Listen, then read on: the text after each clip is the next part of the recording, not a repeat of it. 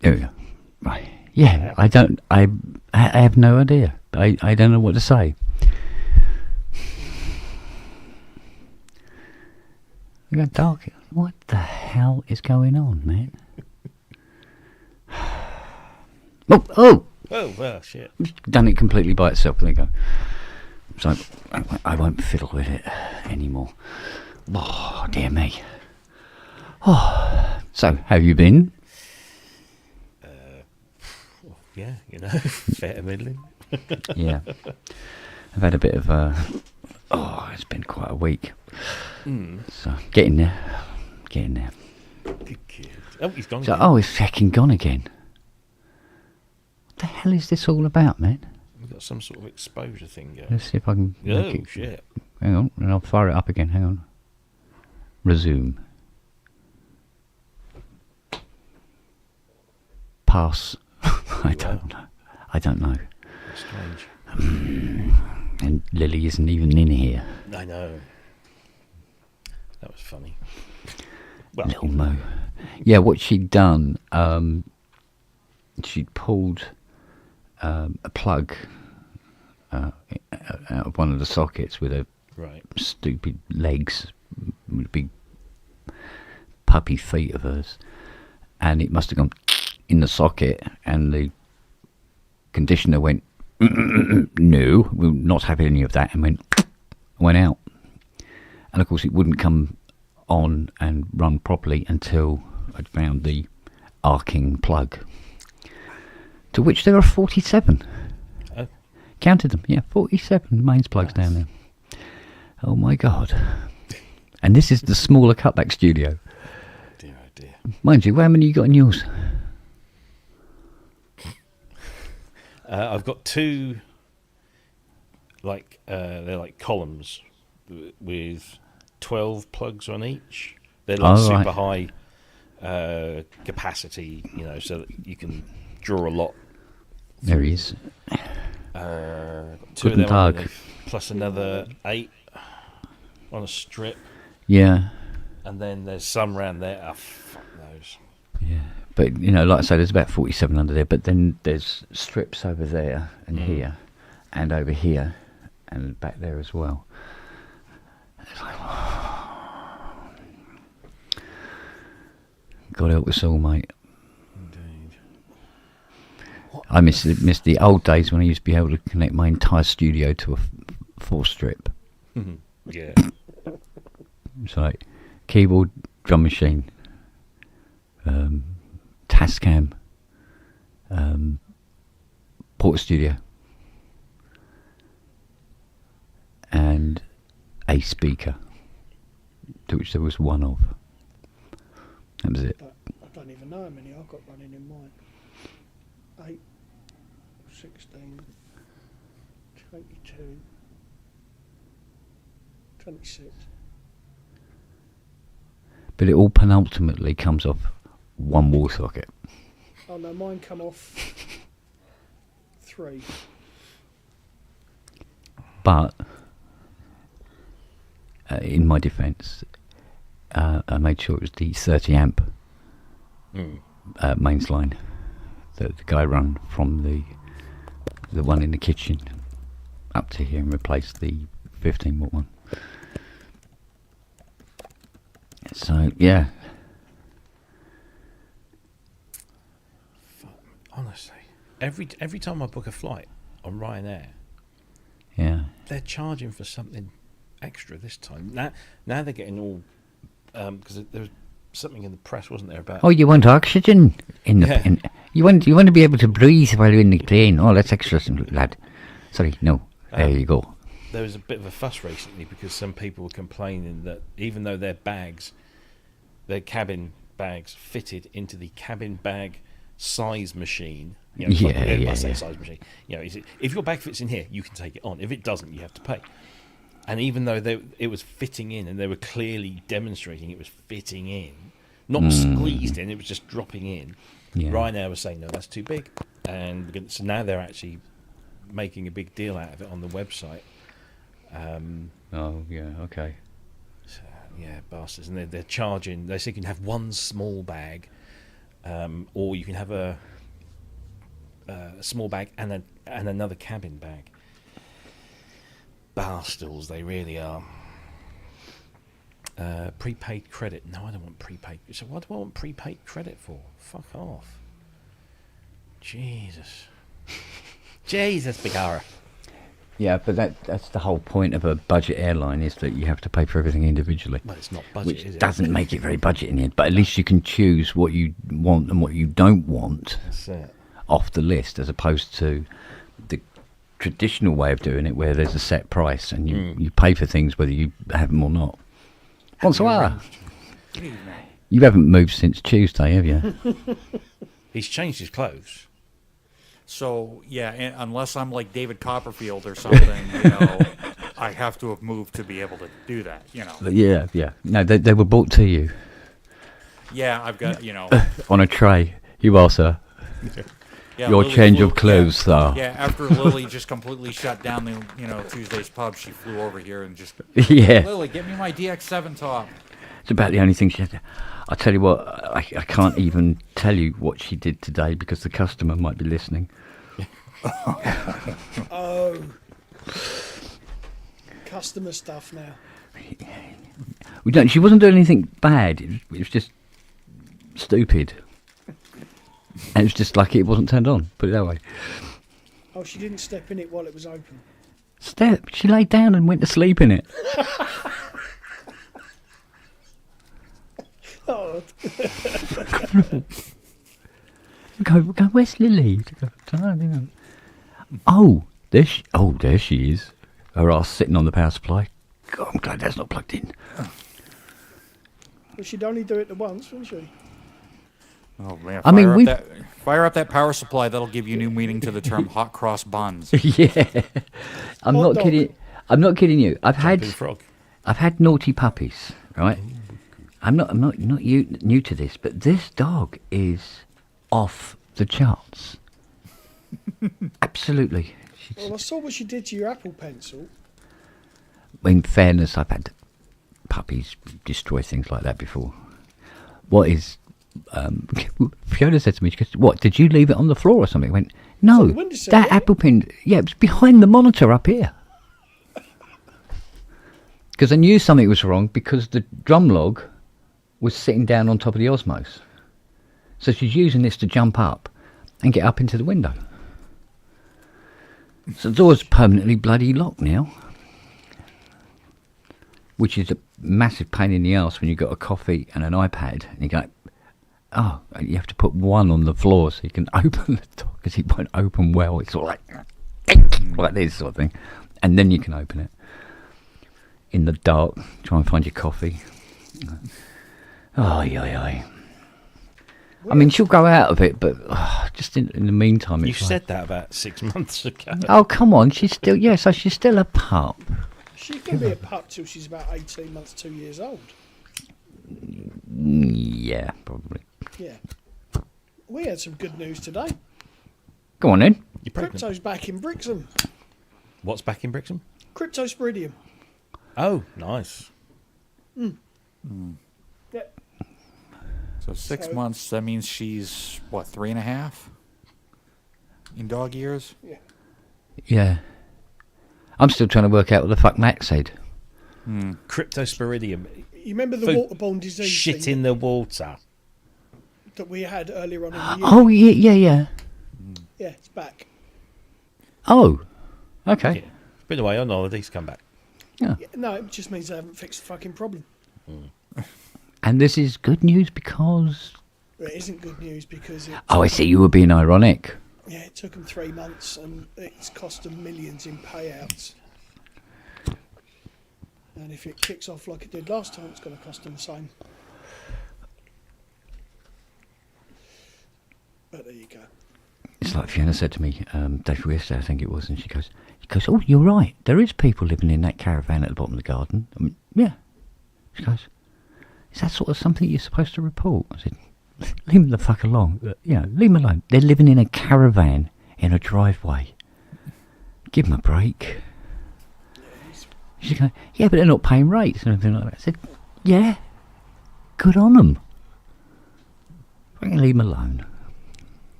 We're not there by fucking choice. I mean, would you be? No. And she goes, yeah, I suppose you're right. Yeah, okay. I said, no, leave him alone. If they start taking this shit over the fence in the garden, yeah, we're going to have words. And plus, I have a great use for that tennis racket we bought. Yeah, have it back. Knock on the door as it opens. Bink! No, they're quiet, they're like church mice. As opposed to that bloke who lives on the next house along, who insists on setting up that bloody petrol leaf blower out there at 7:30 every morning. He's going to look really stupid in A&E with that sticking out of his fucking arse. Every morning. Oh, fuck off. It's very simple. Chuck a nice, decent monitor over and just one bass note on the CS80. Watch his fucking windows disappear and see how long Better it still, likes it. just chuck the CS80 over and get the cunt in the back of the head. Take him a week to dig him up, wouldn't it? Too bleeding right. Yeah, too. I was having a chat with one of my tech friends, Ben Rossborough, EMS Cyberwave. He's just over the Welsh border, but he has pickups in town. He's a London boy originally, and we were chatting away about various bits and pieces. And he said to me, he goes, oh, he says, do you know what I'm really in need of? I mean, go on. I hear the garage calling. He says, I'm desperately in need of SAD 1024s, which is SAD 1024. They're octave dividers. They're rarest rocking horse shit. They're used in quadras. They're octave dividers, I think. I said, I've got a board of them in there. He goes, have you? I said, yeah. I said, I'll pop them in a jiffy and ship them over to you. He goes, well, he says, is there anything that you need that I've got here in bundles? I went, yeah, laughingly. And I went, yeah. I need some SSM 2030 VCOs. He goes, oh, I've got loads of them. Excuse me? What? You have Prophet 5 Rev 2 VCOs? Oh. Oh, there he is. Make up your mind, Ian. What the fuck is the matter with you? What the bloody hell's going on here? You're up and down like a horse draws. Exactly. Hey, I need help. Oh, yeah. Here we go. You come to the right place. We all need help. Okay, so I have installed... This sounds really weird, actually. Why does this sound so weird? I don't know. Let me just turn that down. Well, it's working properly? So I've installed the latest version of Logic. Who's a Logic user? I was. Thank you. The only other person in the room that's not wearing pants. And I'm doing some recording. Mm-hmm. And everything's fine on the desk. Coming through to the Focusrite. Right. And the signal's there. Uh-huh. But when it's recorded, it is quite low and very, very, very distorted. Try it on Reaper, no problem. Uh-huh. So it's a Logic problem. Yeah, it's going to be a Logic setting. Has it detected your interface properly? That's a good question. Let me open it up again. Is it sample rate like 9K? I changed the buffer size, but that didn't make any difference. Logic, where are we? Very rarely does. Yeah. So general. It's only for disk access, isn't it? So Yeah. recording. Buffer size is like disk access, CPU 24-bit latency, that kind of stuff. Yeah. That all looks okay. So I never had that with Cakewalk. Were you running at 48? Yeah. That's normally good enough. You could try. Yeah, it's fine. It's fine. The Scarlett 2.1. Well, look, I know this sounds stupid. Upper size is 128. Well, as I stupid did as it drop that, sounds, but try unselecting it, right, fire up Logic again, and reselect it. right, okay. You got the latest firmware on your Yes, base? Yeah. yes. Oh, hang on. On the interface. No, I haven't changed the. Might be worth checking. Is this Yes, if running there's on an your update. Mac? Sorry, say again. Is this on your Mac? On my Mac, yeah. I don't use anything else. What OS? I'm on Sonoma. Okay. Ah. No, Sonoma's fine. Don't, Sonoma's fine. Ken, don't do that, mate. Oh, it's all right. It's all right. I'm on Sonoma as well. Yeah. It has to be said like that, just in case you make a mistake and So it let me crashes. Fucking don't. Since they've done the recent update to Sequoia on my MacBook, it's the first time ever I've had 2 crashes. The system's just shut itself down and restarted. Oh. I mean, it's not a big problem because I normally use Reaper for everything, but because I don't know Logic that well, I thought, right, I'll do this. And I've done a project where I've only got the master, so and I tried the stem splitter, which actually works quite well, really. So I was messing around with that, but I need to probably check the firmware on the, and I'm not going to do it now because obviously I'm using it. So, but I will check. That's a good tip. I will check the software on me Focusrite because I haven't updated that. Might be. Since I certainly haven't updated it since I updated Sonoma. So it might Actually, it might be a good idea to do it anyway. while on the pub anyway. Oh really? Yeah, because if you run into problems, we're here to assist. Or point and laugh. Which one is it? Point and laugh. Which one is it? Point and laugh. Point and laugh, isn't it? It's either assist or point and laugh. One of them. Point and laugh when Kent does it because it's normally. Oh yeah, but it's just so fucking hilarious when I do it, and it's like, what am I But doing? you see, Hive Mind. I thought I'll see him. I'll stop recording and I'll go and see my mates because they'll have a solution. Bigger hammer. Yeah. Yeah. What am I doing? Let's find it then. Talk among yourselves for a minute while I go and I'm going to Focusrite. He's feeling verklempt. Talk amongst That's yourself. super booth booked. You booked her. Ooh, okay. Ready to go. Bags packed. Bags packed and ready Get all my to go. recording software from Diana Dawes. Dear oh dear. Oh. There's a joke you won't be able to tell in 20 years' time. Or Georgie Dawes. It's the scores and the doors. Yep.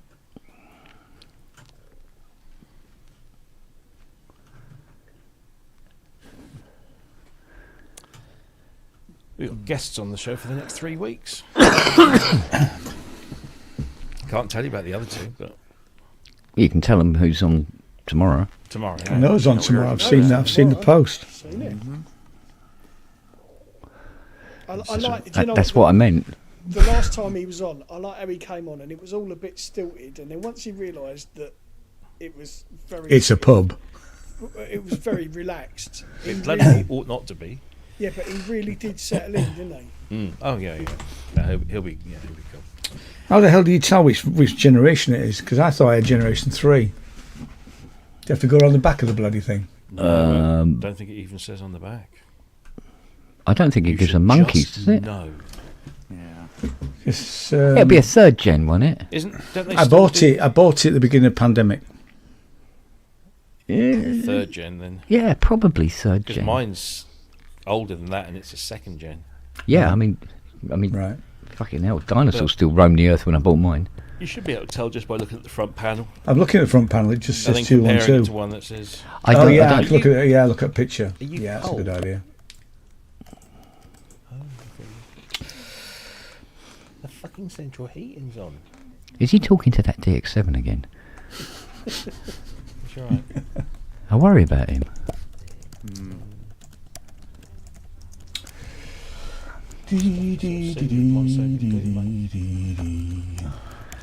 Christmas is coming. Yes. Sorry, my little girl's not well. Oh, why? Don't know. She gets migraines and she's been on medication for. They changed it actually, something a lot stronger. But she went out for one of these big slap up, like Chinese buffet lunches with her boyfriend. Yeah. Probably stuffed herself silly on that, and it's probably just like the MSG triggering something or. So, yeah. I've never found any medication that worked for my migraines. Well, she was on this tablet that when she didn't take it until she felt one coming on, and then she would take it, and it would generally work. And then it started to not generally work. So I found one of the best things I found was, do you know those massage cushions you put around your neck? Oh, yeah. Just lay down with one of them, close your eyes, and just have it warm and gently vibrating on your neck. I agree with you. I never found luckily I don't get migraines very much anymore, but when I was getting them, I couldn't find a medication that worked. Well, they put her on amitriptyline a few months ago, which is I have it, but I have it for anxiety. She, apparently it works, and it did. It seemed to be, staving them off, but today, so there must be something that's triggered it today specifically. And the only thing that she's really done differently, other than it was quite fucking cold outside, but she was wrapped up and everything. Was she went out for this lunch at this? It was bright today, wasn't it? Not here particularly. No, because it's been cloudy here for like ever, and I mean a thick dark cloud. So the darkness that you expect at 4 o'clock was like it all day, and it was like that for 10 days. Yeah. No stars, no sun, nothing. They call that something, don't they? Yeah, but it broke. It's an anticyclone, I think. Something like that, yeah. Basically, the cloud looked like it was just solid grey, and it didn't look like it was moving, and it just sat there for like nearly 2 weeks. And not a cloud in the sky. Tuesday. Woke up, and it was like the sun's blazing in. And I had at least 14 ocular migraines during the course of the day. Yeah, it could be that. And I'm working away and going, and suddenly I can't see that transistor anymore because it's where you look is what you can't see. Everything else you can sort of see in your peripheral. Yeah. And I go, I just have to wait for this to pass before I can carry on with this thing. So it took me all day to work on this bloody, was it a Vox Continental? So not only could I not see it properly, it smelt like shite.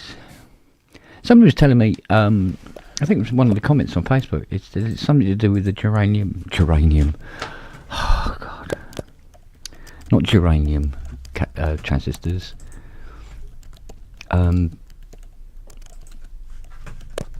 Germanium. Not to be confused with the plant. The plant. Yeah. Yeah, the germanium transistors, and when they get very, very, very old, they stink. My God, it's an awful smell. It really is bad. I got it all back together yesterday. Got it all back together, all the notes working, and then suddenly all the A's stopped working. And I went, so I opened it all up again, had a look, and one of the big ceramic caps is broken away from the board, but it's broken away just inside the ceramic. So I've had to buy some these original, they're resistors, I beg your pardon, aren't they? No, they are. No, they're caps. They are caps. 150 UF at 125 volts, something stupid like that. So it's not like I pop down the workshop and just pick one out. So I've had to order them. Ordered 5. I think they're coming from fucking Pluto, based on their arrival date. So there you go. It's that time of year again. Oh yeah.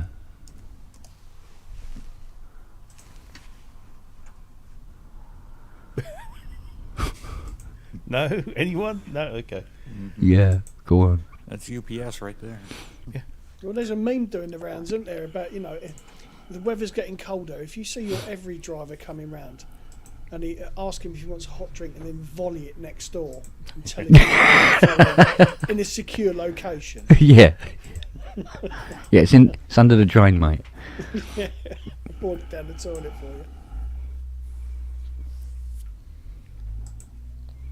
No, I haven't seen the video, but trust me, I've seen enough of that OB8.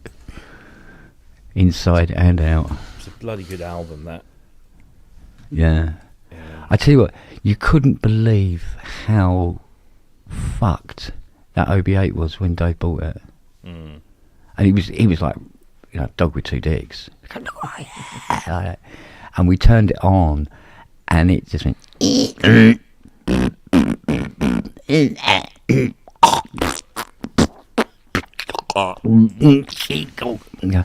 Yeah, lovely. How much you pay for this? Yeah, every single SEM had something wrong. The keyboard didn't work, the programmer was fucked, and the keyboard controller was fucking hell. Just spread butter on it, basically. It was that toasty. So, completely rebuilt that girl. Took fucking weeks. But I love hearing it when they do videos of it, and I'm going, yeah. Yeah. Look at the size of my penis, basically, isn't it? It's the same when he plays the 80. I go, my dick, fucking that thick, mate. You know what I mean? Just listen to that 80. Because that 80 when he got it, oi. Oh. Hello. Can you hear me? Yes, Yep. We can indeed. Well, I've installed. I mean, I didn't have the latest latest firmware, but I've installed it. Well, it came back. That's half the I problem. mean, yeah. Nice. You sound louder as well. Or, Really? yeah. I'm not. I think so. Tweaked anything. Weird. That's really interesting. You're going to just- reselect it in Logic now I'm going to try. and see if it's. Let's see what it do. Settings.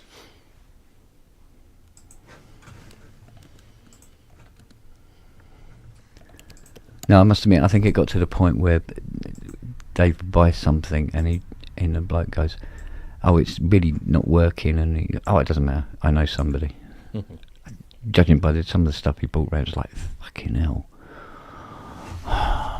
This is going to be fun getting this going.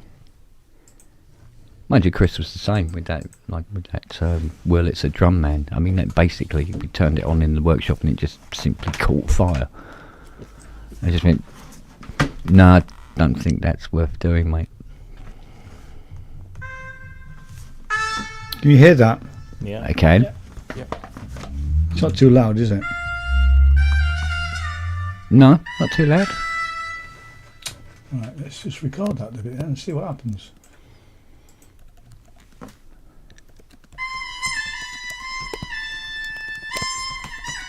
Bert Camford's turned in his grave. Yeah.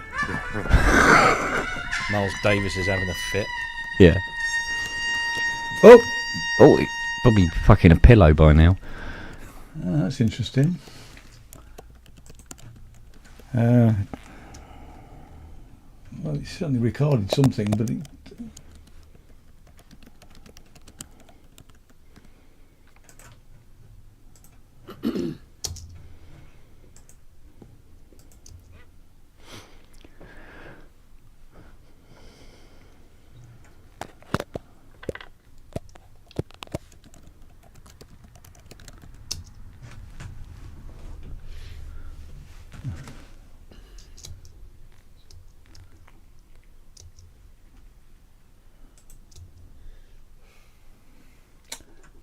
it, so recorded my voice, but didn't record the.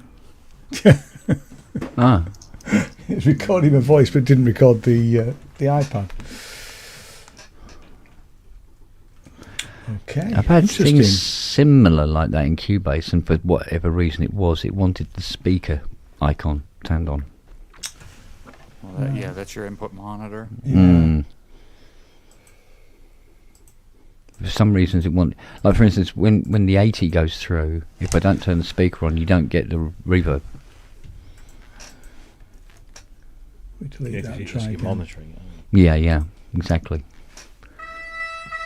Although here I hear the reverb without it on, Yeah.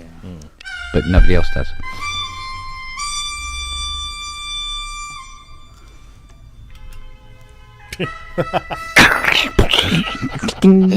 Like call and response, isn't it? Yeah. I didn't know we had an Emu Mark 1.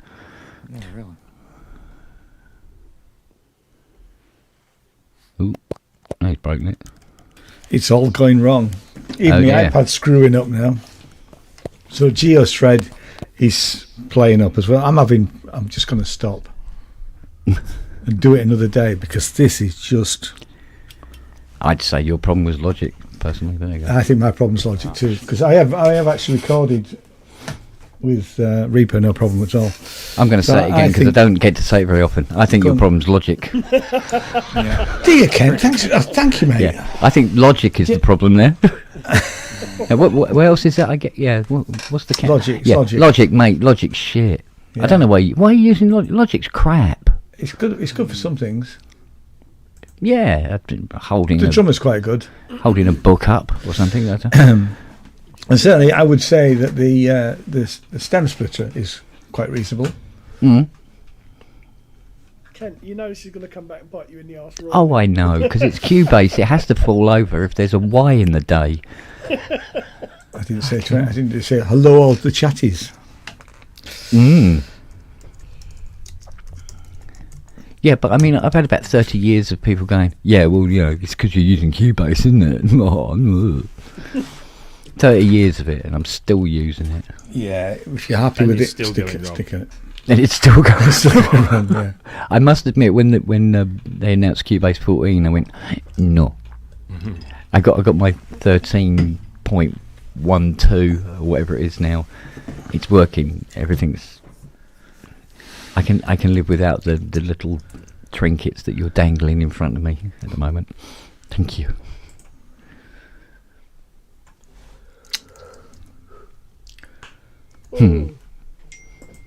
Oh dear me.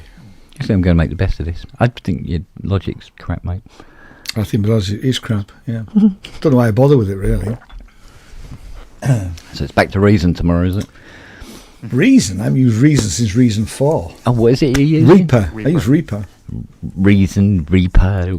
All begins with R, doesn't it? Yeah, it begins with R. It's the same fucking thing. Oh, Reaper's brilliant. And I'm fast with it as well, which I'm not with Logic. Which reminds me, I've got to find a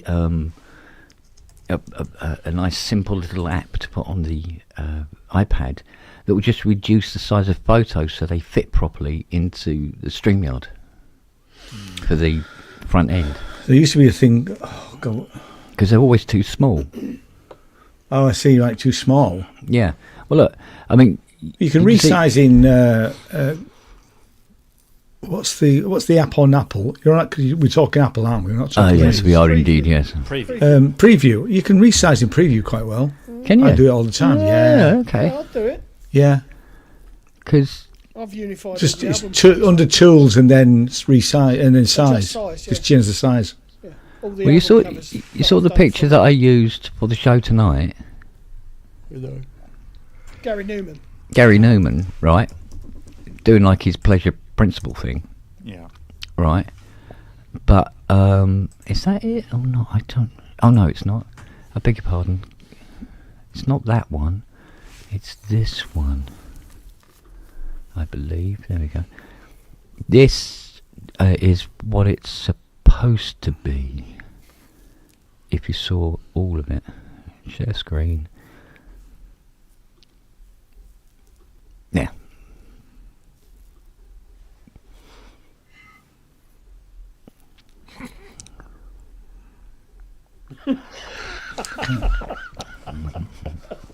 You see? And what I like about it takes a little while before you go, oh no, wait a minute, it's a bit Toblerone. Oh, I get it now. Nougat. Yep. And of course, that bit, it's all they have this minimum size thing. Yeah, preview will sort you out. Oh, okay. Well, it doesn't help that your image is a square image and the thumbnail has to be Yeah. rectangular. Yeah, that doesn't help either. Just Yeah, put I agree. some at the bottom of. Use Photoshop and generate an AI background. No, you don't need photos. I'm using Photopea. I think it's Photopea. It's Utopia, yeah. Yeah, that's all right. That works quite well. Has Ty's AI been made into a T-shirt as well? Not Allow yet. it? Would you allow Oh, it? okay. I was too busy with the Matt Evans one. What? You've not done mine then. Oh, okay. It's nice to know who your friends are. I don't even know what mine would be. Talking of AI, I actually had last night. I had my first like real moment where AI or something that was using machine learning actually made my life better. Right. And it's a transcription service. Oh, okay. Yeah. And I have a podcast coming out soon, and I had 3 bits of dialogue that were quite lengthy, and I needed to trim each one of those down. Now, normally I would just sit there and listen to it and just write down timestamps as to where I think I can make a cut, and it's fucking tedious because it's in real time, especially if it's somebody you don't really sort of want to be listening to over and over again. Yeah. So I thought, hang on a minute, they upgraded this service, or the service that we use. The company got bought out by this other company called Descript, and Descript were doing all of this AI transcription stuff. And I thought, oh, I wonder if I could use that. So I took the audio and spat it out of Logic as a WAV file, Yeah. threw it into this thing, and about 90 seconds later, it's transcribed the whole text, paragraphed, everything. Right. It's all pretty much spot on, apart from 1 or 2 words where you can it didn't quite get it right. But what it allowed me to do was to just skim through that text and say, yeah, cut there, cut there, cut there, cut there. And what you do is you put the cursor where you want to make the cut, Right. and it puts the playhead on the audio exactly where that is, and you go slip, snip, boom, gone, spit it out, put it back in. It's even got this feature called, I think it's called regenerate, and if somebody says a word, you know when somebody alliterates and you know they might use 2 words that begin with the same letter in close succession and it sounds a bit wrong, and you just want to change. You know, if you were writing, you'd say, oh, let me get my thesaurus out. I'll change that for a slightly different word that means the same thing. You just highlight that word, you click the regenerate button, and it does it for you, and it replaces the audio, and it matches the person's voice. Oh, okay. And it's unnoticeable.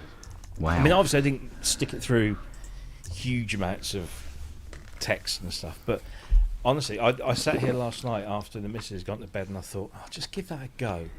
And it was really quite late, and I did that, and I'd done the whole edit, and then went to bed. It was great. Bloody hell. Couldn't believe how good it was. You must have heard the AI Michael Parkinson, No. haven't you? It really does sound like him. Yeah. It's got all the inflections, these Yorkshire inflections. Very, very scary. Well, actually, they to did some that extent. they've done it with James L. Jones, haven't they? They've Yeah. done his voice for Darth Vader.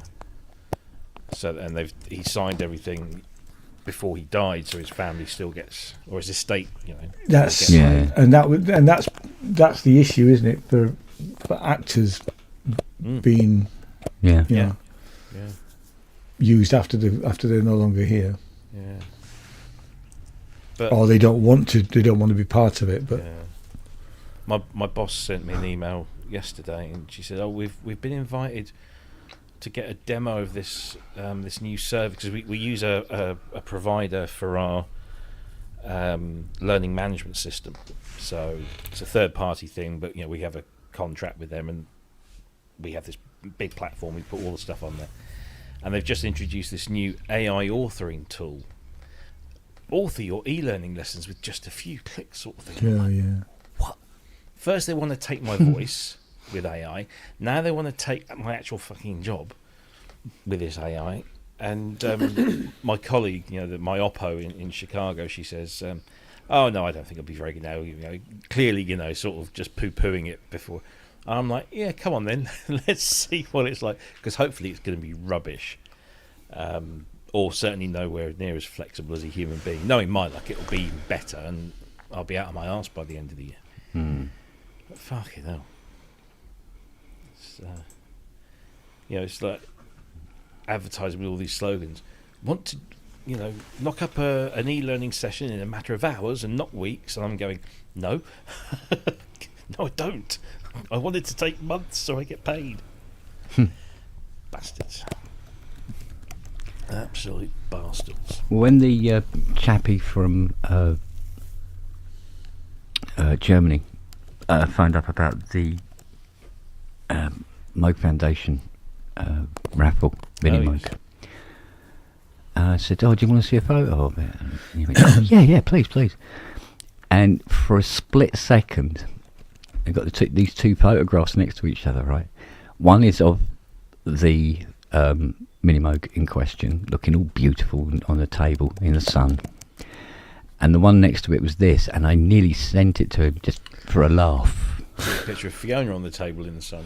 Fucking look at that. Excellent. Oops. I was going, shall I? Probably not. No, probably not. No. Good idea. So, Sow yeah, a seed maybe. of doubt, and it will come back to haunt you. Well, exactly, yeah. But I thought it'd be good to set the tone for it. But no, there you go. So, mate.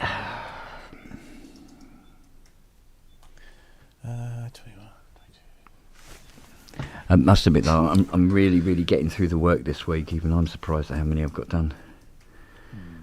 And the hall and the toilet is filling up now with keyboards ready to go, which is always good, considering my bank account looks like a fucking hole in the ground at the moment. So, I think I was caught out a couple of weeks ago. I thought I still had, there was about 200 quid left in the bank. I mean, fucking hell, I better get some of this shit done. And I think it was that afternoon, and I was saying to Fiona, I said, yeah, I need to get this one done and everything like that, because I've got to get money in the bank. And she goes, why? I said, it's down to the last 200 quid. You know what it's like. And we have so many outgoings on that account. The milk, the Dog food. contacts, blah, blah, blah, dog food, you know, all sorts of little things. So it's always an idea to keep her at a reasonable level at all times.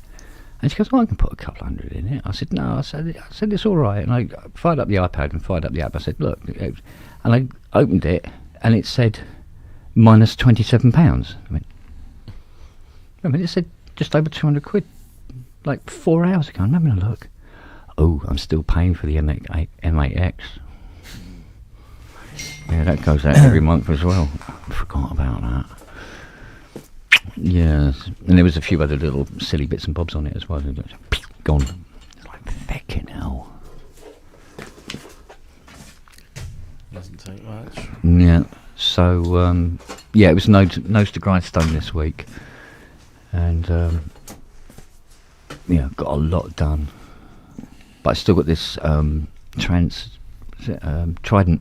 Mark 1. Turn it on, and you start playing it, and so far so good. And then after about 35 seconds, 40 seconds, winks out. You turn it off, turn it on again. Yep, there it is. Play it. After 20 seconds, winks out, and so forth, until it's turn it on and it just winks out. Right? It's got a heat in it. Something's overheating. And I'm going, I bet it's a voltage regulator. Probably had enough, right? I open it up, and there's this voltage regulator. There's 4 voltage regulators on this huge heat sink. and then that's screwed to the back of the case to dissipate the heat as much as humanly possible. And it helps if it's attached to the heatsink. But in their infinite wisdom, what they do is they use these transparent plastic screws to hold the heatsinks on, right? And it just simply snapped, and the thing was just sitting away from the heatsink. So I put in an insulator and a proper metal screw with a nut behind it and did it all up. And it was still winking out. I go, yeah, all right, it's actually damaged, I'll have to replace it. So I get one out of the workshop and fit it and strap it down. Fine. Right, I'm going, yes. Another big fucking lump out of the house. Yes. Right. Start playing it, and all the C's and all the F sharps don't work. Probably octave divider. Or 2 octave dividers, one for the C's and one for the F sharps.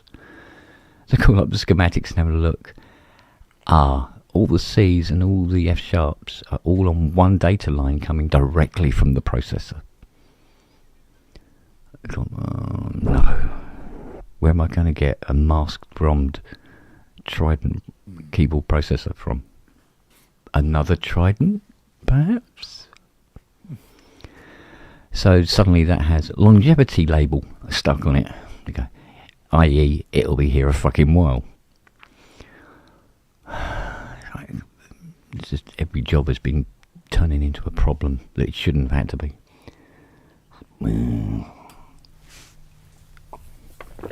The more important it is that they get done and go, and I take the money and put it in the bank, the more likely they are not going to go. I've got a 106. That's Sod's Law, though, isn't it? Yeah, I mean a Juno 106. Right, it's decided it just doesn't fire up. It just gets 6 LEDs light up on the front panel, no display, and that's all it ever does. And it's a component gone on the power supply, and it's a component that is as rare as rocking horse shit. And I've had to order special from, I think it was Kuwait or some fucking place, I don't know where it was. But it's going to take a month of Sundays to get here, no doubt. No other keyboard on the planet uses it.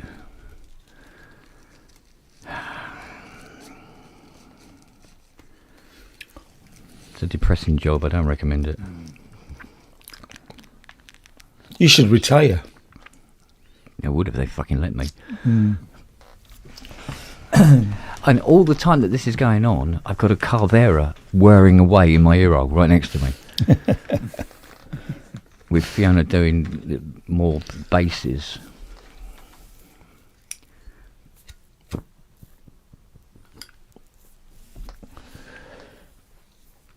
Just churning them out. And then, I mean, that's on all day long. It's like, oh.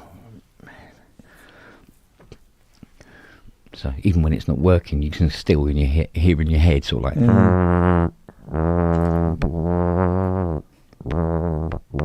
And all this business is like, shut up, shut up.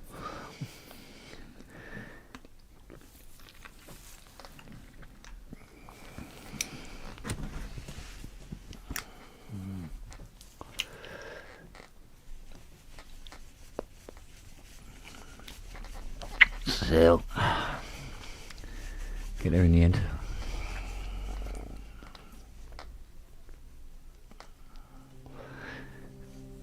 As far as I understand, the first batch will be of 30 of these puppies. So,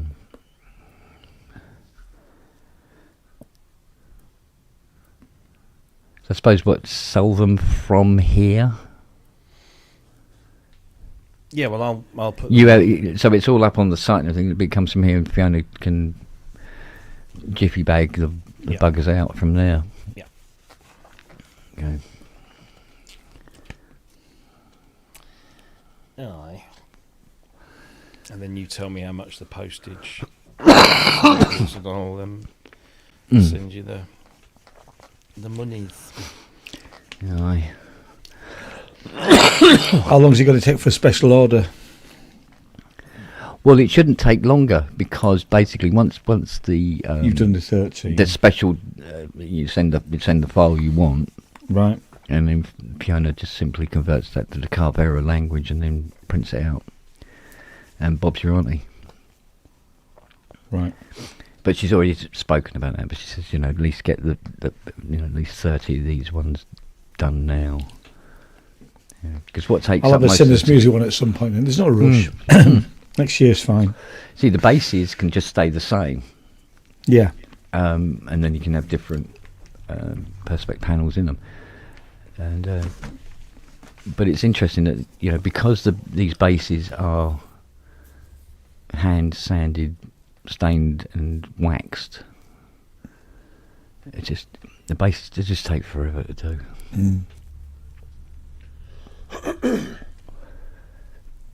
But she knows that Carvera inside out now. I've already said to her, I said, what's your next project going to be then? What do you want to do next? I want to make circuit boards. Really? Okay. All right. Bless her. She's a keeper, I tell you. Oh, yeah. I always thought she was left back. No. No, she's useless in goal, mate. She can never see him coming. Well, I don't know. She catches you by the bollocks every now and again, doesn't she? Yeah, she catches me a good one sometimes, I tell you. Right, I'm going to go and watch Celebrity Get Me Out of Here. Really? I always used to. Oh, Now I just this year can't be fucked. It's entertaining. Have you ever considered just stabbing yourself in the face with a pencil? No, honestly, it's there's nothing It's the nice. same thing. There's nothing nicer than seeing celebrities under duress. Oh, okay. I don't watch any of those, but just we've always watched it, so we're still sticking at it. So I may be back, but I'm not promising anything. See you later, guys. All right, darling. I'll see you all. Bye.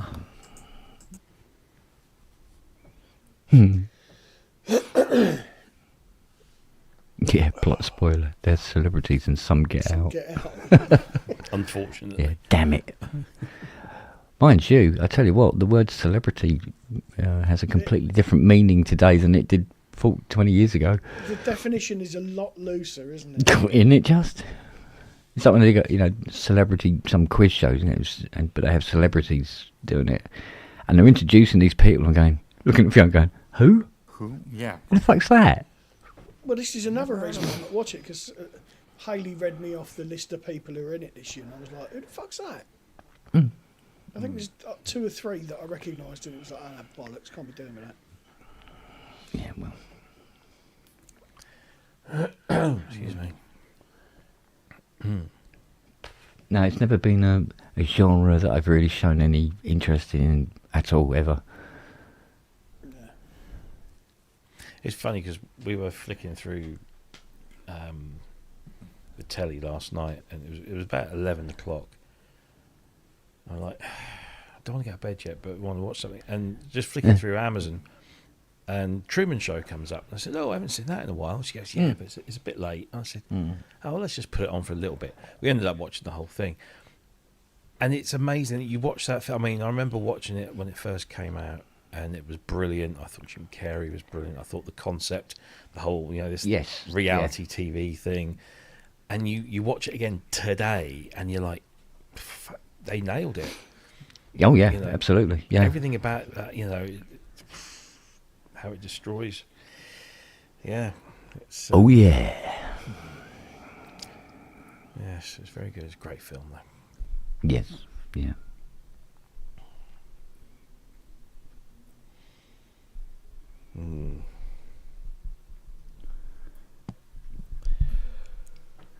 Yeah, but you see that we were saying about some of these people are influencers.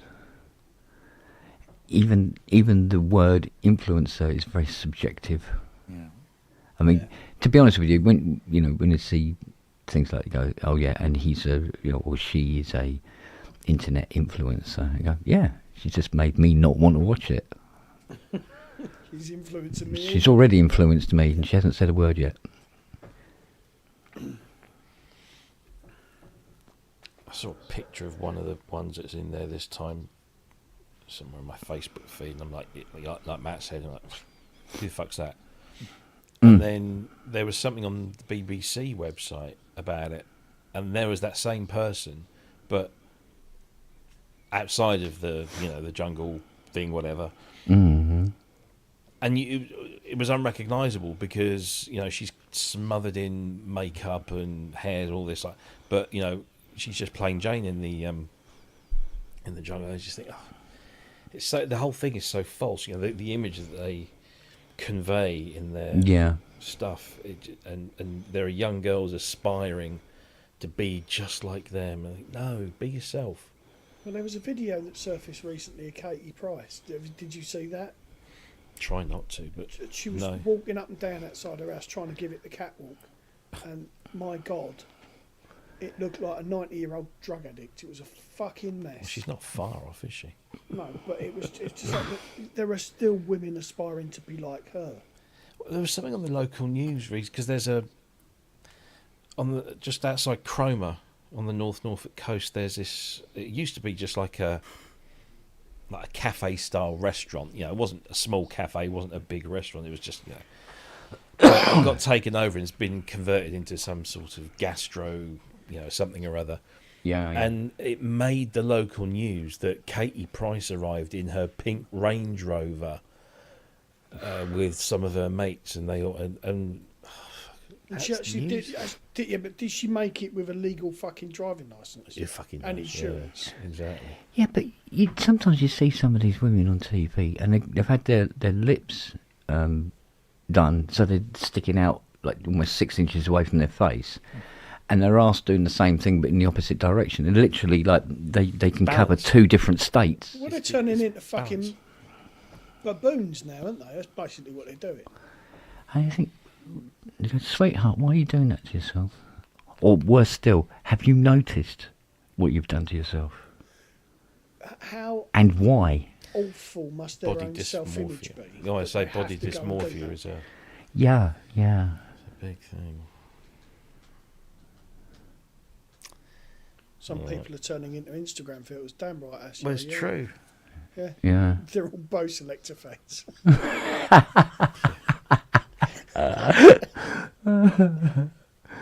Oh man. Yeah, well, I mean, all right. Some people say, "Oh yeah, but it's, that's the way you see the world, old man." And also, yeah. Now I can understand when old men used to say it to me when I was young. That music you're listening to, shit. Yeah, do you know what? I find myself doing that a lot. Yeah. It's just like, fuck. Yeah. But I mean, I have heard, from time to time, I've heard some tracks on the radio, and I go, well, if it had more than 2 chords in it, and it wasn't a loop, with just somebody blathering some bullshit over the top of it, and I go, oh yeah, it's this, the greatest hit to come out in, and I go, what?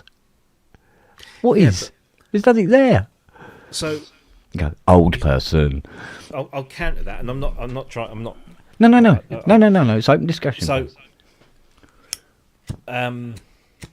Daniel Miller's The Normal, Warm Leatherette. Yeah. Classic.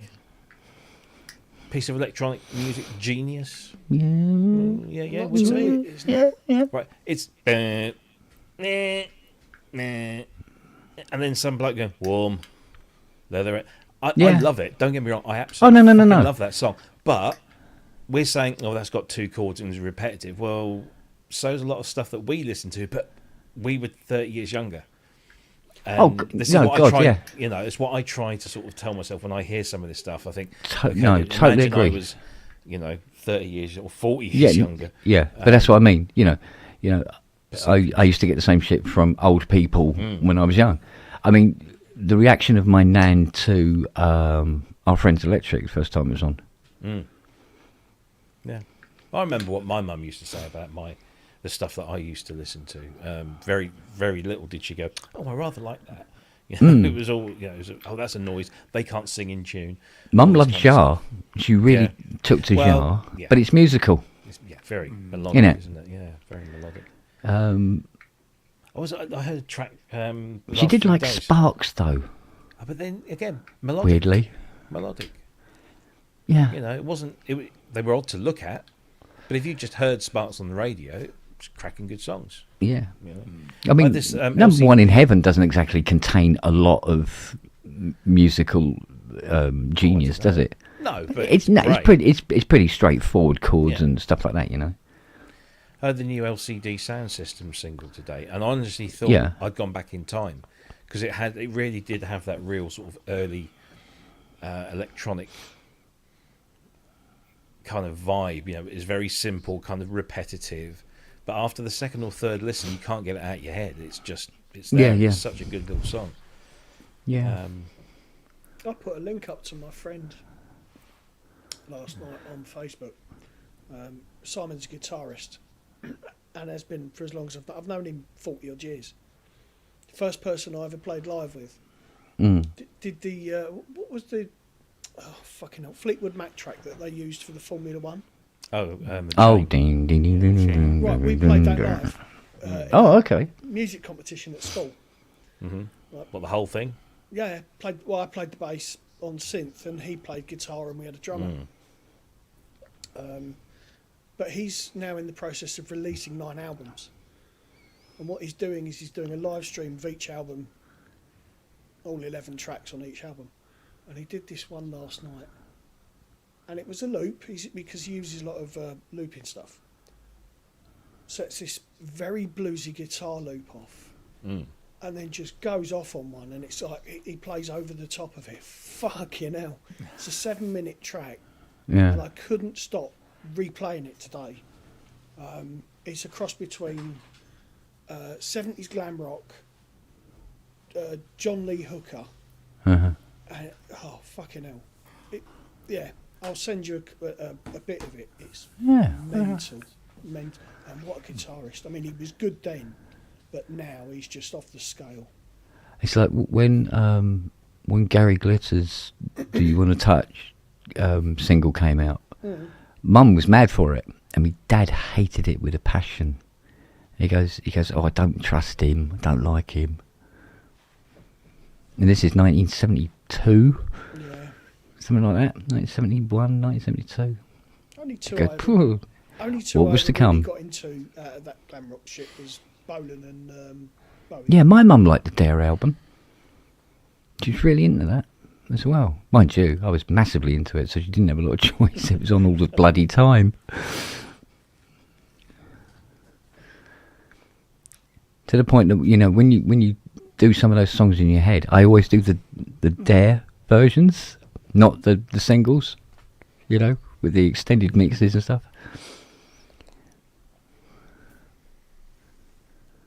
Oh, I don't know. Yeah, no, I mean, what was it? What's his face? Mate used to come around a lot. He did that cover version of Fast Car. Oh. I think it's Jonas Blue, isn't he? Is his stage name? His actual name is feck, I forgot what his name was.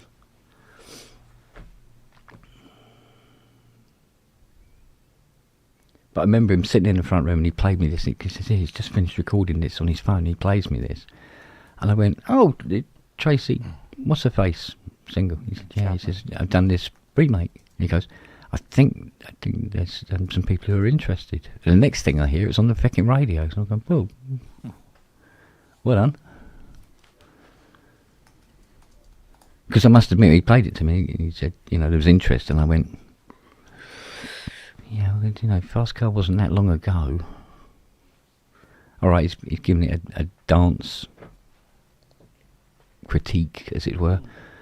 I said, well, I don't know, maybe, who knows? But it was actually quite. I think it did quite well in the end. Number 2, is it number 2 here or something? For a while. I don't know. The original one? No, not the original. This No, the dance the remix that Jonas did. Don't know why I can't remember his actual name, because he was around all the time at one point. Jonas Blue.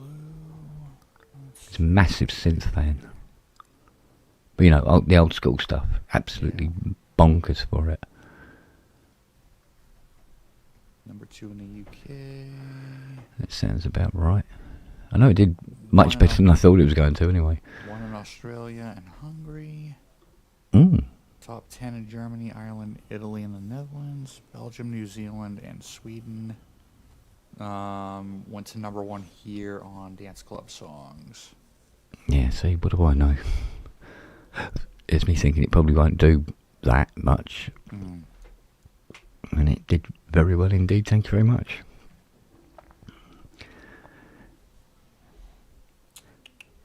I know that was when I was on his Facebook page, about eight months later, he's in some beautiful resort somewhere on a yacht. So I was like, okay, good on him. It paid off.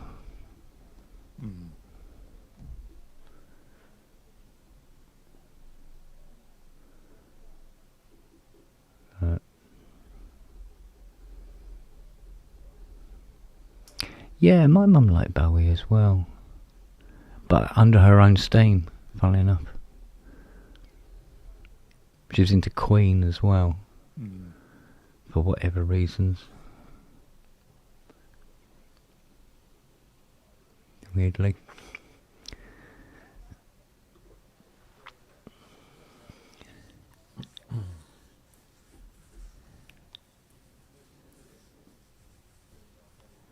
The downside is she completely forgot about all that after a while.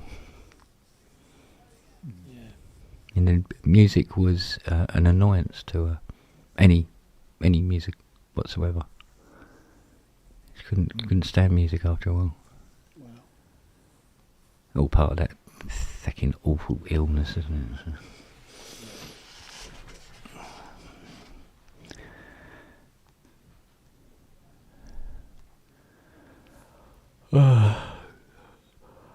So, when do you reckon World War III will start then? It can't be long now. Next week, probably. Yeah. Everything's in place. A couple of megalomaniacs in charge. How can it not go bad? Be back in a minute. Whee! F.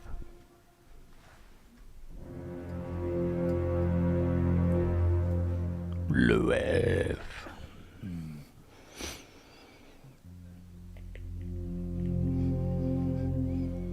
Oh, 013. That bank A. What bank? A.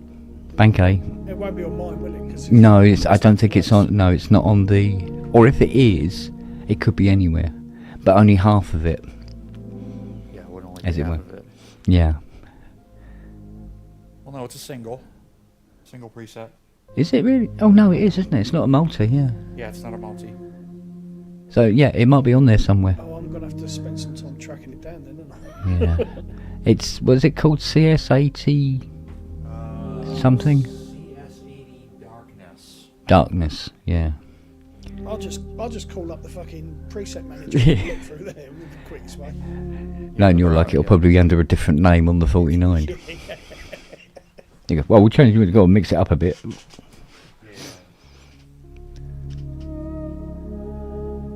That's in the keys category, so you could, if you go to your browse menu, go over to your top, the fourth knob over here on the top, and choose Find by Category, and then Yeah. to the left, go to your keys category. It should be in there I'll have a look. if it's on the 49. If it's on there, yeah. Because there's a CS80 Blade Runnery sound on the 49 that isn't on the deluxe. Yeah. Well, that's the one I've chose. I moved it to be the one that the system starts up with. So that's one of the things I really like about the patch on the Hydra is that you can move them around. And what I do is I've got a few patch banks, bought a few patch banks, Mm. cleared I think it's bank H, got out all your nets, and then just moved the ones I like into there. So all my presets, my favourite presets are in there. Yeah. So you do have a favorites way Yes. to do that. Just hits. Yeah, There's a favourites button, isn't there? So my, what my you brain, the way my brain works is just Yeah. fucking. So when you're in the browse page, if you come over here and you press bottom row buttons to the right, which is right here, it'll tell you favorite assign. If you press that, it'll go to like the next available slot in your favorites, and then you can save it wherever you want. To get to your favorites from the home screen, you hold shift and you press browse. And actually, it'll tell you right below browse, anything that's in red right below a button, you can access by pressing the shift button and then pressing that button. Okay, thank you. No problem. Matter Just- of fact, just- like ju- when I just so gig you out with know- this, when I so gig you out with know- this, that's the first thing I do is go into my favorites. Yeah, just so you know, that will go by tomorrow. Just watch this. Short-term memory is fucking horrendous. That's okay. Bonsoir, monsieur. Watch this back on replay. So- You'll get it. Yeah. Comment ça va? What's happened? You hear me Yeah. okay? Yep. Yep. Okay. My mic sounds Oh. weird on my end. I was just watching UK Kitchen Nightmares, this place called Bonaparte's in Yorkshire. Holy shit. Oh, I think I watched that. Right. Yeah. Oh, man. These two young guys with the poison kitchen. They feed him a rotten scallop, and he throws up on the spot outside the restaurant. Oh God. Yeah. Gordon Ramsay's a brave soul. He's just eating whatever they give him. He didn't smell it first or anything. So. Wow. I love watching that guy. Oh yeah, the best ever was this insane one from Arizona called Amy's Oh Bakery yeah, Cafe or whatever. yeah. I remember that. It was Insane like woman with this crazy Israeli husband, Hmm. and he ended up getting deported Yeah. years later, and then they broke up, and it just she had Yeah, no handling of criticism whatsoever. Oh dear. Isn't that It's the like one just that like he with walked- music, with food, you gotta have a thick skin, right? Yeah. You can't survive if you don't have a thick skin. Yeah. Yeah, he walked out on that one, didn't he? He gave up. Yeah, he Yeah. gave him a couple days, and he said these people are completely insane, completely in denial. Restaurant is failing, but they refuse to change anything. Blame like haters and trolls on the internet. It's all Yelp's fault and all this kind of stuff. I'm like, no, you just suck. and her whole bakery case of a dessert he did try and like was bought from an outside company. And they're using a frozen ravioli in their so-called fresh food. Yeah. And frozen this and frozen that. They can't even make a decent pizza, which is pretty basic. If you can't make a margarita pizza, Yeah. You should not be Then- in the kitchen. yeah, you shouldn't be there. And he would all the bad results customers complained, he would hide that from her. Yeah. No, don't tell her, I'll tell her later. Because he knows when she hears criticism, she has a meltdown. Yeah. And it was just, I mean, you got to check it out to see it. It's hilarious. Yeah, it's so good. It's so funny. And of course, like with anything, there are people who love it. They say, "Oh, her food is really good. I don't know what you guys are talking about." I'm like, "She served me pizza with raw dough." You know, Yeah. if you can't do a basic pizza crust with a simple topping, then you don't Yeah. belong in the kitchen for anything. Yeah, that's like 101. And everything she served was like sweet. Even the pizza crust was sweet, and the ravioli was sweet. I'm like, do you understand how savory food works? Like, really? Oh man. Yeah, it's just she's a nut. Oh dear me. But she lived in Israel with him for a while when he got deported, and then something happened. They ended up getting divorced, and then she came back to Arizona. And it's perfect though, because Arizona is just a pretty lame state, politically, right? Okay. It's a very Trump strong state. A lot of idiots live in there. She blends right in. Let's try this. Oh, fuck's sake. Interesting. Not getting swamped by dog. Uh-oh. More destruction on the way. Yeah, no, she's been quite good today. So far. Although there's still a few hours of the day left. And another pub to shut. Oh, jeez.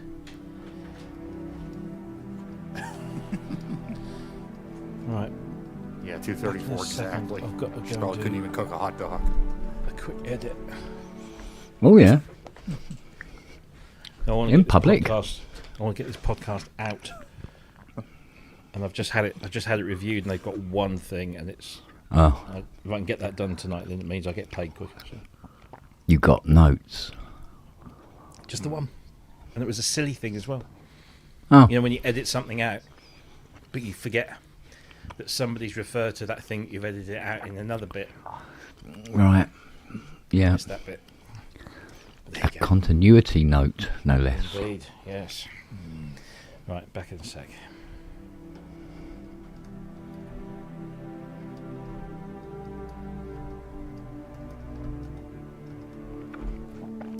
I must actually get round to recording that second thing. With all its other bits and bobs.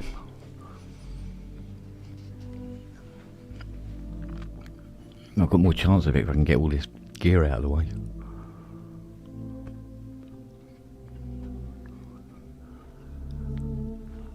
But everything that was in the front room is done now. So the front room's a lot clearer than it was.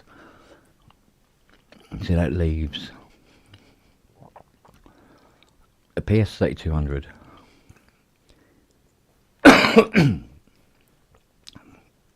Four 2600s. A CS80, two Jupiter 8s, a Prophet 5 Rev 3.2, a Prophet 5 Rev 2, Oh, God. a Juno 1 and 6, a Macbeth module. Oh, an M5? No. Oh. It's a Eurorack module type thing they got. Never saw those. Cannot remember the name of it. I only saw the M5 and the touch panel one.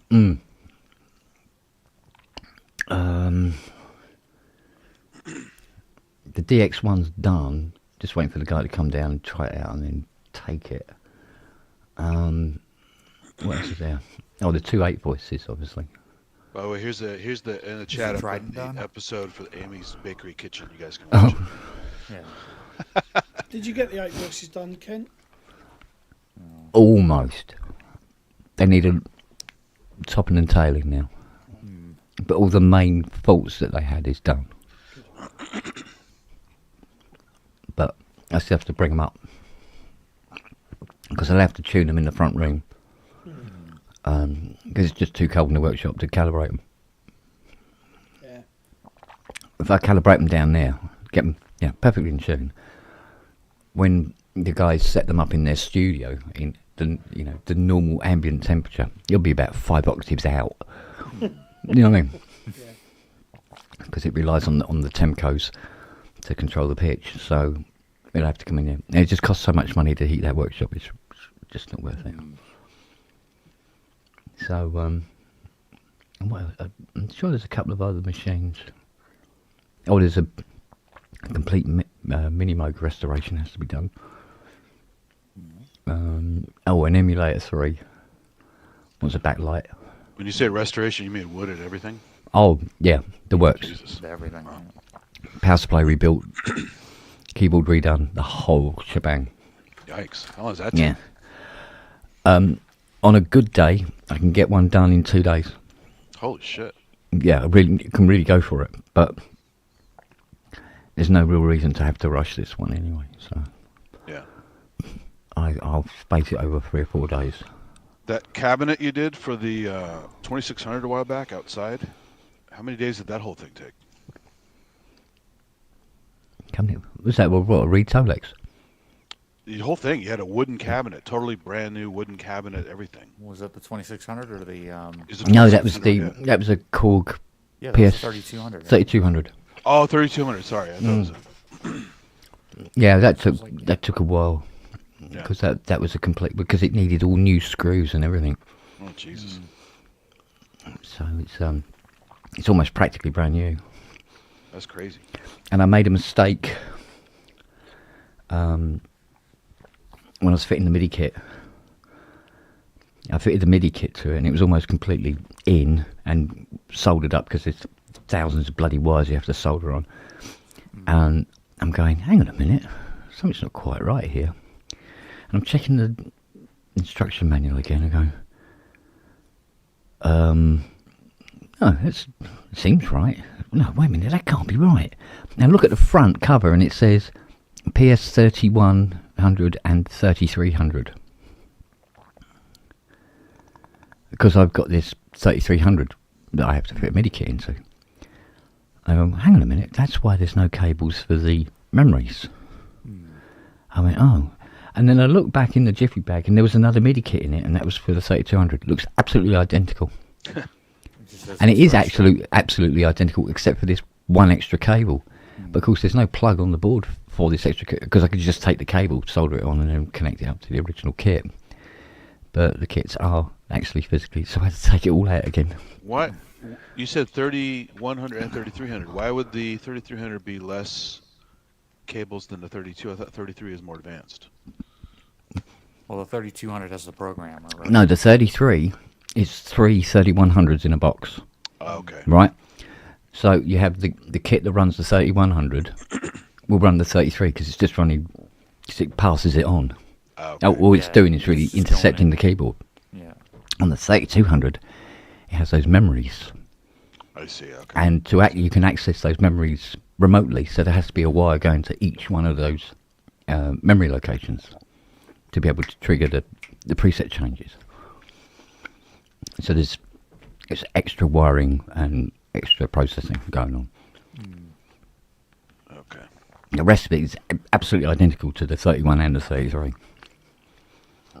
Just this bit. I keep the toffees for the dogs. How sad am I? I have a bag of Rebels.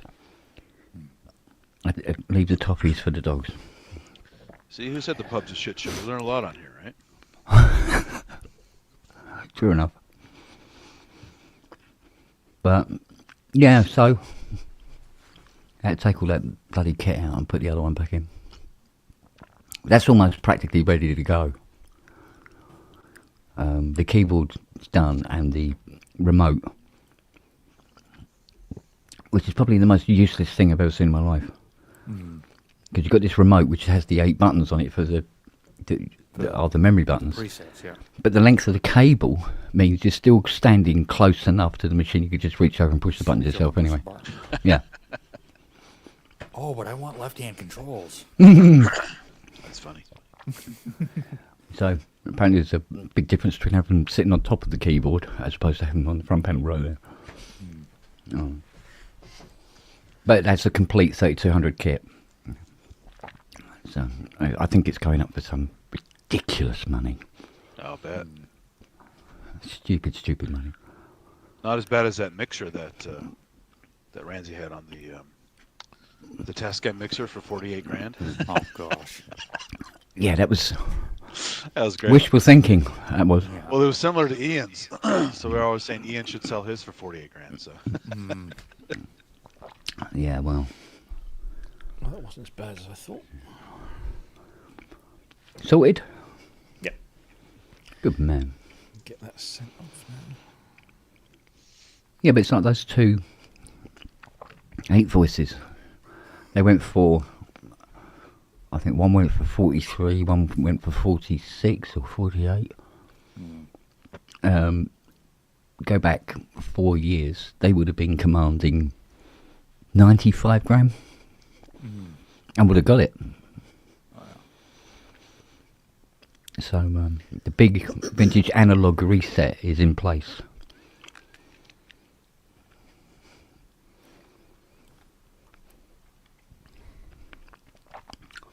Because when you've got a Jupiter rate up for 15 grand and nobody's biting, Yeah, something's a little off. something's moved, yeah.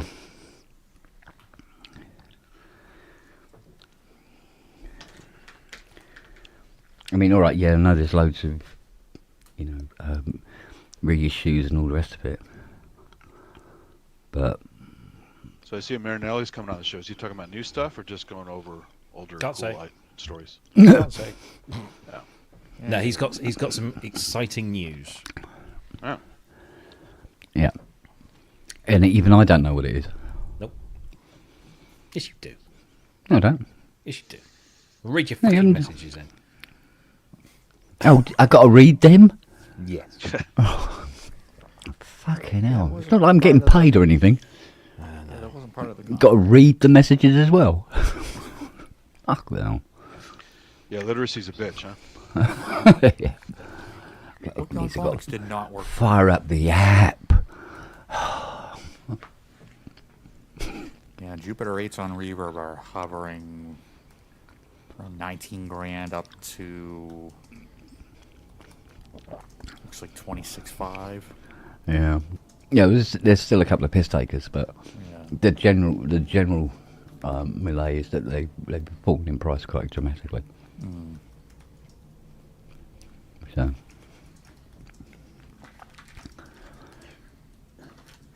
because it was getting silly, 45 grand for a chroma. No. Sold listings. What did they actually sell for? Oh, one sold for 17, one sold for 25. Hmm. I heard some cool stuff coming out of Chroma Polaris. Those are pretty wild. Hmm. I mean, it's Yeah, not for but- everybody, but it makes some really wacky sounds, potentially. Yeah. Well, technically, the Rose Chroma does as well, and although I still swear blind, I had an ARP Chroma here.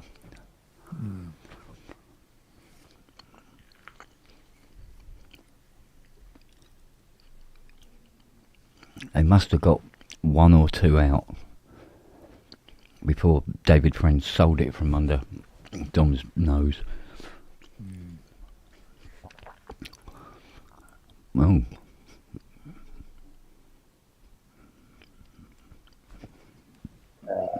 Oh, Peter's not well. What's going on here?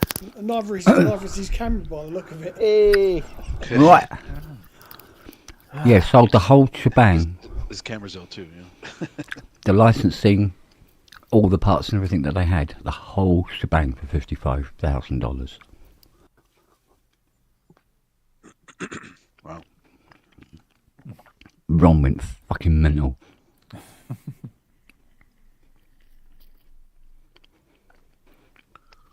Well, to some folks, that's pocket money, I guess. Yeah, well, he didn't want to sell it. I think Pete should just give up. I think his camera's saying, no, not tonight. Well, you should have seen what mine was doing to start with. Oh, I know. Hang on. Hang on. Looked like I was immersed in dark matter. I did see. Yeah, and then it stopped doing it again. Not your monitor playing up again, is it? No, it's just the camera doing that. For some whatever reason. Everything needs a power cycle once in a while. That's true enough. Well, I got one when Lily gave us one the other night, didn't she? Well, you can't really bang it with your fist. It's like a TV, so... Lily did Yeah. what? She reset the show. Did she? She kicked me out. Yeah, and you couldn't get back in. She was down here and she pulled on some plugs or something, and the mains conditioner went, no, not having that. Click. Well, the first And you everything lost went. the audio, there was Oh, a... shit. As it disconnected the audio. And then... Is Oh that yeah, what- she broke me 3.5 adapter. Is that why there was a cut off on? Because I was watching the show back and it just went. Yeah, I just went bye bye. She probably I felt like disappeared. he wasn't spending No, enough everything time with her. went. No, it might have been just the end of the show. Yeah, No, it's or just that. me No, disappeared. we were still on the background, but you were gone. So Mm. Yeah. Oh right. Oh no, I didn't say that. And then when I reset and turned everything back on again, it just clicked off again. And kept doing it and went, oh, I just pulled something somewhere. wow. Because you could hear somewhere deep in the recesses of the corner, you could hear every time you turn the power on. Oh bugger. Lily is your American Tourister gorilla going through and smashing things up. Yeah. But like I said, today she fell asleep inside a trident. Just stretched out in it. I probably shouldn't have said that, just in case the bloke's listening in. Go, what? Yes. My trident?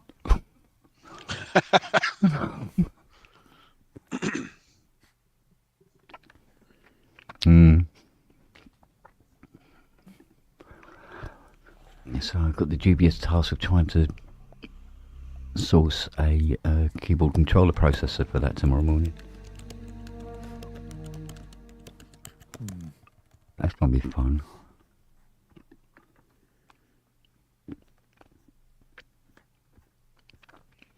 So what's the worst thing this week? Everything. Everything? No, I think what went by the most painlessly was a repair and calibration of a memory mode, would you believe? Yeah. Did you not put your new board in?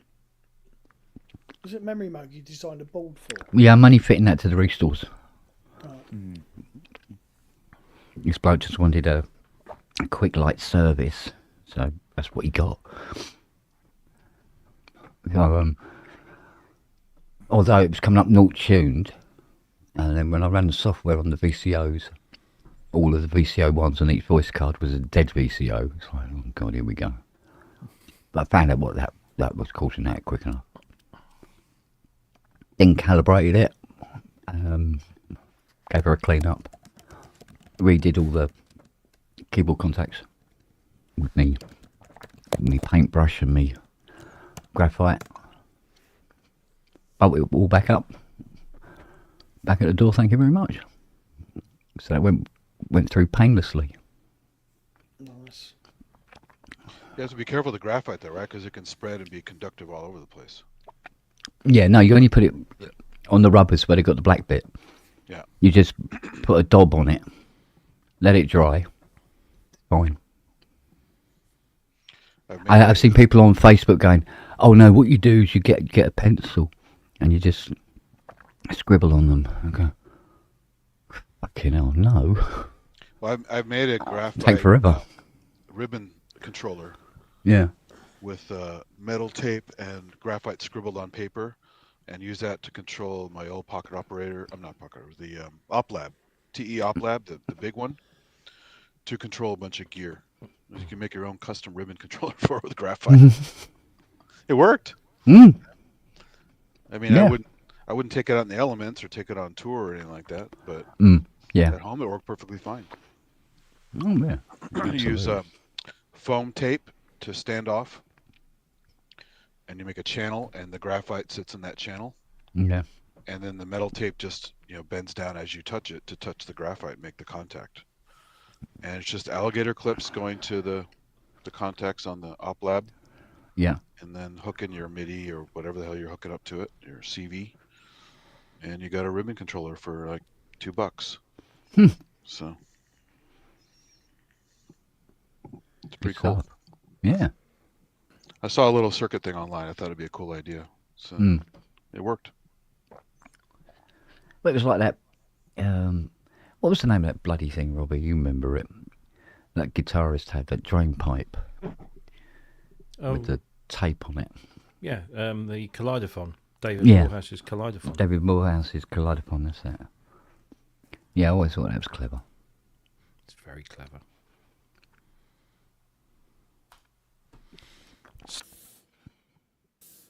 Didn't look easy to play though. Well, for a Well, keyboardist, it's it basically wasn't. like Well, he's I mean, not. Well, he's not. a He's bass he's a double guitarist bass would player. take to it, yeah, and or even He's a even double so. bass player. That's why he did it. Yeah, because he made it sing. He really did. The current Was one it guy- is about half the size of the original, Oh, yeah. but has way more features on it. And he has it hooked up to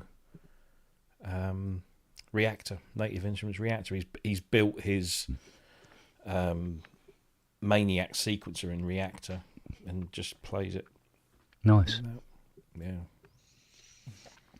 There was a guy for years selling this kind of metal band, bassy kind of thing where you smack it, and based on where you smack it, the circuit connects, and it's a kind of acoustic.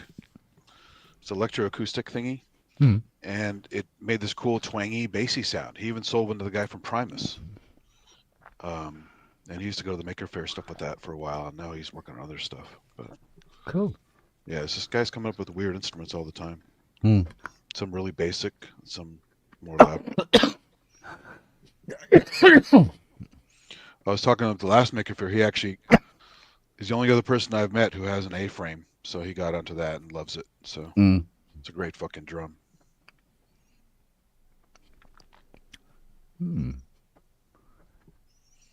But you know what really took off is a lot of guys in India love it because Indian percussion's really meticulous and elaborate, and the A-frame can do all that stuff, so they love it. Oh, okay. Oh man, my old KS4 was up for sale and the bastard's selling it for more than he bought it for. From me. Fucker. Mind you, I did sell it cheap. 200 quid for an Innovation KS4. Oh. Actually, another thing that took off in India was the Rolly Seaboard. You ever see those videos, Kent? No. The Indian music academies that doing the Rolly Seaboard stuff, Oh, okay. and they love it because it's so fucking expressive, right? Like a lot of Indian instruments are. They even did a video, this one kind of medley video where they're recreating famous music scores, soundtrack scores. Okay. It's like the Rolling Ensemble or something like that they call it, and it's like 5 seaboards in a room, and people are playing. It's pretty cool, actually. And this is the big seaboards, yeah?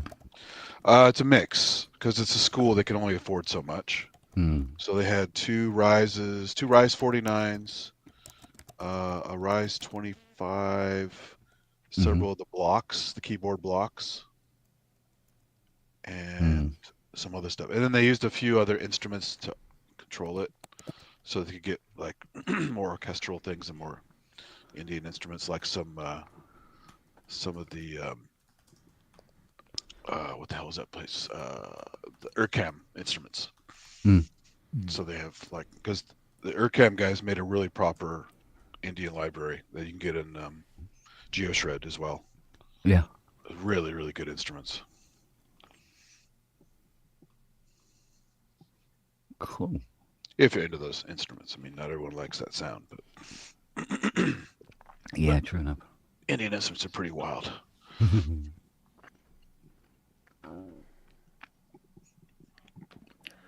Oh, God. Can't get rid of this bloody cough yet. Yeah, my lung butter's lingering.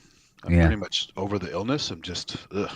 Yeah, Get it rid just of this goes stuff. on and on. You just want like a mini hoe to go and just scrape it out of your lungs.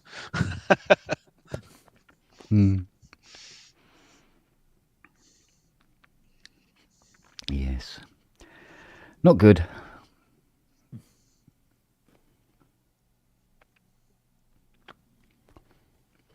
Yeah, because some people were saying, oh, it feels like COVID, but it was flu. And I go, you'll probably by this time they've mutated into each other. Well, they're similar. Mm. I mean, some of these nasty viruses, the retroviruses, are RNA instead of DNA based. Like AIDS is a retrovirus. Yeah. Awful stuff. Yeah.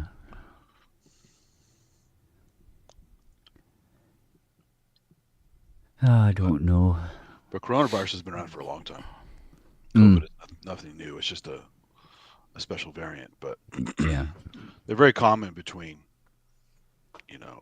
waterfowl and farm animals and stuff. Oh yeah, but there's always a virus that sort of like will eventually jump species and Yeah, stuff they like that for no apparent reason. They And, get the binding sites figured out through mutations, and then yeah, basically they and fuck then everybody something over. else dies out. It's either removed or What a wanker.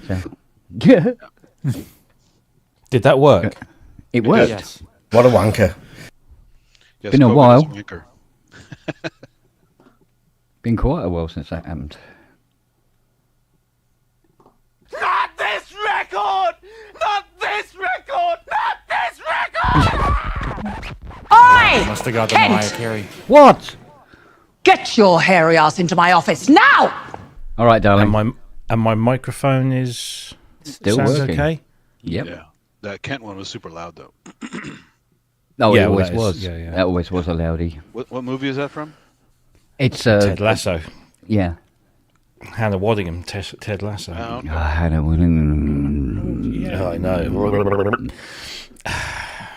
That's what I like about that one. Go, yes, I'll come into your office, dear. But 'cause from her voice, you can't I'll tell. come that into that's anything nice you though, want. right? You know what I mean? It's like her voice sounds pretty Right, awful. let's try something else. Oh, Does this mean Kent's going to have his fart noise playback working now?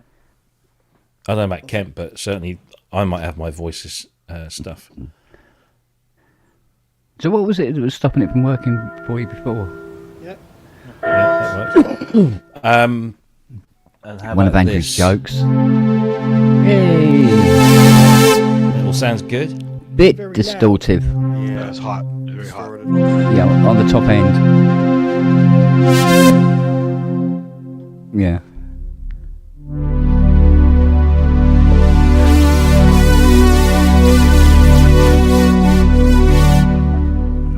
Good. Try a different patch. Just to get a better feel.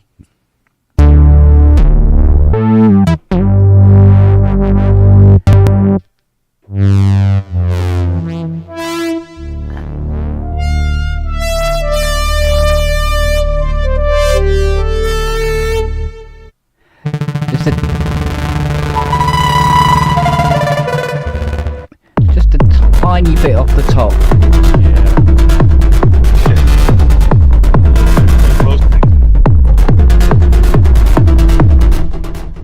Post a letter.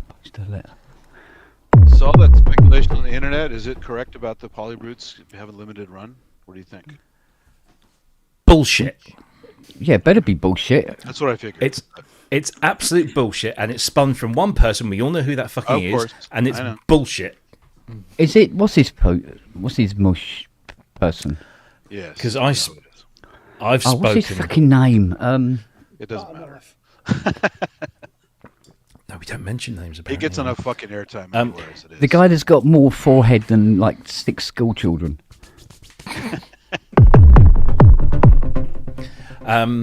No, it's they still in manufacture, still in stock, selling Of course very they well. are. Thank you very much. They're selling very well, thank you very much. Why they wouldn't drop that? Like I said, you're not getting much education from that other side. So How about this? Still too hot? Distorted. Yeah. Yeah. Very. Okay, let me do this then. But it appears to. About It sounds this. like it's distorting there. Better. Is that better? I'll tell you why it is. Because It's not the actual level to which you're transmitting, but it's actually distorting before it leaves the studio, if you know what I mean.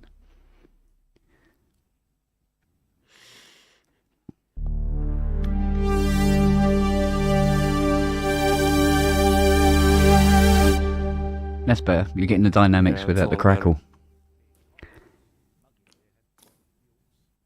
oh, and now he's muted.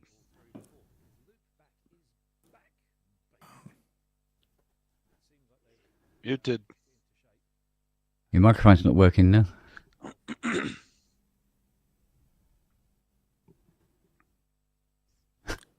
Reboot. See, it's fucking logic, mate. Shit. It's twice tonight I've got that in. Fucking hell. Is it logic or is it loopback? No, it's not logic. No, I just had this thing where Ian was having problems with logic, and I had the opportunity to say that logic is shit.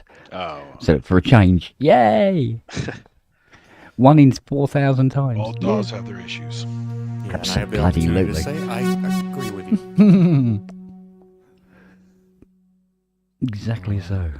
Okay. There you are, you're all back now. Yeah. But I thought there was a but on the end of that.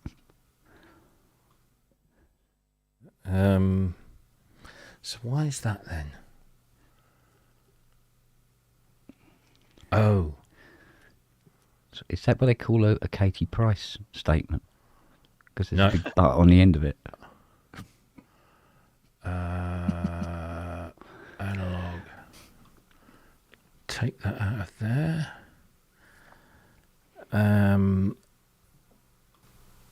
Katie Price still a thing? A lot of background noise now. Yep. Little hissy. Crickets. Yeah, that's my phone ring. I like crickets. It was an owl for a while, greyhound owl, now it's crickets. I like crickets and I cannot lie. I had a geese for a while, honking. Mm. Yeah, but they're hilarious. Mallard duck on wah, wah, wah, wah. Yeah. Okay. By the way, no, that's the female. The male doesn't do that. Oh, okay. The male has a whistling noise. Oh.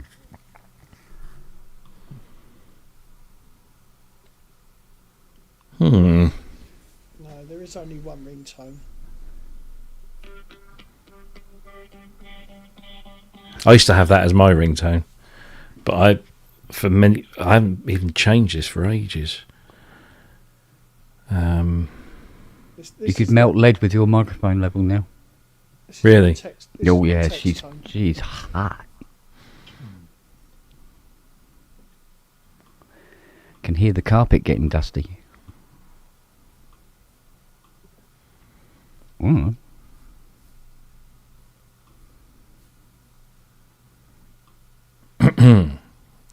Any better?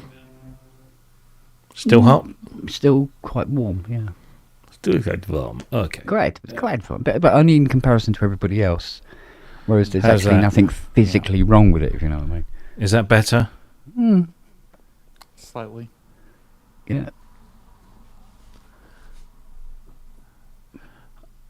Plus, it depends how close you are to it in your natural state.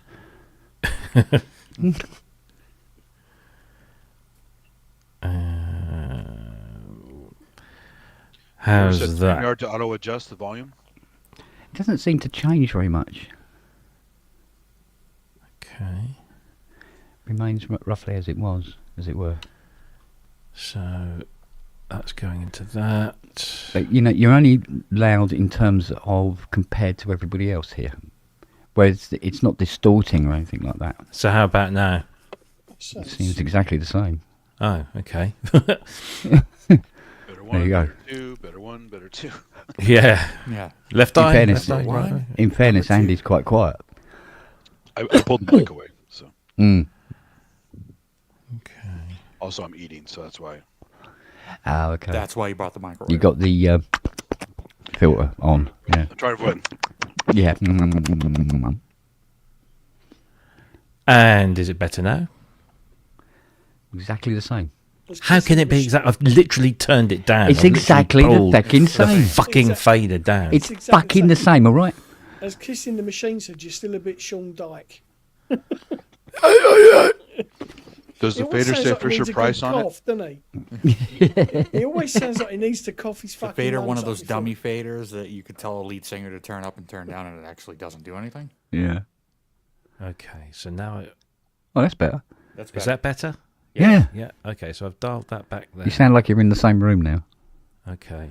Whereas before it was almost like, my children, look upon me, kind of thing. It was like huge voice. Richard Burton's turn up. Wait. Yeah, you could have. No done one like would what have believed in the early part of the 19th century. But human affairs have been watched from the time as well, so to speak. It's really good.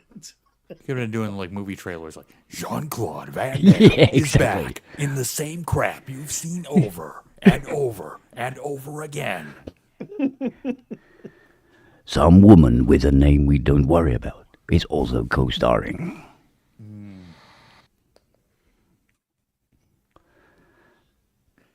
And now, Soundtrack by Michael the McDonald. quiz of the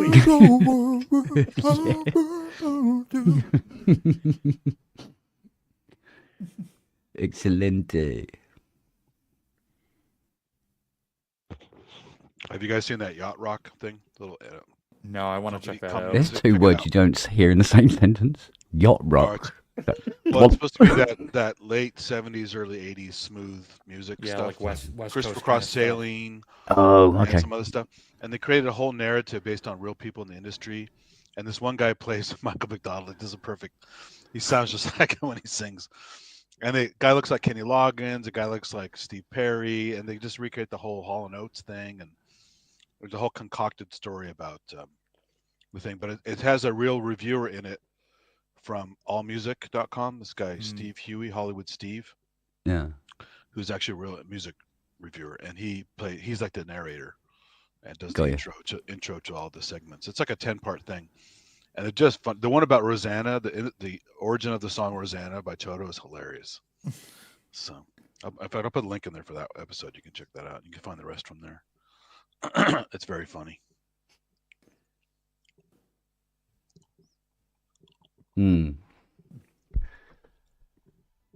Oh. Now every time I do that, no one would have believed thing. I always think of what's his face doing his impression. Bill Murray. What film was it in? Okay. We was doing the score. What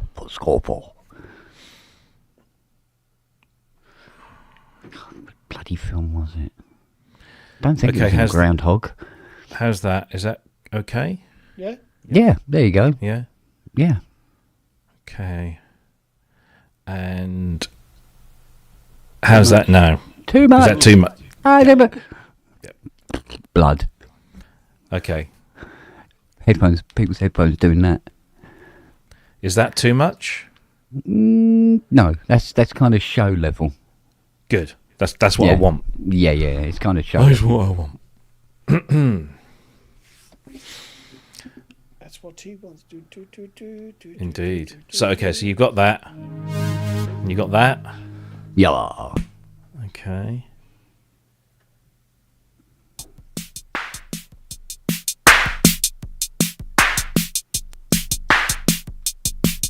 That.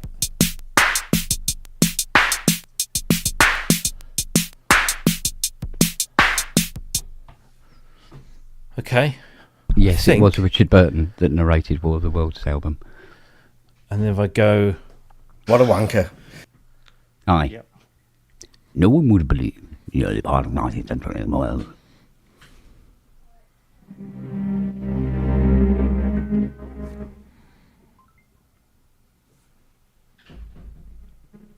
Let's try something else, because I'm bound to break it. Or it's bound to... Andy will know this. It's barely coming through. What's that? Oh, hang on.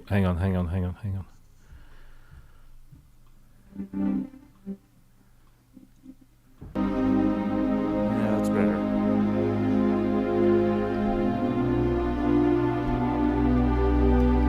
Yeah, You know what that is, don't you? I do. Yeah. Yeah, nobody else does, probably. It's niche. Well, you know what it is? It's a riff on. It's actually a riff on an old Tangerine Dream track. Yeah. Which kind of makes It's reverb. sense. Yeah, which kind of makes a lot of sense. But in fact, a lot of the sounds that he used were some of the classic, late 70s, early 80s sounds. Yeah. There you go. Now play the intro to Slave to the Rhythm. So what's changed, Rob? Have they updated the? It just looks like they've updated loopback. They've updated the audio capture thing. Yeah. And it's now capturing everything as it should do. Oh, it's seeing the Stream Deck now. It's seeing the Stream Deck now, so... Oh, okay. Well. Oh, that's Longhurst's intro theme. Yeah. And this is for when he tells a joke. Crickets, yeah. It was like Nick Bat's Or old when I Tumbleweed launch into moment. Funeral for a Friend. Yeah. Yeah.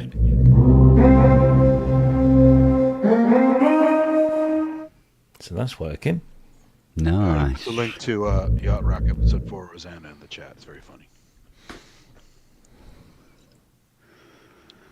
There's a documentary on Netflix, I think, all about Yacht Rock. There was something on the BBC that Katie Puckrick done, but there's now a documentary movie about Yacht Rock, which will be full of amazing music.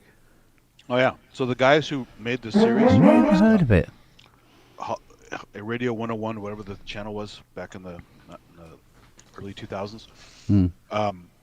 They have a podcast they've done for years, talking about actual yacht rock. So they did a whole episode on Hall & Oates yacht rock, a whole episode on Journey yacht rock, a whole episode on, all these different groups.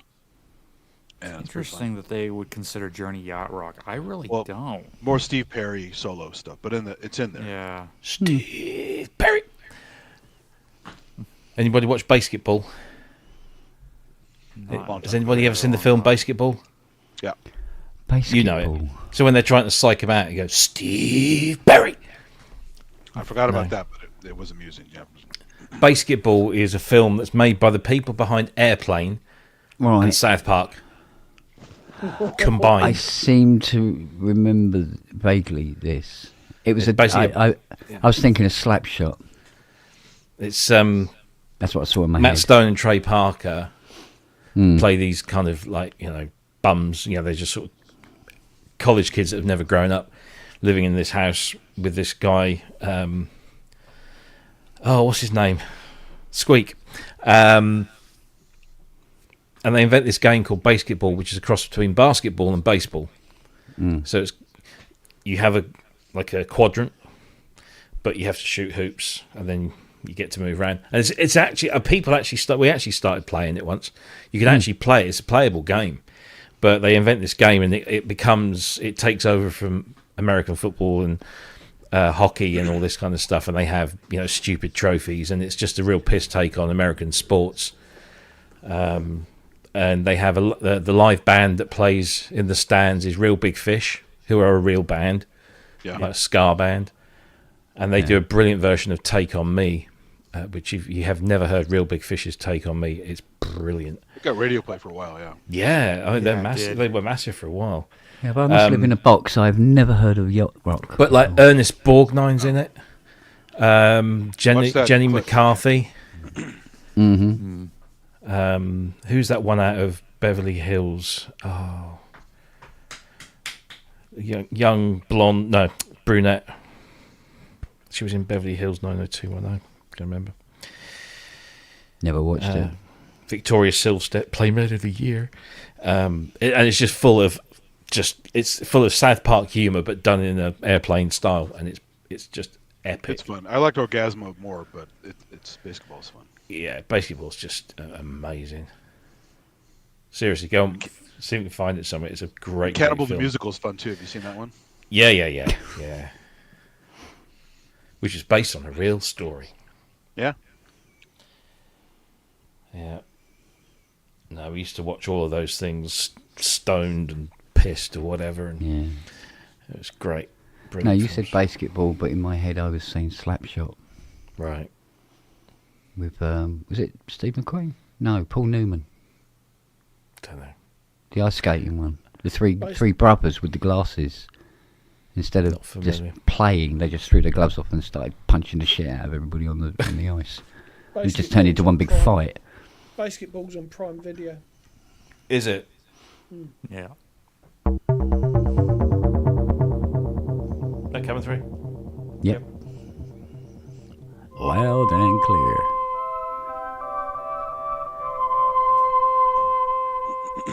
Sounds a bit mono-y, though. It's a mono synth. Yeah, there you go. That shouldn't be.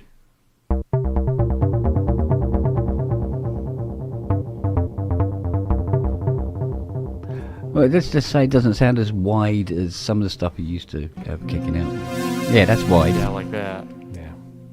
But it's the other one's here. yeah, well, I say it's not really a.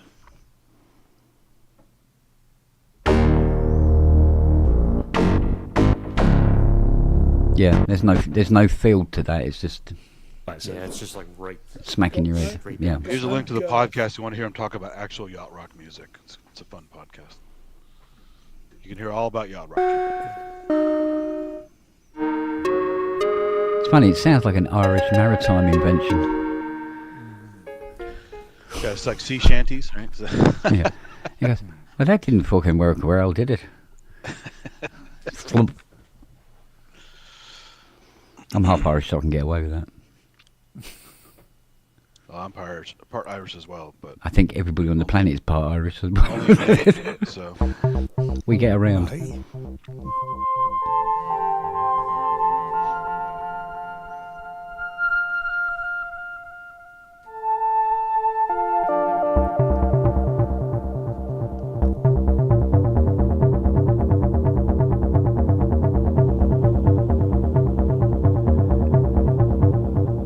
that's right out of either Ricochet or Rubicon. I forgot which one, but that's a TD track for sure right there. Yeah, the think patch that is called Rubicon. There you go. Man. There you go. And I think because I think the one machine you got in there that seems to be underrated, it's totally not talked about enough. It's the mask. Yes. Full reboot. That did it. There you go. Hey. See, it's Logic, mate. Shit. Fucking hell, you're really going for that computers in general. tonight. I'm enjoying myself tonight. It's weird. Everybody else has got problems except me. Though. That makes a change. Yeah. Same Maybe, here. maybe I didn't get the memo. Probably not. Kent and I are the only ones. See, that's the thing about my studio. It's Schrodinger's studio. If it ain't switched on, it ain't gone wrong, is it? Well, there is that. Well, it's like every vintage synthesizer on the planet. Yeah, it works until you turn it on.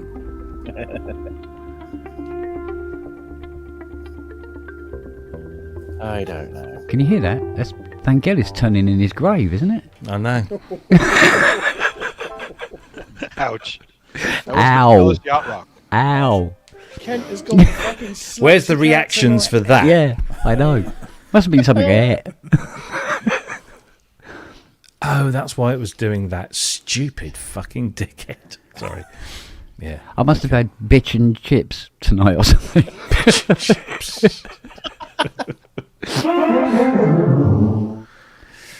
Okay, well, I think yeah. Running I up think we're those back in the bills. room there.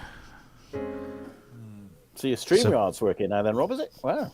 You're not your stream. You're Stream Tech, whatever it is. Stream Deck. Steam Deck. Well, the Stream Deck works. It was just wasn't playing, routing the audio because fucking Elgato Yeah. don't want to put a specific thing in there. But so now the proof in the pudding is if what should we start up here?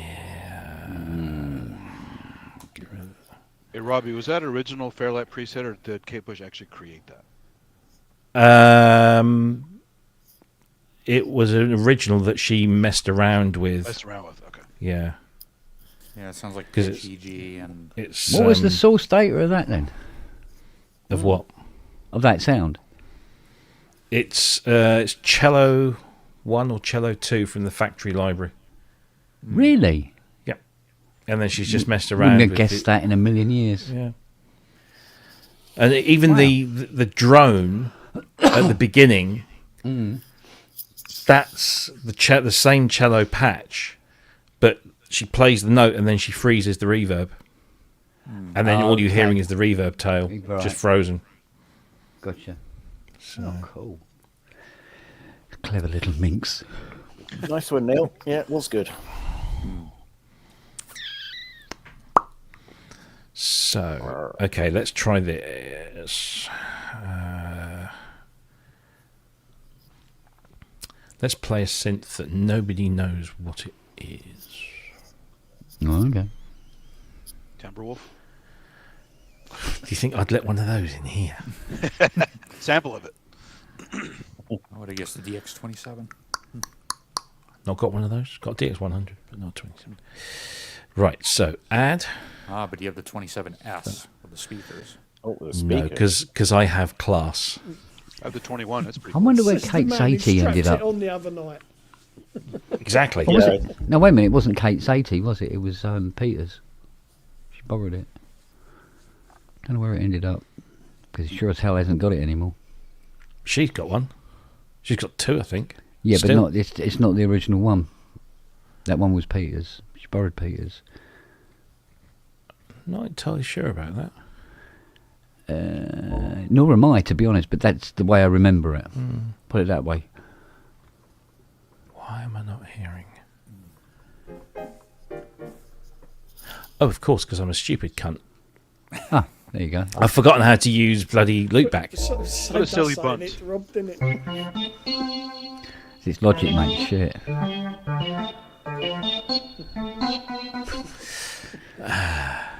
So, Step up to the diamond. Yeah.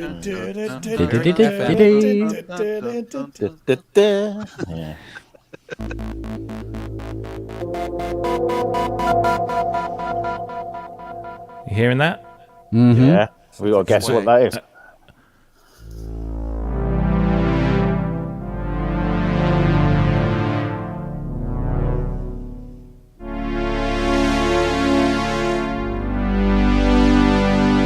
That's a bit Oberheimy.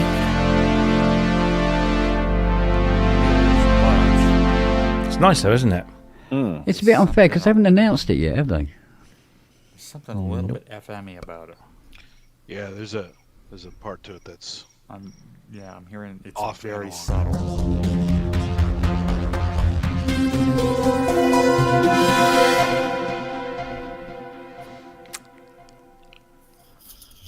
Did you get that Love FM thing? Sorry?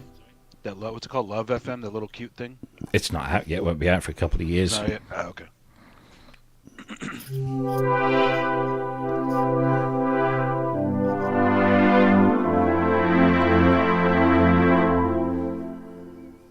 That's good.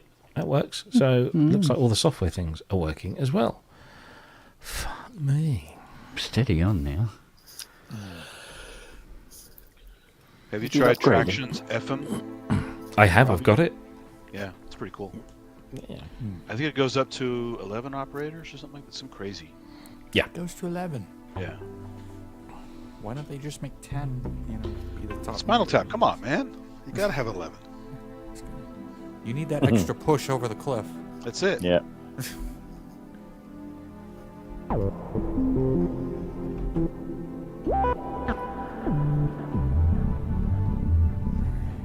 Oh, some another one.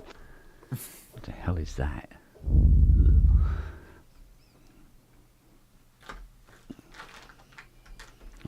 You finished with that Vox yet then, Kent? Or does it still Oh, I smell finished like... with it ages ago, but I still have to finish it. Oh, I see. It didn't catch fire like you promised then. No. If it did, it couldn't smell any worse. Hey, Kent, whatever happened with that 8 voice that was giving you all the trouble? I got that sorted. What was it?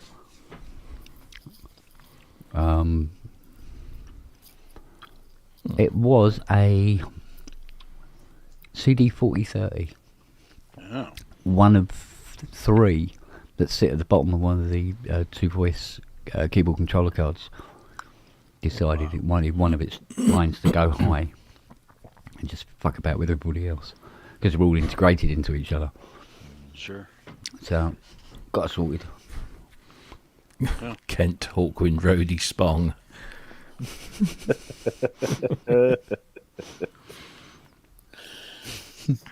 Sure, you got everybody there.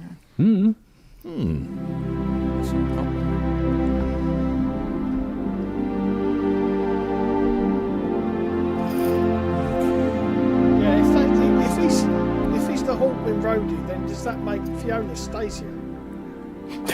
Very possibly.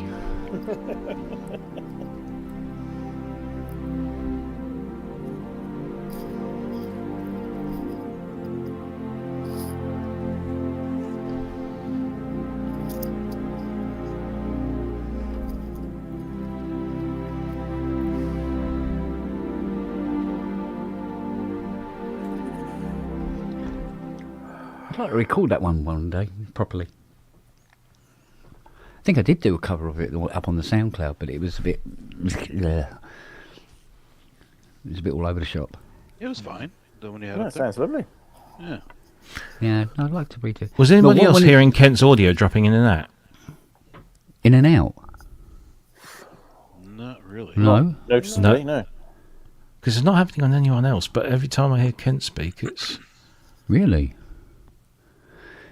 Do I have that thingy? If nobody else on? is... If nobody else is... No, I hearing don't it. have automatic mic launch volume or reduction anything or like anything that. Yeah, the echo No. cancellation turned off. Yeah, that's It's all all off. turned off. Yeah. Yeah, we like having that turned off because it's a nightmare when it's fucking on. Hang on. Let me come out and come back in again. Oh, okay. I see what Robbie was talking about. They're charging more money now for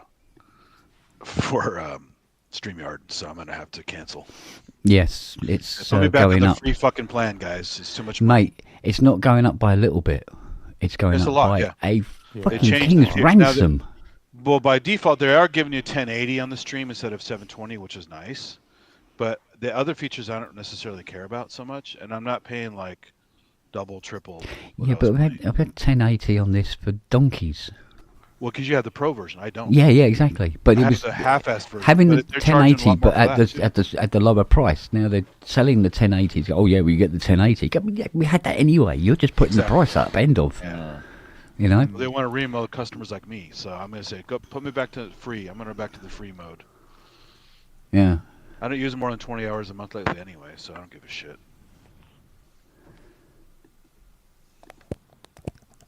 Yeah, mate.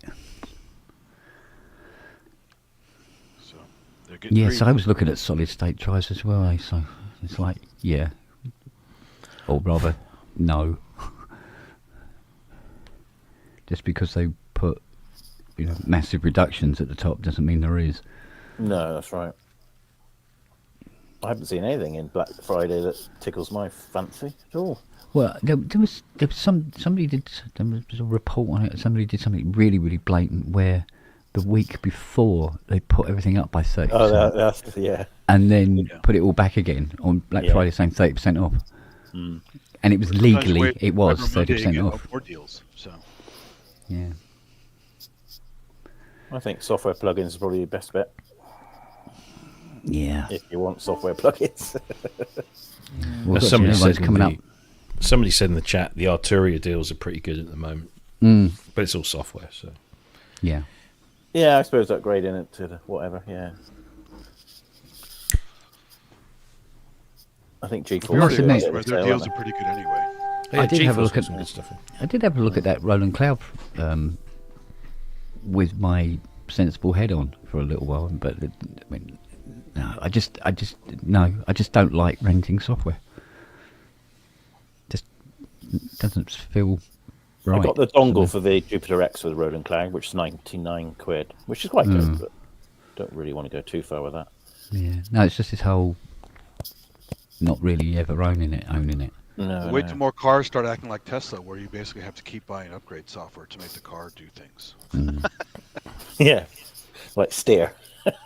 Well, yeah, like the self-driving Yeah. is not going to be free. They're going to charge like $200 or something like that to add that to whatever vehicle you want. Imagine turning it off halfway. You haven't paid your bill. In the ditch. Which I think. But other brands are doing it as well. Mercedes and BMW are beginning to ship cars where if you want certain features, you subscribe, and then over the air they'll send the code to turn it on. It's all there, but they haven't turned these certain aspects on. Cars are a la carte these days. Yeah. So it's a bit Won't be long shit. before there's car pirates. Yeah. Well, people have already had their fridges hacked, right? The smart fridges.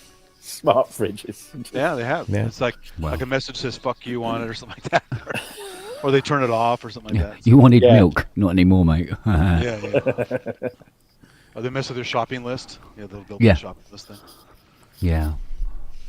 Yeah, but generally happens to people who use password as a password. Well, Oh, yeah. Yeah. Or Password, 1, 2, 3, 4.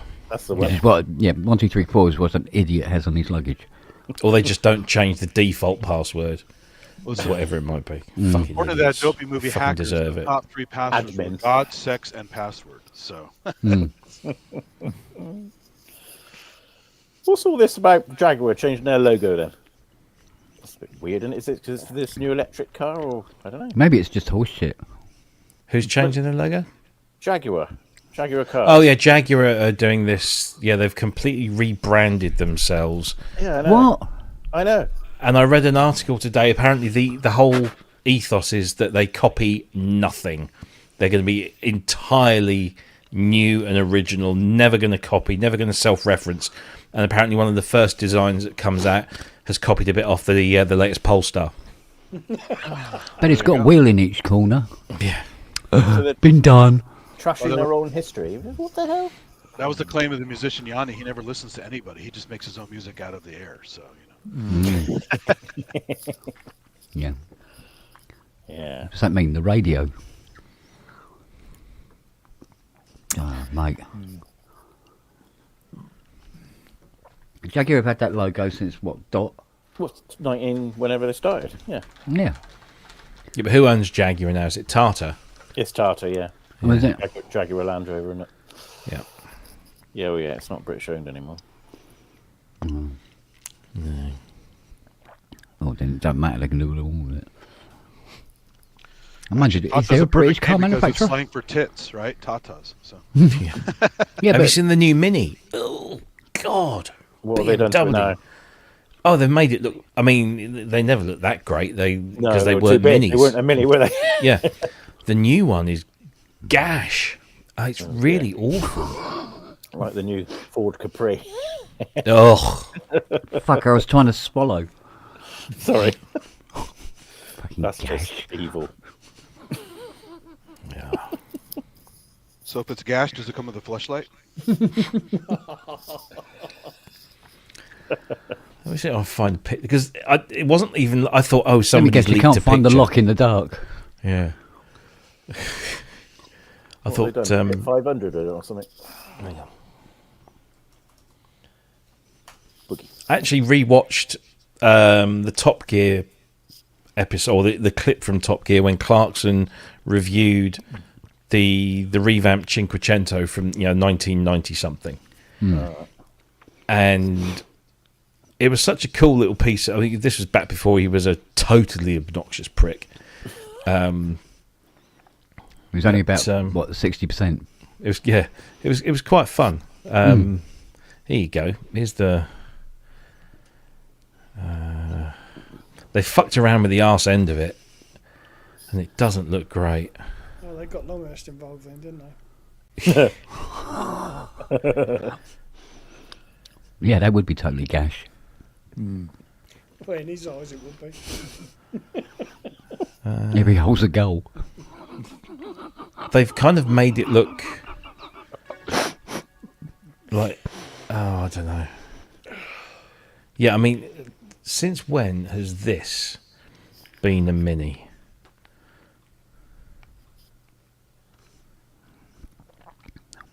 Oh. What the fuck is that? Yeah, no. That's not a mini, is it? That's not a Mini. No. I mean, that's bad. I mean, that's a Mini. That's a mini, yeah. That's a Mini. Yeah. Mini, as in it meant small. Exactly. Not I mean, many just more gear. everything's smoothed off. I mean, that was half the thing about is the exposed. Yeah. Yeah, it's Everybody's doing this smoothed off rubbish. Even the new. Oh, it's just. Well, they're all computer designed, aren't they? And they have Yeah. to adhere to certain safety regulations now, which Yeah. kind of limits what they can do with design. and what is this thing with these like this? That's so you can push it into the garage. Yeah, it's like shopping handles, isn't it, on a car? No, it's that bit at the bottom. It's the chavs so they can hang All these off little it, vent they- things that they have on the bottom of it. Oh, the Dragging them up diffusers. Yeah, doing fuck all. Yeah. Oh, that's horrible. Yeah, it's That not is- nice. It kind of looks like a Range Rover, but they run out of metal. Run out of metal. It'd be bloody plastic anyway. Yeah. Well, we won't be having one of them then. I suppose that's all electric, is it? Trying to not offend anybody. They still hurt when you run them over. there will be. I'm sure that there are electric models already. So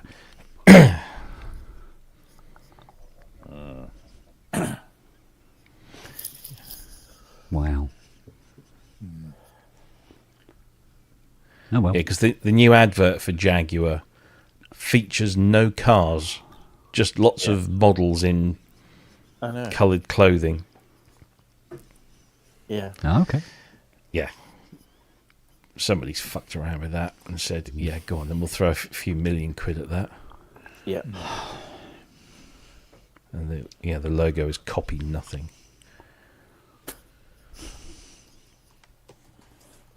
Yeah. I don't know. Right, gentlemen, I'm going. Oh, Oh, buddy. doing an Ian. Say again? Doing an Ian. Yeah. Been a long Which day. one? You're tired. Yeah. Right. Cheers, mate. Good to see you all. Take care. See you later. Look after yourself, Fruitbat.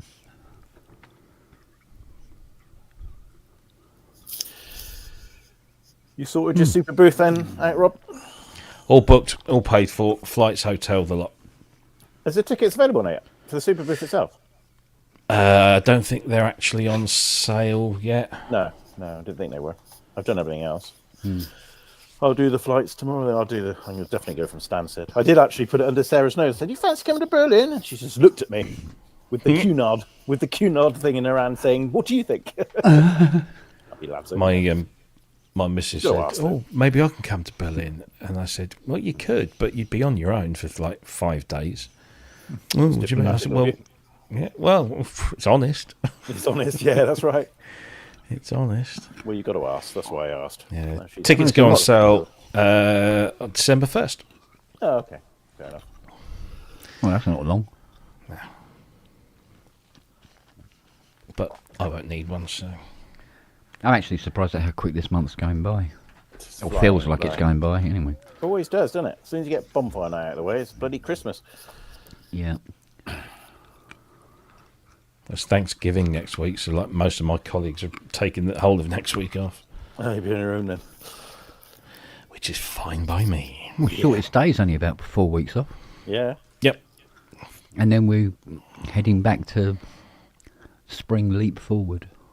Can't come soon enough. No.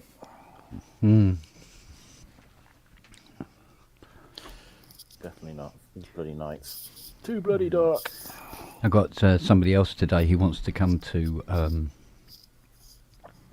garage weekend. Oh, Yeah. you having a clear garage weekend, eh? I'll be, see what we can find. There's all sorts of little gems in there. I bet. Maybe even some bits where people go, "Oh, don't throw that away. Come on, I'll stick it in the back of your car then. I don't want it."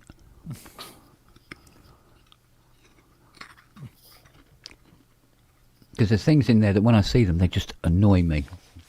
Because, well, like for instance, there's an Andromeda A6 in there. There isn't a scratch on it. In perfect condition, complete. Don't boot up. Just comes up with Andromeda A6 on the display. And stays like that. Right. If you can't get the bits. It's just so annoying. And when I see it, every time I see it, Expensive doorstop. yeah. Pretty much. Because I know it's probably just one, it's probably a 40 Yeah. low IC, but it's just the one IC. And just boom, and then ta-da! And there's no way you can get one of those without another dead one. Yeah.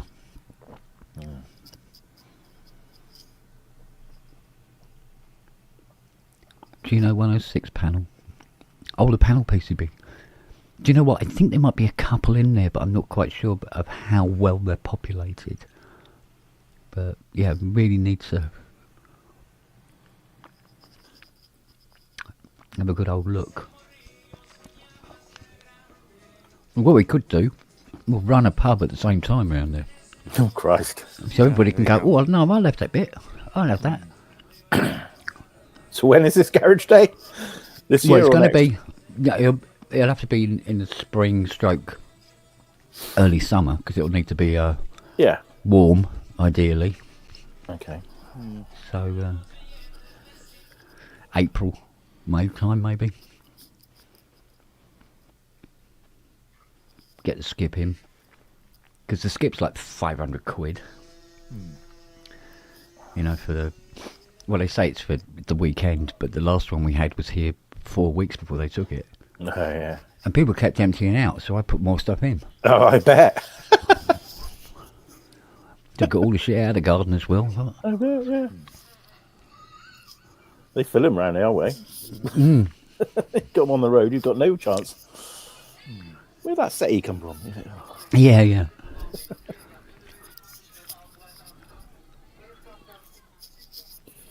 When do you think would be best for me to pop down with Ty's emulator to get this thing sorted out? Do you rather leave it till after Christmas?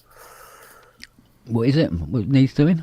The mix output doesn't work, so we need to do something with that. Well, Oh, right, okay. I'm just going to watch. Yeah, we'll have to get one sorted out then. Yeah. But if you're up to your eyes at the moment, we'll leave Yeah, it till it after is Christmas. pretty mental at the moment, but But it's a paying job. You've got Yeah. to pay, yeah. I'll leave till January, get that out of the way. yeah, He we'll wants do it it. back till March Yeah, time. do it in the new year. Yeah, Okay.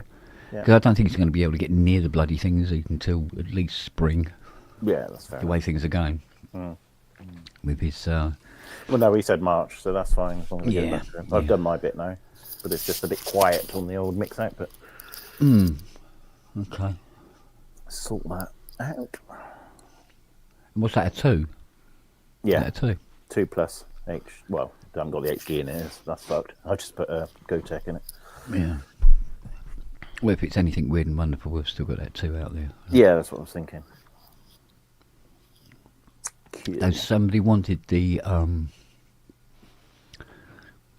fuse holder. They needed one. Oh, okay. I took it out and posted it for them, and it never turned up. Oh no. So I sent them one out of the back of a Pro 1. Exactly the same. Yeah, they are. You just need that little red flat bit, Yeah. you know. Yeah. Yeah, So, same as the Profit 2002. Same Yeah. one as well. Yeah. Do you want to see Because what you I've look got coming online. in? Do you want to see what I've got coming in for review? Come on in. man. This drum kit. Oh, yes. Oh yeah. And where are you going to put that? Oh, In the garage. Okay. Once the garage has been emptied into a storage where are you putting the unit. fairlights? In storage. Oh, you're going to They're do all- a big yellow storage job, eh? Yeah, we've got squab down the bottom of the road here. So Oh, okay. It looks like a nice sturdy little kit, actually. Yeah. very. I was hoping they might send me the VAD, which is the full size shells, but this is. You know, this is but I'm What's only the going to have brand it on for a that? few EP weeks. what? I was going to say, how long's this review going to take? I'm going to try and make it last as long as possible. But Which brand is that? Rolling. Oh. rather than as the new V71, Oh, he's in one. Okay. which is rather good because it also includes all the DW stuff as well. Yeah, that's nice. But I've got to buy a new hi-hat stand because they don't supply hi-hat stands. So What's the RRP on this one Don't then? supply pedals either, do you? Couple of no, grand? no pedals. Keep going. 3 grand? let's see 4 what- grand? About 7. Same with my TD17. I had to add a hi-hat stand to it. The TD716 is 8 grand. Whoa. Really? Wowzers. Well, the full size acoustic kit's even more. 9 grand. Mind you, It's like mind 9. you Holy moly. it looks well built and Oh, proper, yeah. sturdy. It's You know? the, It is dog Stangley's, isn't it? it's the kind of range topper. Nice. To be fair, the 17's well built too. It just has a cheaper brain. So But apparently, I haven't played one yet. But lots of people are saying that this is the first rolling kit that you're not tempted to plug in your laptop and use a plug-in instead, Oh, right. because the sounds on the V71, not the V brains are are awful, but they apparently there's a Roland sound because they do some funky stuff to it internally, but yeah, it'll be fun. And then they're going to send me the new VQB, which is the very quiet drums, which they've been acoustically dampened to near silence, which be interesting. Excellent. Yeah, you can buy a real drum kit for €200, but it'll sound like shit. I forgot to look. Is that a double bass pedal on there, or was it a single? In the picture, it was a double Yeah, in kick the pedal. picture. It was a couple. Yeah. It doesn't come with it though. I've never actually tried double kick. Never tried it. I'm not good either way, but I got a double anyway. So It's very difficult, at least in my experience, to get the slave pedal to feel exactly like the main pedal because you're driving a lot of hardware. Yeah. Which is why I've got a 9-piece Pearl export double bass anytime I want to do any double bass. Who's I that can get chappie? both pedals to feel exactly the same. Who's that chappie on YouTube? That drummer. He often uses double pedals and everything. Which drummer? Oh, he sounds Russian or something. Right, got a goatee. He's fucking brilliant on the drums, though. Oh, that's the guy that did the Alesis ads for the new Strata, isn't it? Yeah, Strata stuff, yeah. I think he's joined some. I think he got headhunted to join some band or other. Lars Ulrich, is it? No. That's it, isn't it? No, Lars is Metallica, isn't he? Yeah. 4 drum kits on tour. So what are you doing the review for Gear News then, are you? Yeah. Right. Yeah. So it's a written job, you're not going to do a video with it? If I can get some lighting and a decent camera in there, then I might give it a go. But And it's 8K. You think they'll probably be going back as well? oh, it'll definitely be going back. You won't be keeping that one, will you? No, Unfortunately not. Unfortunately not. But what I'll do is once I've now got the space, I'll put my own kit back up again. So, which my son is very happy about because he wants to sort of get playing again. He's even said that he'll contribute to the cost of the storage unit. Bless him. I'll try to figure out the name of that guy.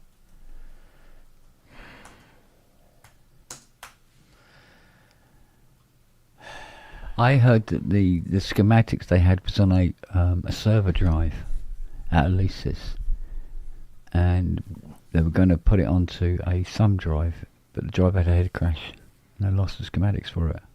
For what? The Andromeda? A6, yeah. Yeah. I was told. That might have been just a piss off, leave us alone kind of thing. When I spoke to one of the Alesis boys and said, come on, guys, fuck's sake. Yeah, they're not the same company anymore. Well, I think this was while they were still kind of Alesis, but Alesis just wasn't the company it was before. Ales Tapario is your man. This guy, hang on, let me share it. He likes to do that thing with the stick where he bounces and flips it and catches Yeah. it and carries on playing. He's he's a juggler, the bloke.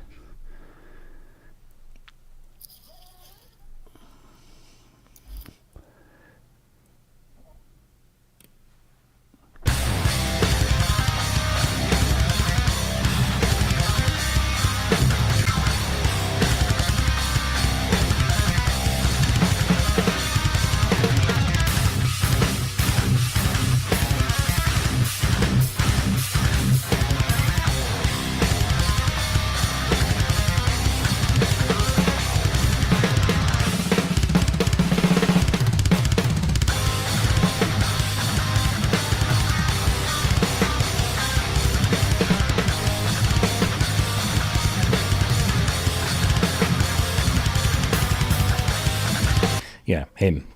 Yeah. Well, when he does his little video bits on his channel, and every single time I'm there going, fuck. The guy's good. So good. This will be one of those. Yeah.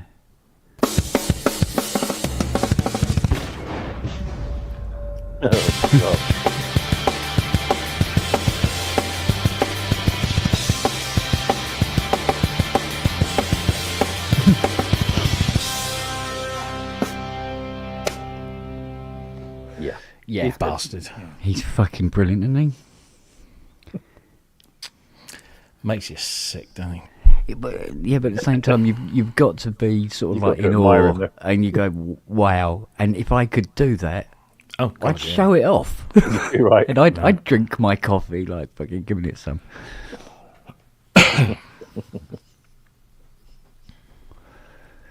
Oh, mate. But it's true what they say. It doesn't matter how good you are. I mean, I used to play really well at one time a day. But, you know, you have to keep this up. You know? Yeah. You know, and I'd bang out some Chopin or whatever and, you know, put a beat to it even if you wanted to just mix it up a bit. And I love playing Debussy and stuff like that. But you let it go and it just...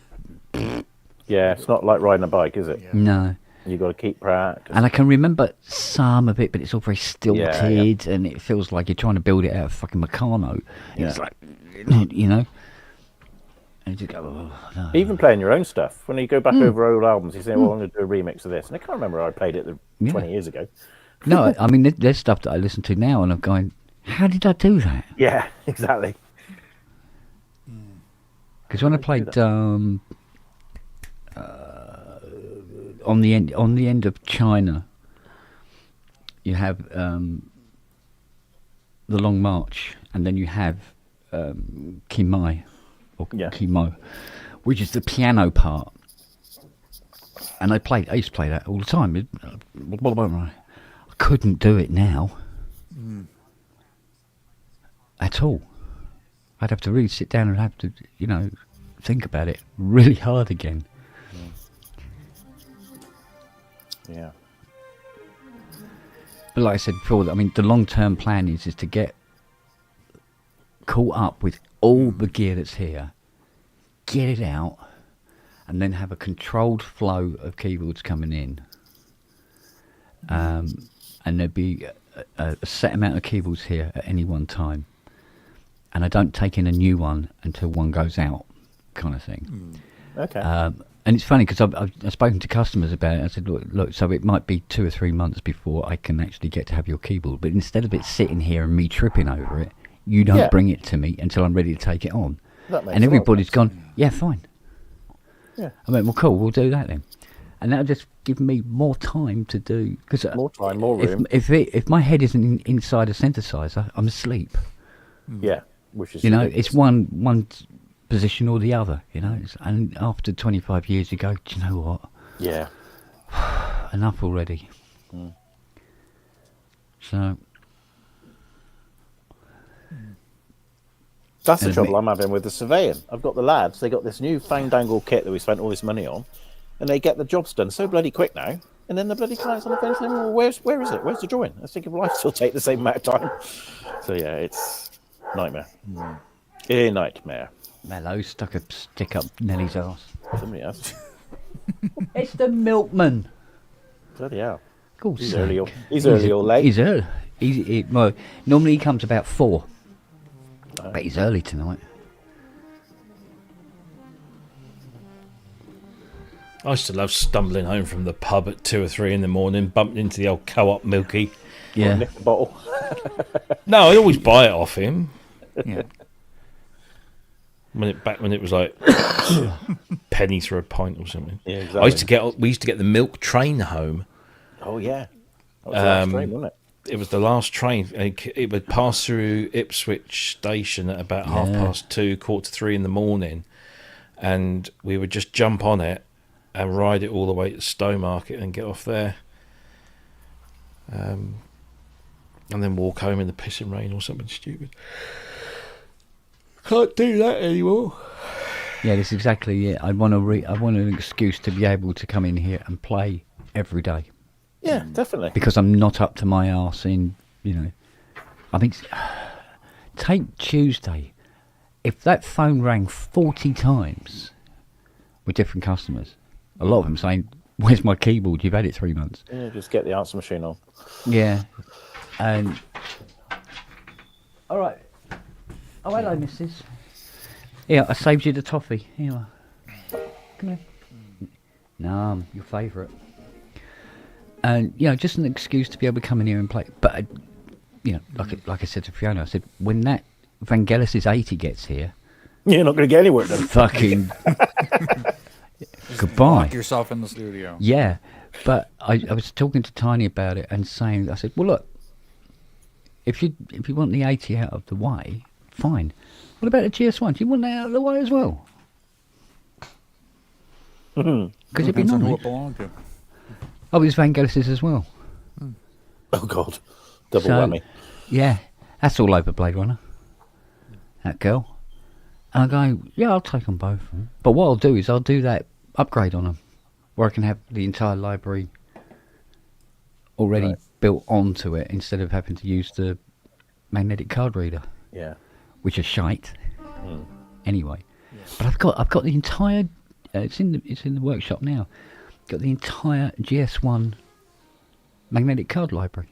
It's about 7 books, leather-bound books, of all these little cards. Wow.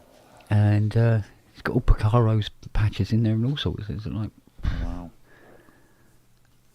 and they're just sitting there. But what they tend to do is they tend to stick inside their little plastic wallets. Oh, right. So you have to constantly keep, every now and again, sort of like just slide them out and slide them back in again to stop them. Because once they stick, and oh fuck. There you go. That's what I tell my missus. Well, exactly. Yeah. If they don't get used, it gets all cobwebby, doesn't it? Heels over. Yeah. Bit tight for again, but there you go. And so this upgrade, I mean, I want to get one for this one. I mean, before this guy pegs it. But he lives on a farm somewhere out in freaking Kansas or something, and he's developed this system for the GS1. It's just, and it works a treat. It works beautifully. Oh, Martin Offler was like 2 dicks when he got it back. So, and Tony says to me, he goes, he said he was thanking me and shaking my hand and everything. I said, oh, that's good, because I did all the fucking work. Yeah. Wait a minute, you're getting all the fucking praise. What's going on here? So he says to me, he goes, well, you could have delivered it. I went, yeah, all right, fuck off.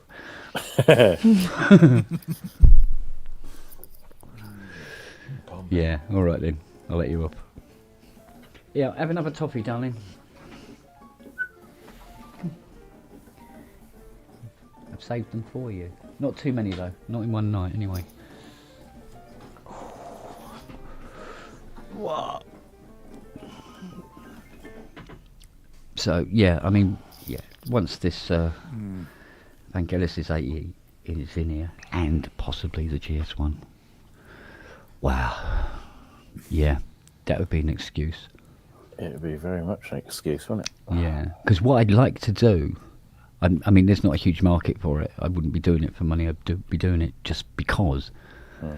Is to write stuff that sounded like he might have written it. If that makes sense. Oh, okay, right. So rather than just Continue copy the stuff legacy. he's done, yeah, sort of like Yeah. pretend Yeah. that if he was around, he would have written this way. We'll see.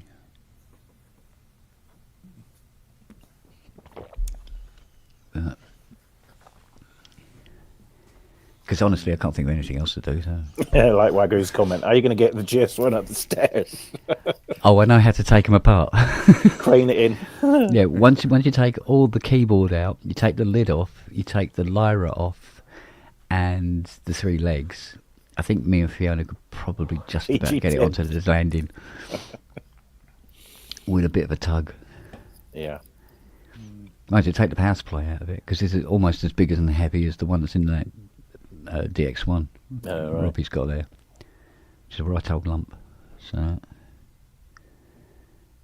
but it'll be the same with the 80. You've got to take the keyboard out of that and all, because that's about 30% of the entire weight of the keyboard. So when's the 80 that you got behind you going back then? March. Oh, okay. But I would imagine that will go down into the workshop a few weeks before it goes. What, for an overhaul? Just to be topped and tailed and ready to rock and roll all the way back to Ireland. Right. Yeah, that's the impression I get, Conrad. That people want to hear Vangelis stuff. So, I mean, what would be the ultimate comment is compliment for me was people go, "Oh no, I thought Vangelis wrote that." Cool. That's the idea. Yeah. But although a lot of the stuff, yes, it is Kevin's one. Yeah, one of his 3 80s. Because he's dropping off another 80 when he picks this one up. Oh, is he?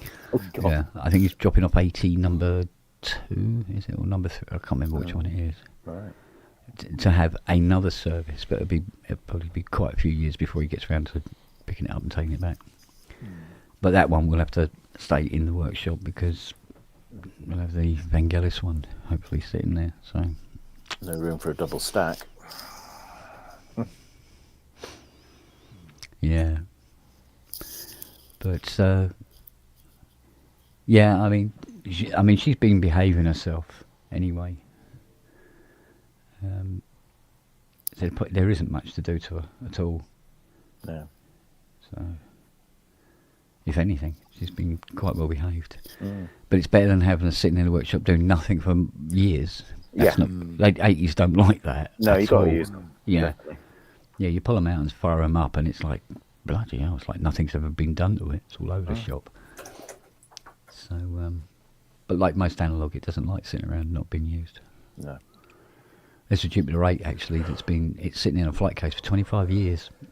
Oh, really? Yeah, and I took it out and fired it up, and oh god, what a donkey! It couldn't play a single note without falling over. God. MIDI kit's all screwed up, and none of the buttons, the sliders jammed. I've had to soak them before I could move them because there was fear of tearing the carbon strips off the inside of the sliders. They'd been stuck there so long. Yeah. And it's coming back, and it's beginning to sound okay. A lot like Christmas. Yeah. If Oh, Christmas is a very badly tuned polysynth, yeah. So I had a spare Chroma Polaris in a case for about 20 years, and the case actually sort of moulded itself round it. You couldn't get the bloody thing out. It was stuck with foam. It was like, oh, fuck. Yeah. Now, it's like Jake's saying about what's a famous Vangelis album. There isn't really a famous Vangelis album. There's famous tracks on the albums. Pieces, yeah. Yeah. You're always known for individual tracks sometimes. Yeah.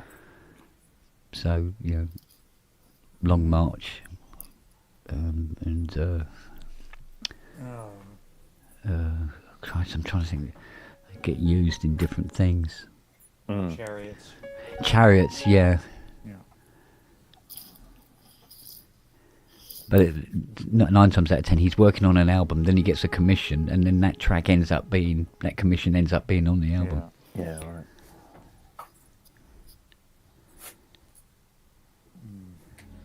Spiral is a nice one, actually. Yeah, that is a good one. The Unknown Man is... Which album's that on? Is that on Albedo? Unknown Man. Isn't it weird? I can't remember. Is it on Spiral? Oh, okay. B-side or something like that, isn't it? Yeah. See, Blade Runner never actually appeared on any Vangelis albums as such.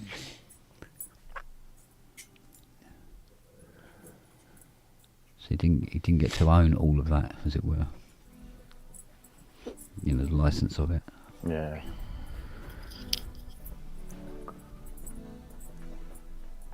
Do you want another toffee? Come on in. Yeah. Come on, missus. There, look at that. Oh, yum, yum, Want toffee? yum. Good girl. There you go. Yes, I like Unknown Man. It's Guitar 1 and 2. It's the run up on that one, isn't it? Yeah.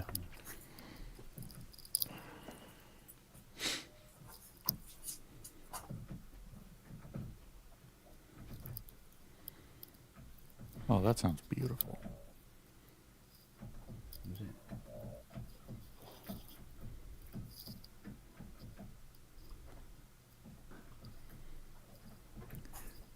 Sounds like he's playing The Sound of Silence. Yeah, it's very quiet, but it's not actually properly set up for that anyway, I don't think. So have a look, see what we got. What's that one he did, Missing? That's one of my favourite Vangelis jobs. Yes, that's another one, isn't it? Yeah. I don't know what's on that audio track there. What are you doing? I think it's probably plugged into the wrong one. Have a look. Because it always depends on what project's actually running at the time. They're all bleeding different from each other, all messes with my head. Bloody Cubase, it's shit. There's no track template? Like, Do you know what? If I was sensible, I'd have a track template. Yeah, it is on in2. So it'd be.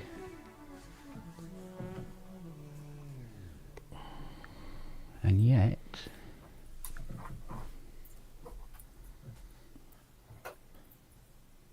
Oop.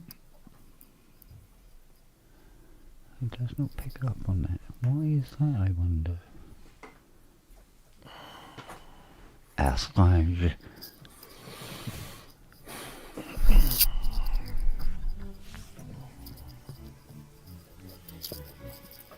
No.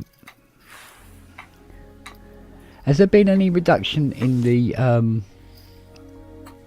the price of the PB12 recently? Black Friday deal, £1,000 off. Could do with it. yeah, wishful thinking. They don't need to reduce the price on it, do they? No, I mean, Toman are doing it for 3-1. Yeah, Really? A little less, yeah. Yeah, that's not So backs. not bad. Then they stick you with the import duty, then, don't they? Or was that? No. No, Toman price includes all That's the, to the door, tax isn't and it? duties Oh, right, okay. and free Yeah, see? shipping. Interesting, the audio isn't coming directly out of Cubase. Fucking Cubase. Alright, I gotta go train somebody at a church to run sound. So Ooh, I will be checking out the show tomorrow and see everybody Yeah, later. good one tomorrow. Yep. Alright, buddy. Alright. Cheers, Justin. See a you good night. later, Justin. Take care, mate. Look after yourself. Cheers, mate. Let's see if I run these in. No. I have no idea why this isn't working. Yeah, I can call up a different template and it works. Even though it's set up exactly the same.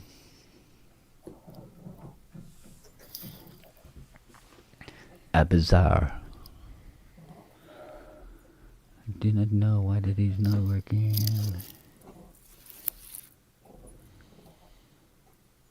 Says it's aligned with it. Try on that one. Nope. I don't know. I give up.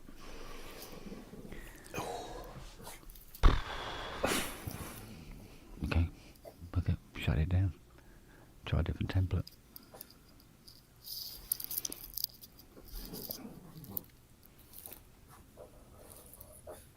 Have you seen the Was it left channel only? Oh, God, that's even worse.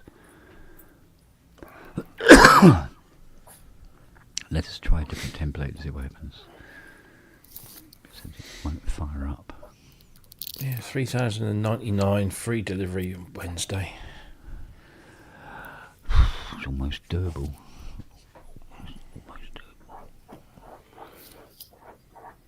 It's the 99, isn't it? That's what's pushing it over the edge. Yeah, it's because somebody was going to buy the Osmos off me, but they went quiet.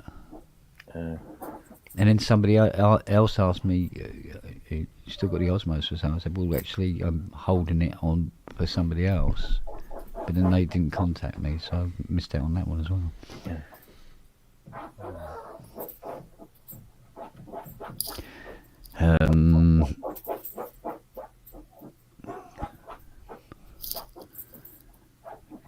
Somebody's shagging a dog there somewhere. No, it's the this. bed's never going to be comfortable. It's that. Yeah, it's never going to be comfortable. Right, no, maybe stop it. Yeah, well, maybe if this cushion wasn't here. Nelly does it as well, and it goes on for about 20 minutes. And it doesn't look any different. No. And then she curls up and gets into a ball and goes. You go, That's are you comfortable now? No, not quite. Hang on, do it some more. God, a little moo. Right, what's that? Oh, Christ, this is set to 3. Tone have got the original IK Multimedia Uno synth, 48% off in Black Friday, 84 quid. It's not bad. It's not bad. It's not bad. That isn't bad. It's fun. It's simple but fun. Yeah. Well, that sounds doubled up.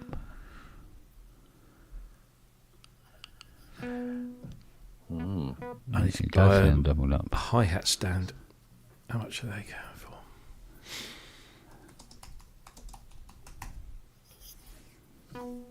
Because my hi-hat's mounted on the frame on my one.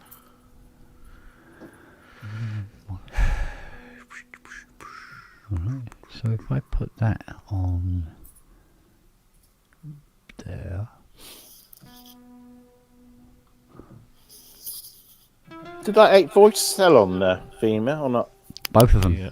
Oh, they did. What, for the 64, whatever they wanted for it? I think, no, one went for 42, one went for 48. Wow. And now they're both here. Oh, they're both here. Oh, shit. Being sorted out, yeah. Yeah. I was, judging by all the stuff that's in the hall, a lot of stuff on Veerman was being sold broken. Okay. Well, should we say, with issue. Right. But being sold as no issues. Okay. Hence coming to you first. Yeah, well, they didn't. They came to me after they were sold. Oh, right. So it's like, Yeah. okay. So, so in the hall there's also a original, was it Music Aid Claptrap, a Lin 1. All right. Which has been apparently featured on so many records. There isn't enough paper to write down all the bands that have used it. What else was there? That E3 went for about $3,000, didn't it? I was well impressed with that. Yeah.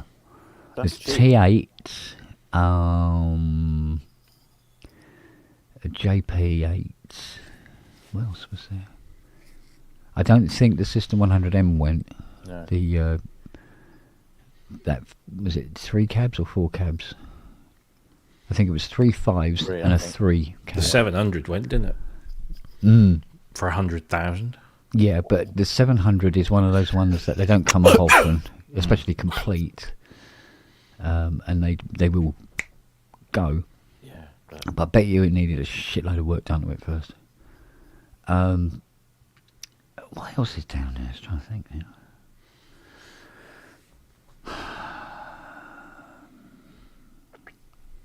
Oh, there's that PS 900. Personally, I've never seen a PS 900 before. I think Rance actually had it up on was showing it on his show. And I think a lot of people saying, "Oh, I've never seen that before." And I'm going, "Oh, yeah, it's in a bloody hall." Because they were showing it on the Veerma. Right. I don't think that's sold. Probably because people were looking at it going, "What the fuck's that?" Did the DX1 sell? Well, That was No, the I don't one. think it did. It didn't. The E2 didn't either, did it? I don't think so. It was, yeah. That was expensive, I thought. I did for a while think that the E1 was for sale on there. That would have been interesting, wouldn't it, Rob? It would have been. Where's that at the moment? If that had got sold. It's in the garage at the moment. It's in the garage, yeah. Oh, the network of keyboards we have. Man. Well, I need to bring that E1 back to you, I'm afraid. Ah, well. So, Well, you can go in the shed with the rest of the E's. There's 2 E2s and an E3 in there. Which is why there's another E2 in the garden. Because there's no room for it. Yeah. Mind you, there was a lot wrong with that other E2, to be fair. Yeah. It's nice and clean now, though, isn't it? It is now. It's quite chilled as well, coming. Yeah. It's not going to overheat. No. So, yeah, there's loads of bits and pieces down there. I can't remember everything that's out there. But because there's a TR-808 that is the most immaculate TR-808 I've ever seen in my life. It looks like it's never been touched by humans ever. It's absolutely spotless. But it's still a TR-808. That won't make it any more. Paddy Kingston's Lindrum sold 4.5. Right. Yeah. I wonder if that's the one that's in the hall. The E3 was from Paddy, wasn't it? Yeah. But I'm not quite sure why my hall has become, without me knowing about it, a VMware drop-off point. Was that one big lorry, was it? Or did they keep coming? Well, no, apparently Peter's going to be sending somebody around in a huge van to come and collect it all. But why my hall turned out to be a drop-off point, I'm not quite sure. Weird. Jem's he sold his third CP, wave. Yeah, third wave went as well for 3.5. The CP only went for 1,600, didn't it? Yeah, something like that. Not very good, is it? Wow. He hasn't He hasn't got to move it now. That's very true. Yeah, fair dues.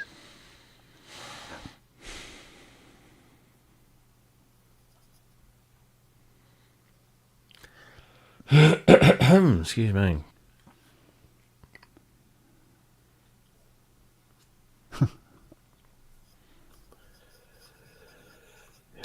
Let's see.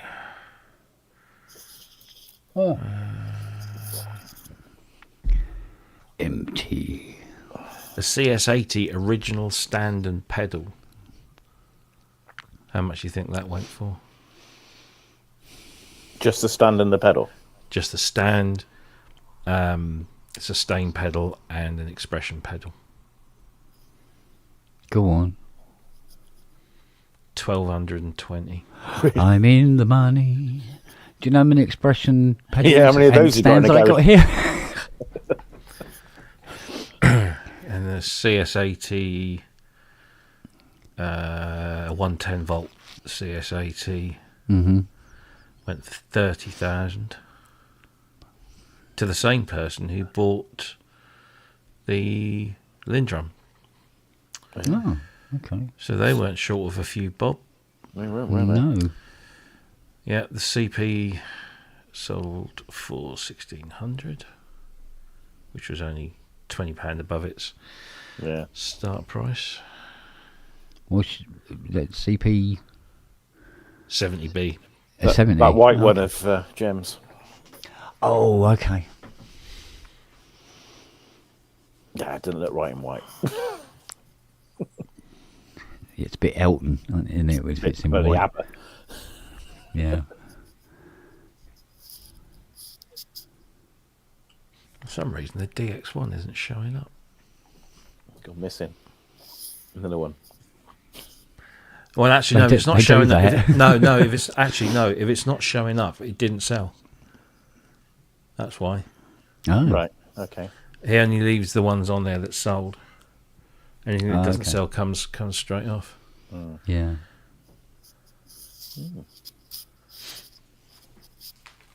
And my one's there, my little sale that I made or purchase that I made. What he should do, what Peter should do, is have an auction again. Yeah. 3 weeks later.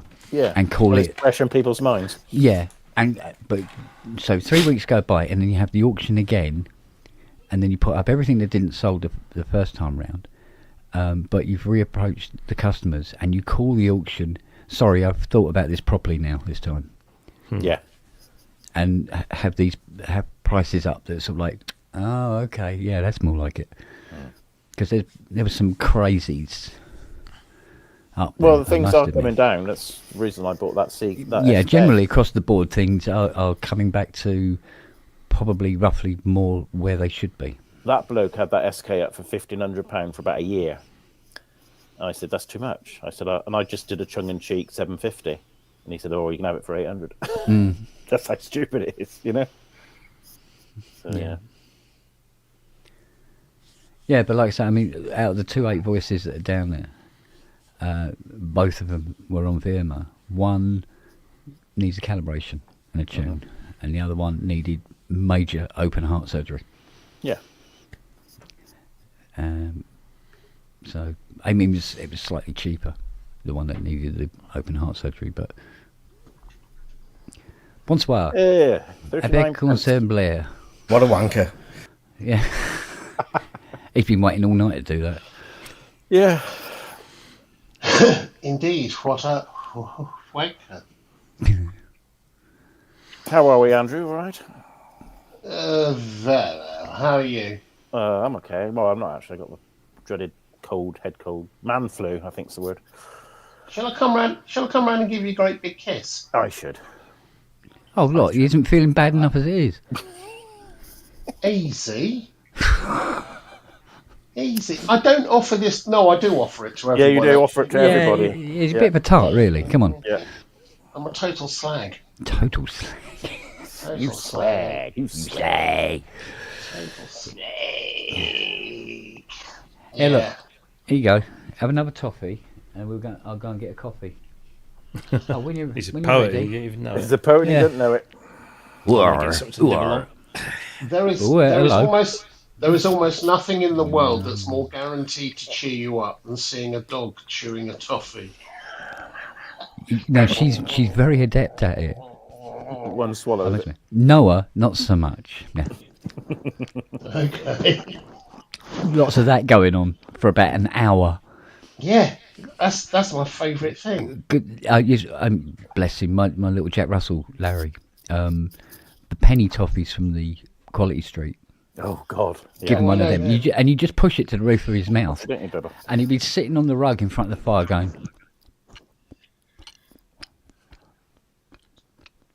like that for about 3 hours, bless him. Makes me laugh, then. Yeah. Brilliant. Because those penny toffees, I mean, my God, you could stick cars together with them. You can. You could stick together Mustangs. Yeah.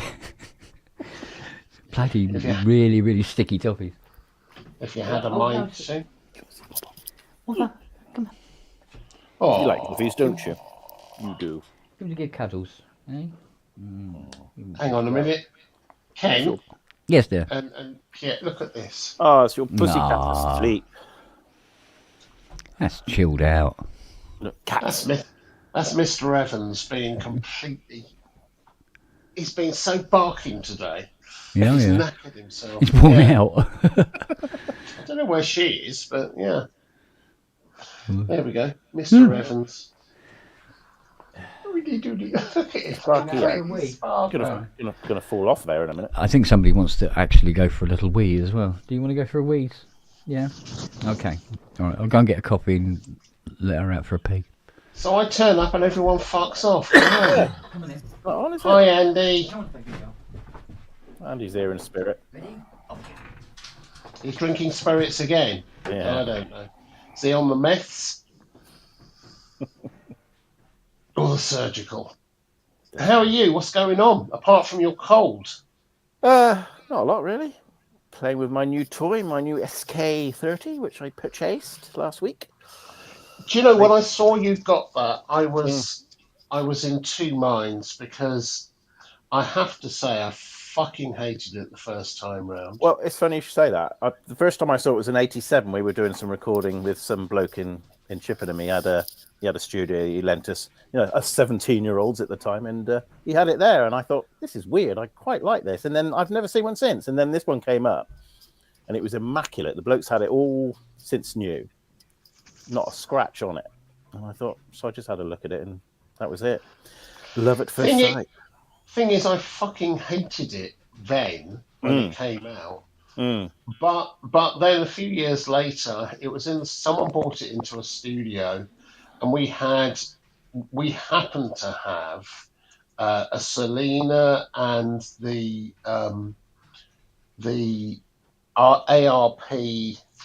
Oh, I know. Yeah. Oh, what was that called? Yeah. The ARP string machine. Yeah. The Omni. Yeah. And this did essentially that. Yeah. It did that, but it did more. And I thought it was the mixing. They were going for a song at the time. I mean, going for stupid money, and they still kind of are. They're beginning to appreciate it a bit now. But they do, and I was thinking because I saw the demo and I thought, I can make that sound in a heartbeat pretty much on the M8X. But the thing is, because it does so much, you tend not to do that kind of sound. Yeah. So you're busy spending all of the £4,000 it costs for making big expensive sounds, not that sound. Yeah. So I was really kind of stick that in a phaser and play around. I've got it through the blue sky, and it's absolutely out of this world. Yeah. It's more fun I've had with any of my synths for such a long time. You just sit there and play it. It's just brilliant. That but you are a sad fucker. Well, there is that. I am a sad fucker. Yeah. Yeah, and a nil fucker. You've probably caught something from it. Probably. Yeah. It hasn't been turned on. It's probably got this virus inside it, hasn't it? Yeah. Have you been playing it and then licking your fingers after whoever played it? I've been before? licking it directly. That's always a good game. I tend to do that with every synth I buy. I just lick it all you've got over. to, haven't you? Yeah. Definitely. Synths, cars, wives, all of that. All of that malark. All of that malark. Did you see the what's his name? Did you see the Polybrute 12 demo earlier on the? Yes, I did. That's made that really sing now, hasn't it? I mean, I think what I love about that,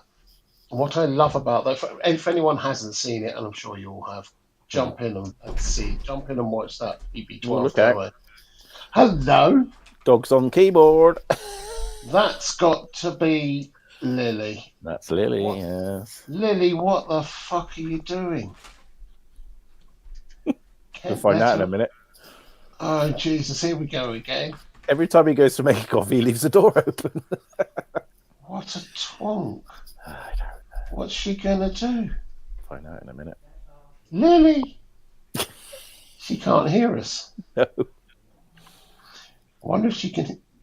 Robbie, get your headphones on. Oh, he's gone. Oh, God, he's gone. No, he did a lovely job with that Poly 12, didn't he? I think I have. Oh, he's coming. Oh. He's spotted. Did you eat the toffees? Did you? Get down. Down. It's the obedience I love. Oh, you little man. Ouch.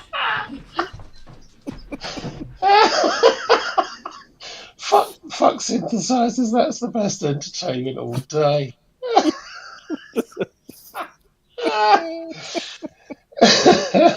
Brilliant.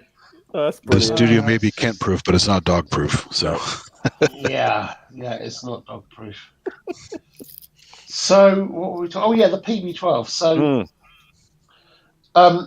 what I loved about that is that it appeals deeply to my sound designery. Just where does this go? How can we make this work? What happens if we do this? And finding all these submenus, and you just once you start exploring, you come up with these things, and that's just a brilliant, wonderful, To evolving. get lost in an instrument is something nice this day and age, isn't it? You're not meant She to waited. She waited until I'd gone downstairs. We noticed. Yeah, you left the door open. No. It's spring loaded, but when there's nobody looking, she just pushes it open. She runs at it. What's happened to your camera, your light? Oh, it does this every now and again. Let me. Hey, you, Conrad. I'm good, thanks. How are you all doing? All right. Very well. Very well. I just figured there was too much joviality going on here, so I thought I would come on and spoil it all for you.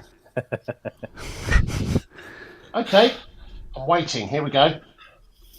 Go. Oh, you'll just have to wait and see how it pans out. Oh, panning. that sounds ominous. Ominous. As you were, pretend I'm not here. Ah, there we go. That Conrad, what a twat. He's awful. Poo. He's really pooey. Don't let him know that. Oh, he's here. Oh, hang on a minute. Pooey? No. Yeah. Pooey? Really? Really? Yeah, and Ploppy as well. Oh, Ploppy as well. Gee whiz. Yeah. Wee bosoms. So, long time no see, folks. How are you all keeping? Perpendicular. Always Mostly. doing that perpendicular again. Kids in the dark, there, is he? Yeah. He's doing a BBC interview for... Yeah, what is it with this camera? Oh, don't tap it. Doesn't like that at all. USB? I don't know. Hang on.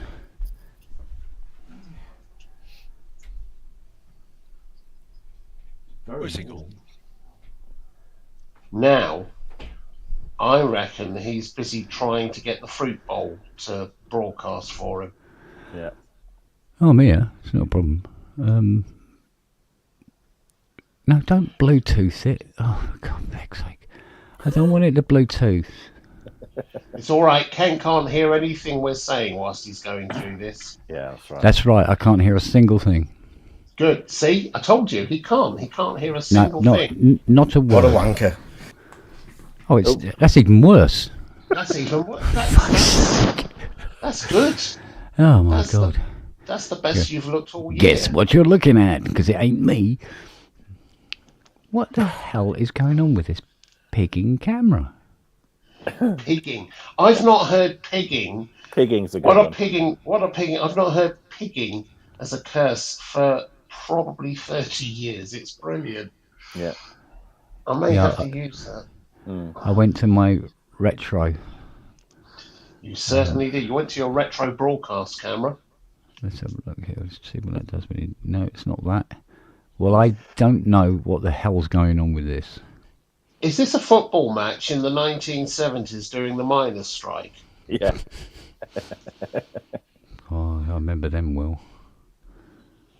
Yes, I remember it well.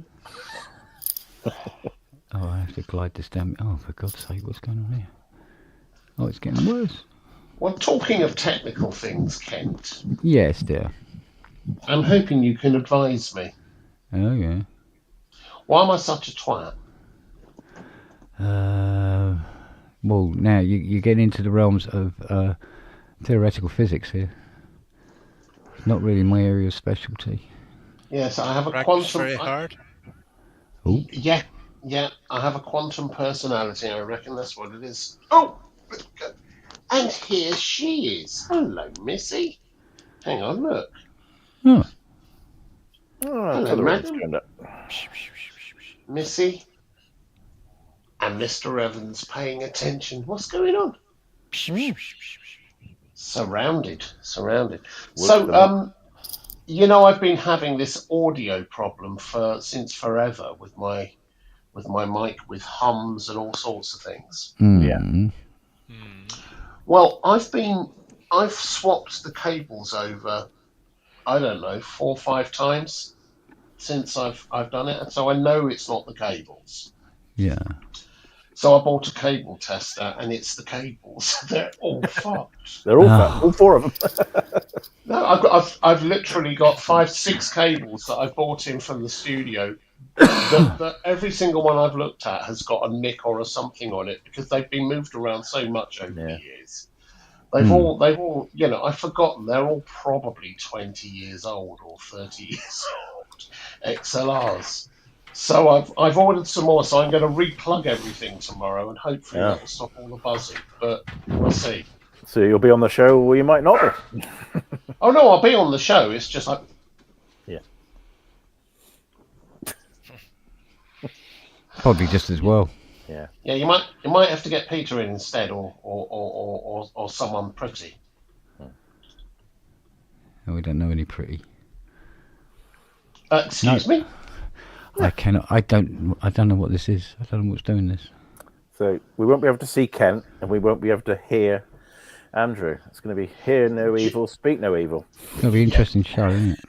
Yeah, it's gonna be brilliant. It's gonna be brilliant.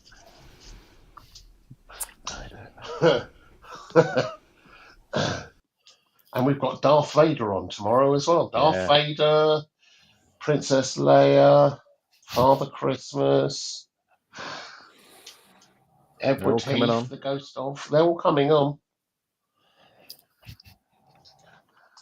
And Conrad's doing a 10-minute stand-up spot for us. Oh, yeah. Isn't that right? Oh, Bigora, aye. Did you actually say Bigora? I did. Right. Peter, can you have a word with the lawyers? I will. You know. I will. Yeah. Them ones. Yeah. Yeah. Yeah, get the letter sent. We've lost Kent, have we? He's probably having a reboot.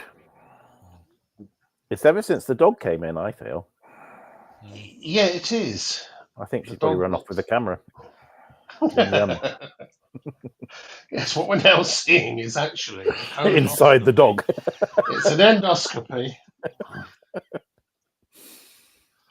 Everyone raise their hands as many hands make like. Very good. Very good. I'm not looking at the chat at all, but then I'm like that. I'm looking at them kids. So what's going on in the world of Conrad? What have you been up to of late? We've not heard from you for a while. No, well, I did a bit of traveling last week. 1,200 kilometer drive all the way to Waterford from here. And what else? Playing a bit of music. I had a car like that once. And what happened? Did it give up or what? No, I got to Waterford. I didn't think Waterford's not 600 kilometres from you. Well, I did a little bit of driving around County Waterford while I was there, but yeah, that's what clocked up. Bloody hell! I didn't realise it was so far. Yeah, I suppose you're right. You're right on the north, at the north, aren't you? Northwest, yeah. Yeah, northwest. Yeah. So yeah. I guess. Yeah. What else did I do? Oh, I picked up a Juno D. Oh. For 140 euros. That's very good. Wow. Cheap as chips. Cheap as chips. Yeah. There was a guy in Waterford selling it, and for some reason, well, that was part of it. But I was visiting. I have a buddy down there. He does some music. Michael Daniels. It's kind of he does music in the Vangelis style, but I hadn't seen him for a while. So went to visit him. Ooh. But just while I was down there, I checked out local web page for music stuff for sale, and there was a guy. He was selling this Roland Juno D, and he said that there was, for some reason, the left and right output wasn't giving output, but that the headphone socket was. Yeah.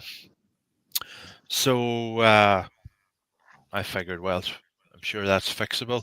So I went to see him, and he had it set up for me to test.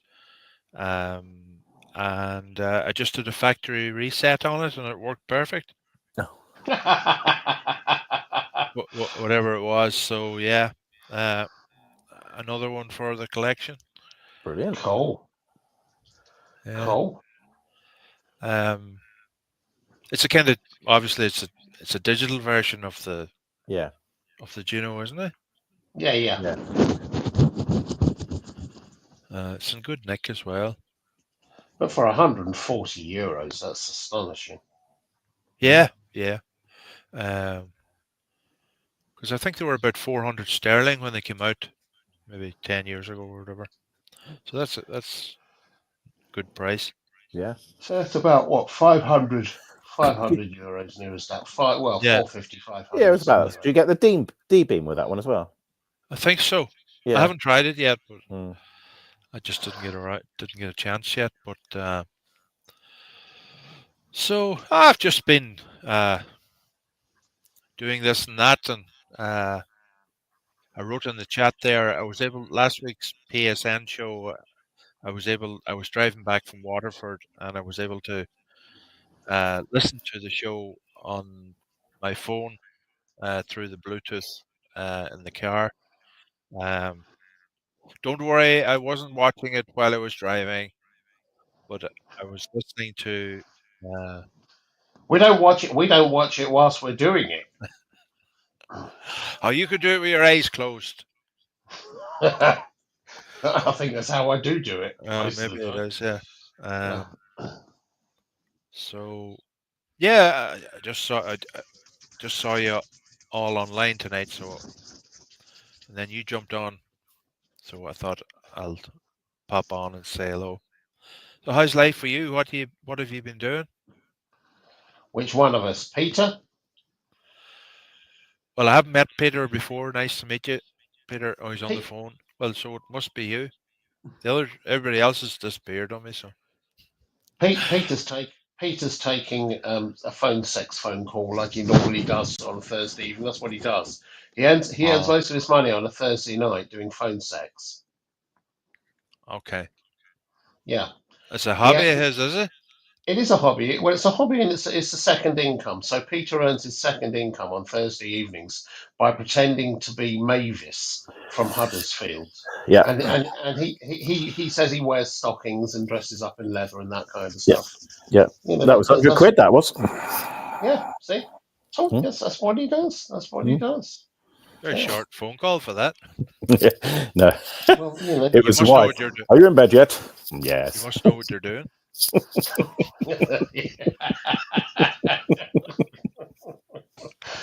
I don't know. Peter's best work is always in the gimp outfit. That's my favorite. Yeah. Most definitely. That's my favorite. With a zipper mouth. Yeah. No, it's the high-heeled waders. That's the one. Well, as long as there isn't a Land Rover involved, it'll be okay. High-heeled waders. That's an image that's not going to go away in a hurry. It makes fly fishing take on a whole new. It does. You guys ever see that graphic called The Happy Fisherman? You ever seen that one? I'm sure you're going to share it with us, aren't you? It's a fisherman in the river without pants, and he's smiling while he's casting a line because something else is happening. The fish has grabbed another bait. So. Oh, right. Oh, yeah. Right. Must have been a stickleback then.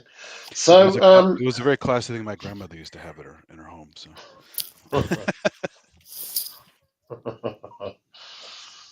Yeah. So what about the auction? Did any of you guys buy anything or bid or? I had a load of stuff up in there for sale, and very little of the expensive good stuff sold. In fact, none of it did. A lot of the cheaper stuff did. It's an odd market at the moment. Yeah, it is. So I'm just putting it elsewhere. I'm doing it direct with people instead, and it's a better way to do it. So yeah, so I'm selling a lot of that stuff. Oh, I must get a list of what you're selling off you. Happy to provide it. No, I got a few bargains now. I have to say. Well, obviously I haven't got You them don't yet, want but you don't want a list from me then. oh, it's high end stuff, is it?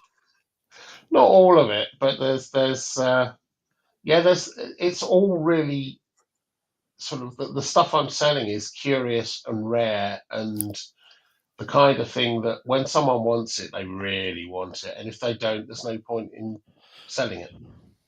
All right. What can you give us a teaser? Well, you know the Synclavier 9200. I know it well. I haven't got any of those, so Okay. so I've got things like I'm still wondering whether or not I want to sell it. I've got the Novation Supernova 2 Pro Oh. X, which is the 48 voice one, but it's a special one because I did a lot of the voicing and dev work when they went to the version 2 software from version 1.5 or whatever it was. And during the process of creating the version 2, they got to 1.7, I think it's 2 or something, and they had a load of features in there which they deprecated for version 2 because it was just getting a bit, for most people, it was too much menu diving. There was a bunch of extra envelope things and LFO and modulation points that made it really special, but which became, they felt, and I think probably rightly, for most people, it would be just that step too far. But because I was doing the sound design for it as well, I I just said, look, I'm not going to upgrade. I'm not going to go through to version 2. I want to keep this version. So as far as I know, I'm the only person that's got the 48 voice version of the Supernova 2 with that OS, and the sounds I've got are stunning. Stunning. Yeah, just really, really brilliant sounds on it because I've got that version of software. So you're talking there's yourself out that. of selling it, aren't you? Sorry? You're talking yourself out of selling that, aren't you? I am a bit. It's. I have to say it's just about my favourite synth, but I'm running out of room for synths. The other thing which is happening is the reason I'm selling a lot of this stuff is I'm getting rid of the studios because I haven't had enough business coming through them. I've got business coming in. I'm doing lots of business, but most of it is not music. Right. Videos. No, it's not the music. It's all of the filming and everything. I'm not using the studios. I've got a video studio as well as an audio studio and voiceovers and things, and I'm just not getting enough coming through to justify having this sort of 2,000 square foot studio space. Wow. So I'm going to be letting that go. Although I say that. I'm still sort of mulling, and I may have an alternate answer to that, which I'm just looking at the moment with someone else. Right. But a lot of the music gear is going to go because I'm just not using it that much. So the command stations, the XL7, the PX7, 2500's gone. The Virtuoso 2000, which is stunning. That's the orchestral module. You'd make a good salesman. No, I wouldn't, because I'm not telling you what any of it does. I'm just saying I've got all this shit. Yeah, but you make it you make it sound like really top end stuff, Tell us, is that Supernova? That's the keyboard version, is it? Yeah, that's the 61 note. It's one of the best keyboards. I just love the keyboard on it. It's one of the best keyboards going. And I just love the fact that you can everything, most everything is exposed on the front Yeah. panel, so you can grab something and do stuff with it whilst you're playing. And it's also, I mean, what I didn't realise when I first got it was just how brilliant a MIDI controller it is as well, because Yeah. you've got up to 8 different things you can control with it at the same time. So you can call up patches and you can do all this stuff. So you can end up with this really big sort of network of stuff being controlled by it and the emus, because they have some amazing MIDI capability patching on them. And it just makes it for a ridiculously good live setup. And I'm talking myself out of selling any of this. I really am. So your E4 Ultra didn't go then? No, but I'm not surprised. It's kind of, I've seen Yeah. them going for as little as sort of 500, 600 quid. The platinum, Yeah. when I've seen one of those go for that, but I've also seen them go for like 2.5. Yeah. And the thing is, it's got the RFX chip in, the you've got the RFX four. 32. They're ridiculous. No one really understands just how No, that's good right. those are. Mm. 16 up to 16 effects, 14 auxiliary sends, real, live mixing. I used to use them when I was playing live.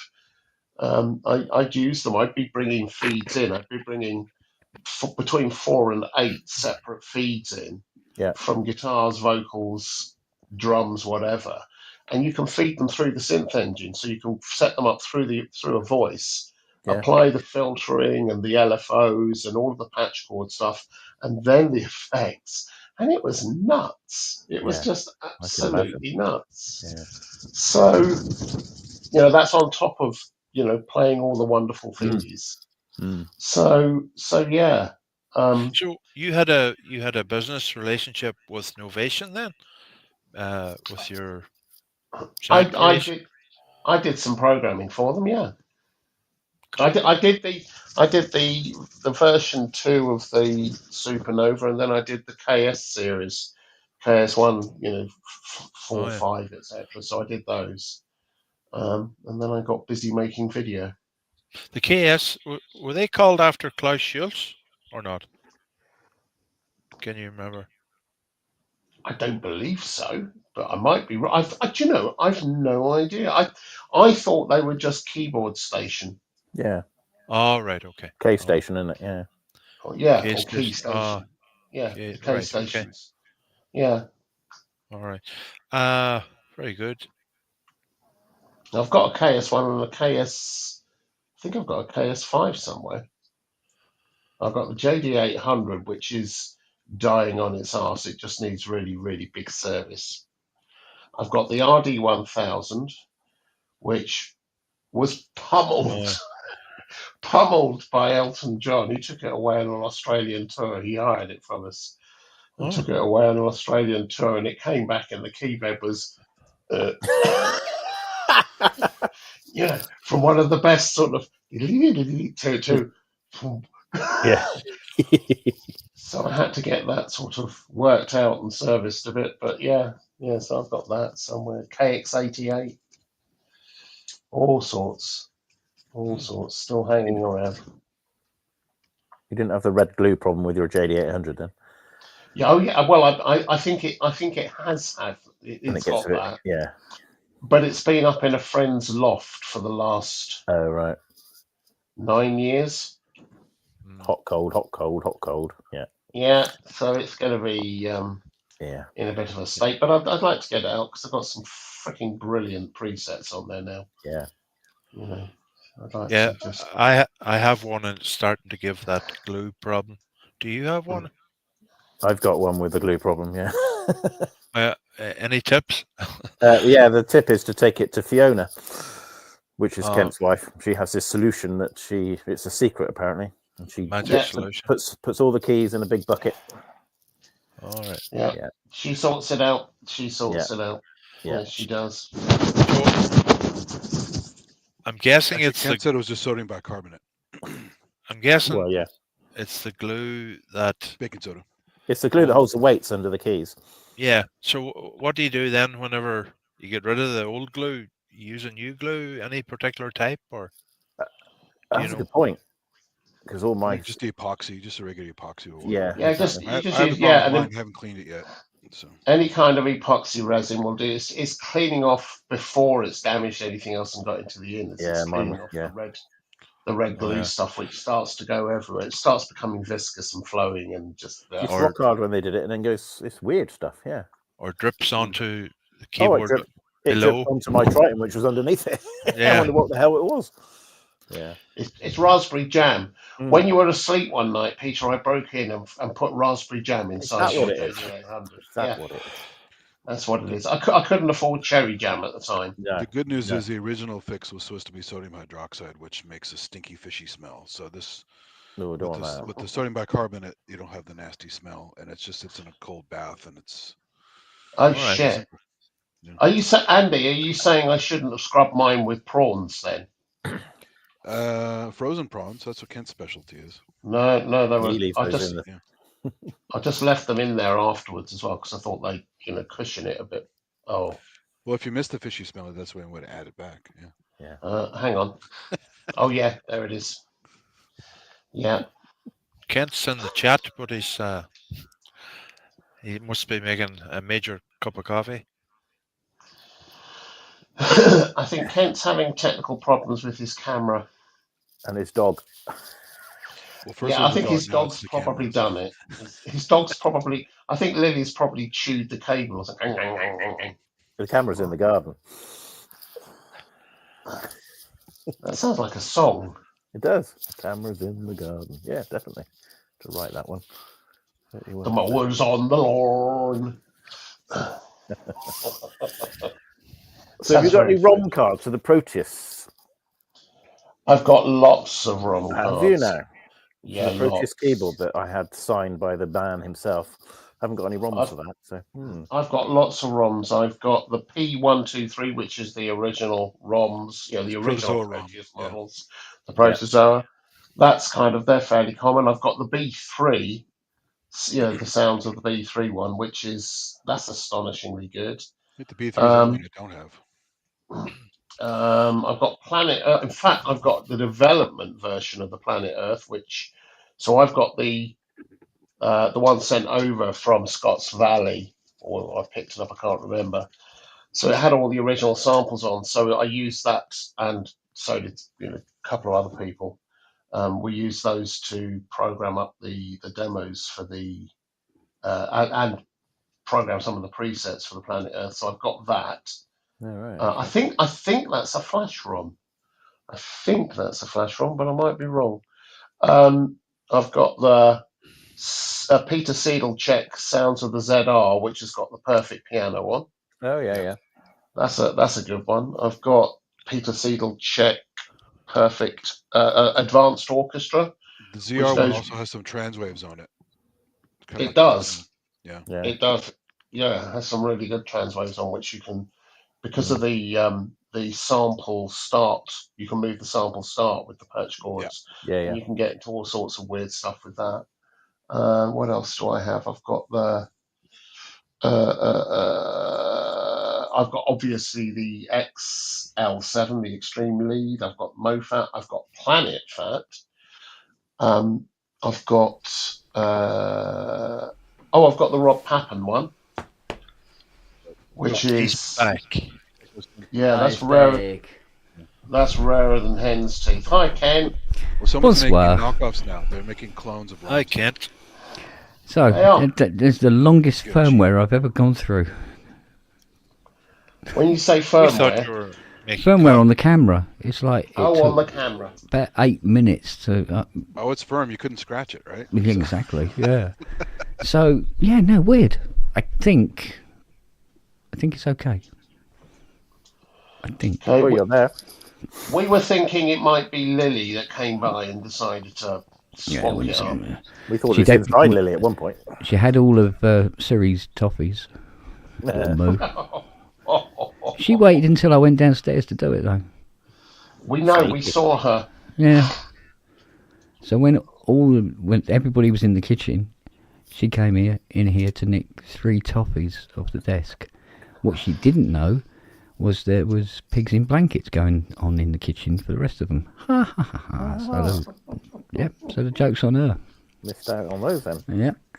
Were they real pigs in real blankets? No. These Oh, are okay. special chewy sweetie toys. Yeah, they're sweets of sorts, made to look like little sausages wrapped in bacon, and vaguely smell like that as well. And they love them. Sweets. Doggy sweet. Well, they're sweet to the taste, according to the blurb on the back of the packet. Oh, according to the blurb. I love all the stuff. You made mean for you pets. haven't It looks tasted like them? it's made for No, humans. not personally, no. We believe you. The real bitch is it costs 75 quid for 6 weeks worth. Holy moly. Are And you it's nuts? one each every morning. Where are you getting them? From the PSN bloody shop? They should do. Should have the PSN dog treats. Yeah, they add up, mate, I tell you. Yeah. That's Robbie's take. No, but that's the problem with having so many bleeding dogs, I suppose. So, yeah, nothing is sacred at the moment with that puppy. She is getting Not better, but really slowly. Really Yeah. slowly. I But need she's to so come down. sneaky about it. She doesn't do it in front of anybody or anyone. You know, she waits and waits and waits. Right, nobody's looking. And off she goes. Mostly mugs and things. Talking of dodgy dogs, have you fixed that 8 voice yet? Yeah, the 8 voice is done. Oh, it's done. Yeah, I've just got to calibrate it all up and bring it in. But at the moment, it's it's minus 40 down there. You can't Yeah, tune what- anything. What was it? It was a 4030 on the keyboard controller board. It was. Yes. And That's you right. found the chip, did you? Yes. The right one. Because CD 4030s are relatively rare. But I did actually have some tube of them in stock, probably from when I was doing Dave's. Because I think I had to replace every single CMOS IC in the entire sense on Dave's. Nothing worked. So I basically rebuilt the bloody thing. So it sounds great because it's bleeding brand new. Brand spanking. Yeah. Nothing None wrong of the with a SEMs good worked either. spanking. None of the SEMs worked on it either. Gosh. So, and he paid quite a few quid for it. But, you know, how often do they come up? Very rarely. Yeah, you've got to buy them when they come up. Regardless of condition. That I can understand. But if you do it with a 106, you're an idiot.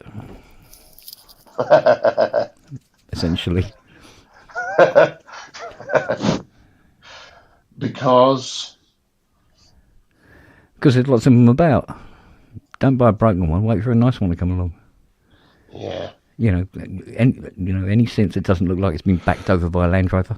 Yeah, fine, cool, go for it. It reminds me, I had a friend earlier today post on Facebook saying, my 26-year-old Astra is failing its MOT emissions tests. What do I do? And I said, well, get a new engine. And he said, oh yeah, I can get one for 300 quid. I said, you can get a second-hand one for 300 quid, Yeah. but it will probably break within a week and a half of you And installing you probably it, have to and you'll spend as much on it again. and you've got the labour. And I just said, there's reconditioning companies out there that will just take it, the whole thing, take it away, recondition it, get it as new, and deliver it back and fit it for you for about £1,000, which is kind of what you do. Yeah, essentially. Rather than cheaping out, do Yeah. it properly. Yeah, well, I mean, we won't mention any names, but there are places where they just sort of like, you know, pump up the tyres, as it were, you know, make sure it drives in a straight line. And that's enough. And, you know, they're not replacing, you know, reskimming the head, new gaskets, put some, you know, new crankshaft oil seals in it and all that sort of stuff. New exhaust, rebuild the gearbox, which is what they do. Do the valves, do the Yeah, whole... yeah, reseat all the valves and everything, yeah. I used to love valve polishing, doing that whole thing, reseating them and grinding them. I used to love that. Yeah. I used to have a Triumph. So, Yeah, 650, and that was always one of those things you did about once every couple of years, or every other Sunday because it was a Triumph. Yeah. Yeah. I mean, 9 times out of 10, it will result in the machine sounding better and lasting longer. Not in every case. Not in every case. I mean, you do get machines that just don't want to run. Yeah. No matter how much money you spend on them. They've reached their end of, or they have some critical design flaw somewhere along the line. Or something's happened to it. I mean, if you've got a Poly 6 that had a battery leak, it doesn't matter how well it's repaired, it will fail.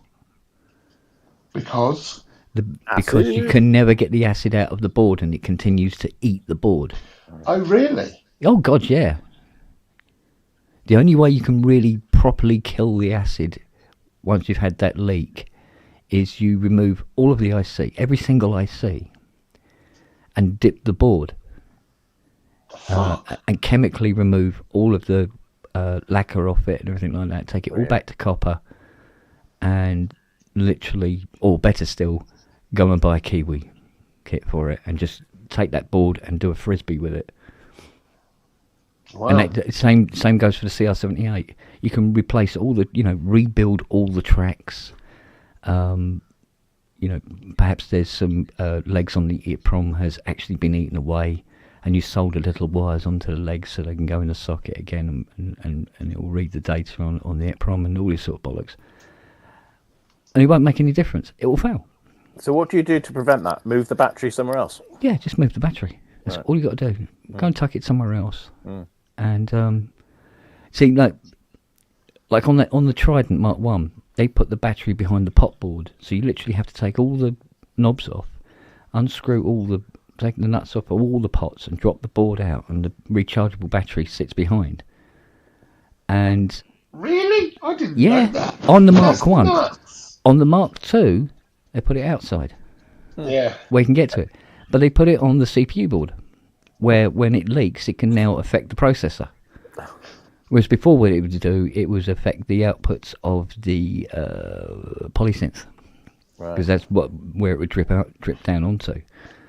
And it never occurred to them to just solder it the other side of the board. It would be the same thing. But you take that battery out, and then you run some flying leads to a new battery, put it into a plastic holder, and double-sided sponge tape on the back of the case somewhere else, where if it leaks, all it's going to do is mark the inside of the case. Yeah. Just away from everything, But even the fumes of the battery acid can affect the joints, solder joints, and the vias. See, for instance, on a CPU board, you'll have a track that runs across, and then suddenly it stops dead, and there's a little hole. And what they've done is the hole is coppered, and it joins to a track the other side and runs off somewhere else. Right, especially if it's, instead of jumping over a load of tracks, it just goes through the board and underneath and then back up again. The acid gets into those connections and eats the copper. So the track looks perfectly okay, but it's not connected to the track underneath via that hole. Oh, shit. So you have to try and get the solder out, run a wire through, and then connect it top and bottom. But it's pointless doing that if the acid's still there. Well, the thing is, when solder's been affected by the acid, and it goes all almost white and crumbly, it won't desolder because it won't melt. It won't melt anymore. So you can never quite. So you have to drill the hole out, which will kill all the copper running between the two boards, and then you have to clean the tracks both sides and connect a wire to the track through the hole and connect up to the track underneath. It's a nightmare. And when the repair is done, it looks like a fucking mess. There's little bits of wire and shit all over the place, and it looks awful. And there was a friend of mine. He did this to a Poly 6. He got it working, but the CPU board looked awful. There's little bits of wire and stuff all over the place, and it fell over after about 9 months. And he brought it back to the tech, and the tech's gone, well, no, this is another job. I have to do it again now. This is somewhere else. It's gone. And the bloke wasn't having that. And he said, no. He said, you get this sorted out or we'll take you to court. And he said, well, fuck you then. Take me to court. So he took photographs of the repair, and they shown the photographs of the repair in the magistrate's court. And he's sitting there going, God, it looks so awful. And everybody in the court saw it as a cowboy job. You know? Because there's all these little bits of wire everywhere as opposed to what all the other boards look like. And of course, lost. And had to give the guy his money back and costs. And yet the tech himself had done absolutely nothing wrong. Because that's the only way you can repair those kind of acid damage. Yeah, terrible. So I said to him, you should have an expert witness or something like that. He said, well, the only other person I know is you, and you're not going to turn up, are you? I mean, that's true. Could have done it via video link. Yeah, should have done a video link, yeah. but it was, it was a Welsh court, so they probably haven't got video out there yet. But... Ouch. No, that's a joke. Meow. It's true. No, so I'm always reluctant now to taking battery acid damage now, especially if it's a CR78. They're a fucking nightmare because they just leak gallons of fucking battery acid all over it, and it just destroys the machine, and it never ever works properly again once it's done. Thanks by the way for doing my D550 for Roland. That was just borderline, wasn't it? It was getting there. What's wrong? Yeah. Well, I mean, I'll show you something. Let's have a look. See if I can find it. One moment, please, gentlemen. That's the wrong icon. You twat. There we go. Right, let's have a quick hooker's butch here. Yeah. Yes, because I actually made this into a meme in the end. Here you go. These are just normal batteries. Normal. Triple A's or double A's, perhaps. Really? Just double A batteries, and these are the battery backup. You have double A's for backup. Yeah, well, these are the backups for the Rhodes Chroma, and that's what they can do. Wow. Oh, for fuck's sake! Yeah, so the acid eats the battery. Yeah. And then, literally, I mean, you can't really zoom in on this, I don't think, but the fumes from the batteries, no, you can't zoom in. See on the top of the EEPROM here, the second chip along? Yeah. That's acid damage, but in fume form. Oh, I see. Not liquid. Oh, my God. Yeah. But underneath that, there's tracks under there. They are ruined. They're dead. You know? And that's the Rhodes Chroma. Bloody hell. That's the Rhodes Chroma's CPU board. Because the Chroma Polaris uses the big fat C10 batteries, but I change those every year. I don't mess. I just change them. But all those ICs above, all those tracks are destroyed. Oh my God! There's no communication with that CPU at all. You know. Wow. So. Yeah. And that, and then it ends up being that's the end of that, mate. So. I really hate those. My SX240 had the soldered-in battery. I hate those things, and I got tired of replacing them anyway, just on other things. So I found an equivalent at Radio Shack before they closed. It was like a cordless phone battery, had the same voltage, and I wired that in and put it in its own little tray. So if it does leak, it leaks into the tray. Yeah, and it'll last me for a long time now. Yeah, it's a rare op. I've done that with my 6-track. Look at that. Whoa. That is a anaglyph voice card.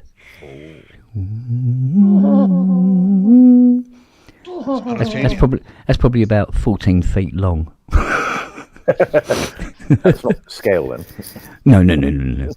But that's the sort of shit I used to do in Lightwave. So that's actually a Lightwave render of what the board would look like. Yeah. Awesome. All the tracks on it and everything. It's clever. You were saying you haven't got Lightwave anymore, do they? No, I still have Lightwave. Right. But it's not up to date. And it's definitely not the Mac version. No. Which is a bit of a shame, but there you go. So you built it in a proper electronics program, and then you exported that CAD file. Yeah, and then I take the CAD files and then put them into Modeler, and then Is it an make. IGES file, or what was the file format? Oh, DFX, I think. in the DXF. end. DXF, yeah. So it was exported as DXF wireframes. Digital exchange format. Yeah, and then built it up from that. Yeah, okay. Yeah, I stopped using DXF a long time ago. It's such a horrible format. Yeah, it's not brilliant. Yeah. It is horrible, but you can do stuff with it that you can get out of shit very easily because it's all It works, but ASCII. I ASCII. used to get like 80 megabyte DXF files when everything else in the world was like 2 megabytes. a DWG is better, but you can't really. Yeah, exactly. Yeah. They're pretty good. I mean, yeah, they are pretty good. We still I think we've been using DXF occasionally when we're doing mesh. When we're meshing up stuff, meshing 3D up mesh files. point clouds, meshing point clouds. Here you go. Ooh, don't talk to me about point clouds. You get me all moist. Oh, we're doing some software. We're doing some AI driven software. We've got nearly 30 of these ready now. Oh. To go. Oh wow! That's what they look like when they're done. They look awesome. So that one's in. That's a mahogany base on that one, I think, or is it the black? Is it the black solid? I think that might be the black solid base. All the others are in this red mahogany wood, hand. Tell Fiona to put my name on one. I keep telling you, make sure my name's on one. Well, she said she will do custom ones after the main lot's done. I just want one. I don't care whether it's custom or not. I just want one of them. I just want one of them. They will be available. I will pay. They will be available. He wants his name on it. I don't care about my name in it. I've got 39p to spend. Look. Yeah. Steady now. Do you know why it's 39p? Go on. 50 cent. You see, I thought I was down with the Ute. Down with the Newts. Yeah. With the Newts, yeah. Yo. Peter, we should really have a chat offline about point cloud meshing. Well, I have two very expensive Faro scanners. I can scan anything you like into any point cloud you want. Ooh. We use Faro scanners, and we've been scanning all sorts of stuff. We've been doing all sorts of LiDAR scanning. Have you now? And it takes a long time, and there's a lot of people out there. We're doing a whole suite, which is a one-stop sort of thing to do the whole take the scans. I'll talk to you about it. We've got a whole thing because I'm using them all. Well, the lads have got them all the time now. We're doing all the elevations with them, all the building surveys with them. It's just brilliant. Are you managing to do? Because we're converting these into either Unreal or other formats, so you can actually walk through in real time and interact. Yeah. Well, the Faro software does that for us. But what I'm doing is I'm just I'm making 2D plans out of them. Because the planners still want 2D plans. It's just ridiculous. So I've got the scan data and then I make a 2D plot out of it. But we do the 3D contours and the meshing and all that crap. The problem with LiDAR is it doesn't like transparencies and metallics and stuff. No, that's right. So I use photogrammetry for most things. Yeah. The Faro stuff's good now because you can block out the mirrors and stuff because that does tend to... You can. But they're charging an awful lot for it, and B, they've missed some of the tricks. We've got the accuracy now down to a 3D point that's guaranteed to be within between 1 and 2 millimeters. I think 1 centimeter. Sorry, over a 1 kilometer stretch. Well, I've just done St Edward's School in Oxford. We went right round the whole building, and I closed to 10 mil, and I was quite pleased with that. That's really good. It's bloody good. And we're using the spheres and the targets, all the way around. Yeah. Proper stuff. I've got so many of them. Yeah, we've got we should have a chat. Definitely. We shall have a chat. Yeah. Defo, big boy. Defo. Yeah. I'll hit you up. Okey-doke. So how much are those Faro scanners? Well, I pay 45 grand a piece for them. Yeah. Fucking hell. Yeah. But they earned their money back within a year. Wow. The stuff I saw at SIGGRAPH was expensive. That's very expensive. Yeah. We tried one of the handhelds. We tried another 10 grand. Yeah. And then you've got how many renders you do. You have to pay another amount for how many clients you have, how many individual projects. So there's a license for. Well, I only do that. We do that in house, but we've just got a dongle, and I can take. I've got office down in Dawlish, so I take the dongle down, and I can carry on with that. Oh, definitely. I had it. I made sure they'd give me a hardware dongle rather than the software license, because otherwise you can't pay again. Did you try the handheld scanner? Not for what we're doing. It's not accurate enough. We used the main scanners, and then because we were doing a lot of stuff in confined spaces with pipe work and bolts and nuts and motors and all sorts of stuff, we needed to use something. So we got their handheld to do stuff with. It was so painful. Yeah, I can imagine. It was so painful. So we ended up doing this photogrammetry. Well, I use use it in Planar View and just draw from there. It's brilliant. So you got a full 3D thing and just pick off what you want. What I like about it is a client that come back and say, "Oh, you forgot to put the radiators on. You need to go back to site." No, I don't. They're all on the scan, aren't they? So pop them on. Yeah, they are. They're all there. They're all there. That's the beauty of the system. It's a good record. We're doing a lot of stuff for English heritage as well, where they're boarding up all these old places. Yeah. Imagine the '90s for Terminator 2. They used a Cyberware body scanner. It was $200,000. Yeah, and it was still pretty primitive, right? Yeah. We're using body scanners down in Portsmouth at the moment, and there's one in Bournemouth as well. But we're using one in Portsmouth, just on Tim Peak, and it's But Cyberware was the first company to do the real-time graphics and 3D data at the same time. So everything was lined up. There's no more,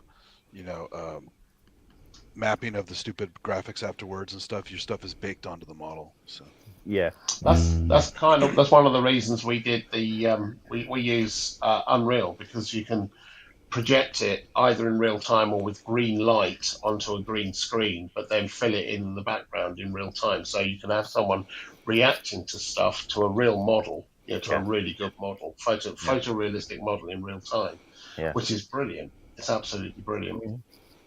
It's getting better. It's getting a lot better. It's getting stunning. Yeah, it's good. It's nice to get some more business out of it, really. Anyway.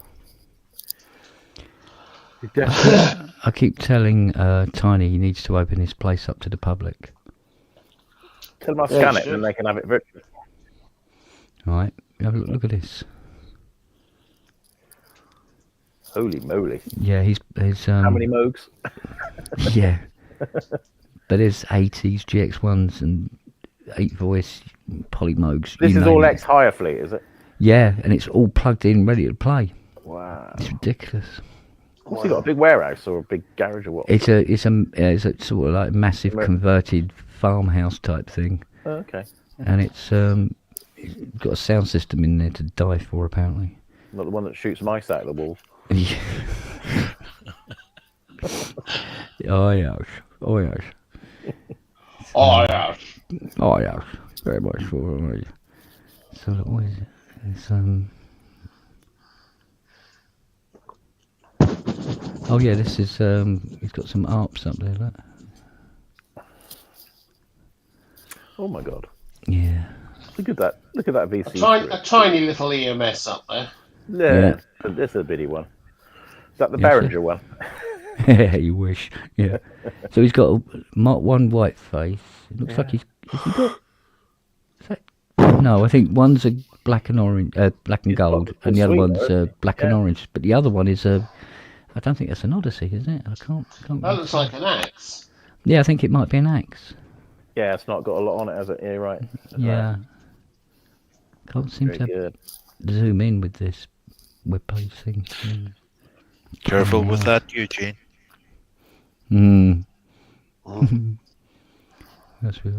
Oh yeah, this bloke twat. He posted this Maplin 4600 to me in a cardboard box. That's it. No bubble wrap, just in a cardboard box. Right? You're fucking joking. How did that arrive? Took it out of the box.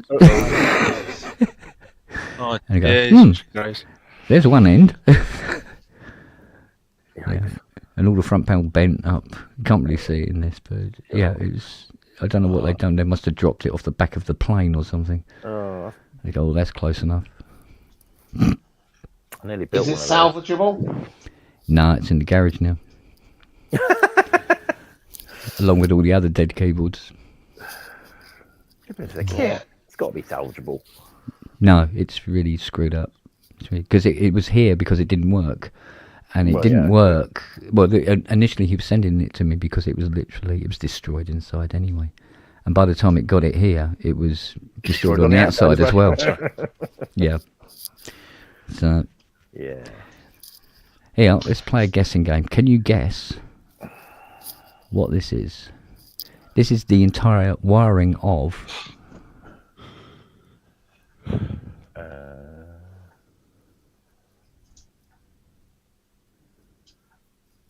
Any ideas? 3,300. No. Rhodes Chroma. No. There's some ribbon cables in there, so it's got to be fairly... So every single wire. Well, the entire loom of the synth. No, give That's up. a big synth. It is a big synth. That's not going to be a chroma, so it's got to be... You're on the right lines. Am I? You kind of on the... Yeah, it's not a chroma, but think of something like a chroma. A T8? No. Oh, no, T8's got hardly any wiring in it. No, I was going to say, yeah. So it's got to be digitally controlled then, we're looking at that. For want of a better word. It's not a GX, is it? No. And not a DX, not a Yamaha. It's not a Yamaha, no. So it's a chroma, so... It's not a Polaris. ARP or... Is it a Korg? I know what it is. It's Go on. It's a... Oh, God. It's gone out of my head. What have we got in the chat? Quadra? No. Yeah, not a Quadra, right. Ford Mustang, not far off. CS10? Cool, you wish. Yeah, that wouldn't be that much worrying. No. Oh, what is it? Oh, no. Look. Dead Man Walking got it. JP8? Oh, okay. No. Memory Moog. Oh, yeah. That's a memory mode. Fuck. Yeah, that's the entire wiring of a memory Moog. Oh. And I got that all back together in the end. It worked beautifully, but my With God. that wiring? Yeah, with that wiring. But it all had to be gone over again. Had to clean all the pins and everything because it was corroded, essentially. But it was having a new case. The front panel was being re-anodized. I got new sticker inlays for it and everything. And it looked brand new when it was done. It was gorgeous. Gorgeous. Just before the arse fell out of the market. But because it was a Lintronics as well, he was hoping he would flog it for about 20k, and he didn't get anywhere near that. It all come to an end by then. Was this the one that went for 12? It was something like that. Yeah, it went 12 or 14. I think it went for something like that in the end. Something like that, yeah. It was but it was beautiful. It was a beautiful machine. Really, really nice, but a lot of work went into that. A lot of work. You snoring over there? Look at my doggy, look. Look. Oh, bless. Flat out. So's he, look. He's flat out and all. I've got one here somewhere. Where is it? Edie's got her tongue out. I tell you what, I really need to get these photos sorted out and categorised. There's about 4,000 photos sit on my bloody drive here. Is that all? You lack ambition, sir. You lack ambition. They're all very, very particular. Saucy.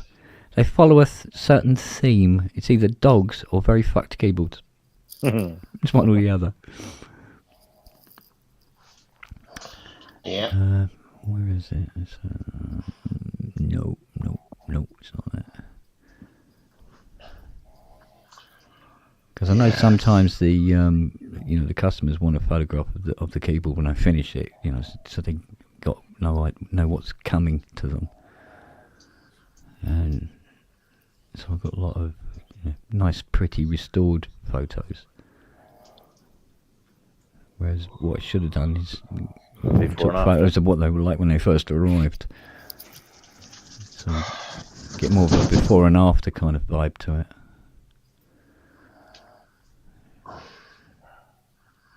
That is quite a snore. Yeah. Cool. Proper snore. Proper snore, yeah. Oh, I can't find it now. Typical. It happens all the time. You know, you see a photograph and then you think, oh, I must show that photograph, and then you can't find it. Typical. What a snore. It is quite a snore, isn't it? Yeah. That is professional, that is. Having a good dream there, aren't you, Floss? Chasing bones. Oh, there's a photograph here of Dom. Yeah. Just after we come out of the garage with Rich Hilton.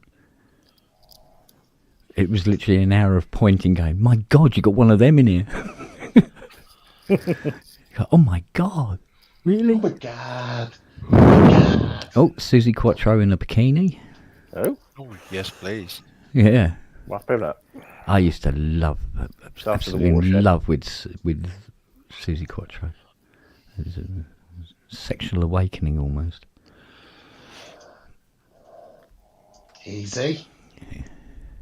Never really noticed girls at all until Susie Quattro came on to Was it Top the of the leather Pops. trousers? Or Oh God, that leather one piece she used to wear. Oh mate, yeah. Suddenly I was awakened. Mind you, talking about that, you know, here's a interesting album cover. Let's call this one up. I collect these. I'm mad for some of these album covers. Oh, yeah. My pussy belongs to Daddy. My pussy belongs to Daddy. Please. There's another one here. Oh, mate. Let's see if we can get this one to come up. Hang on. Synthspirations. That's got to be in there, Ken. That's got to be that one. Yeah. The last photo looked a bit like Patricia Tallman. How about this one? My friends are All my friends are dead. Wow. What else we got? We've got another one. Sounds like we're on a country and western theme here. I'm so miserable without you. It's almost like you're still here. Here we go. This one, I don't know. I don't know if this one was ever explained. Where is it? How can I miss you if you won't go away? So the Foster Edwards Orchestra, which is essentially two elephants with drum kits and a guitar. So, what? That must have been an interesting album. Yeah. Fucking hell. That's it. I bet it was a big album though. Jumbo, Jumbo even. Jumbo. Yeah. Let's see. No, it's just not showing up now. So annoying.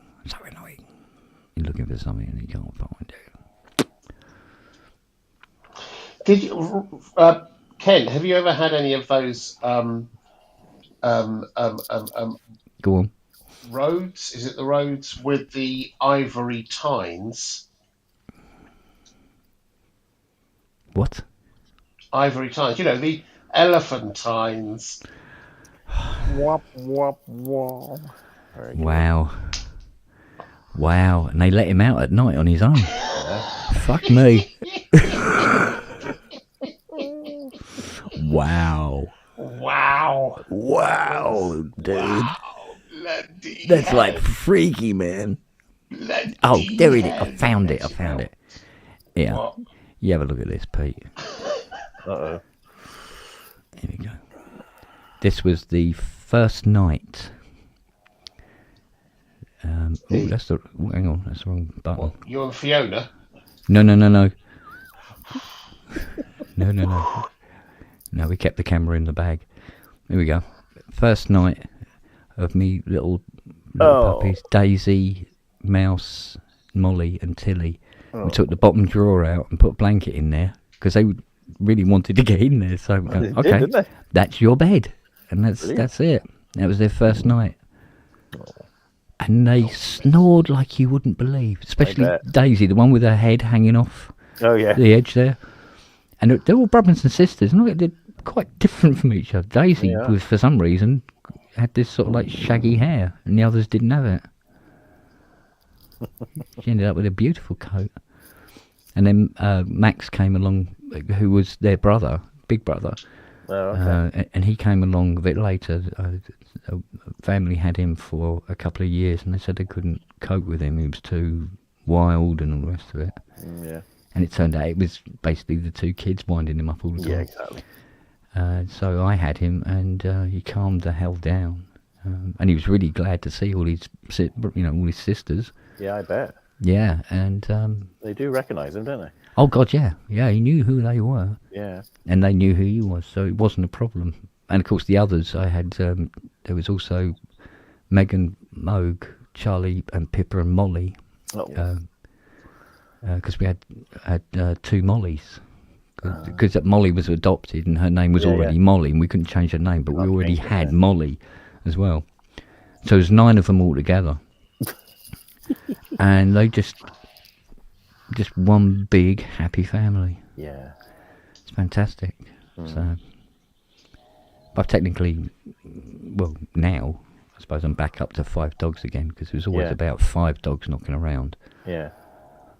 So, although none of them snore like that. That is proper professional snoring. That is. Yeah. We need really to get good. you 4 more. We need to get you 4 more snoring dogs then, so you can have quadraphonic snoring. I've got 4 here. Look, one's still in there. One over there with her tongue out. Yep. And there's Emzit. Yes, what you want. Ah. And there's Boggy. What you doing, Bug? I'm trying. Now he looks exactly the same as Moog. Oh, really? Except I used to call him Moog, and now I'm calling him Moog. Oh, of course, yeah. And he was a big soppy git. He was. There they are. They've got a bit of soppiness. These Shih Tzus, definitely. Yeah. Oh, 3,300 in the front room. Been ignored by a dog. What else we got here? Oh, Fiona's MG. Fancy buying a car you can't get in and out of. She used to have to roll out of it onto her knees. So you go, I've always wanted an MG midget. You go, well, you've got one now.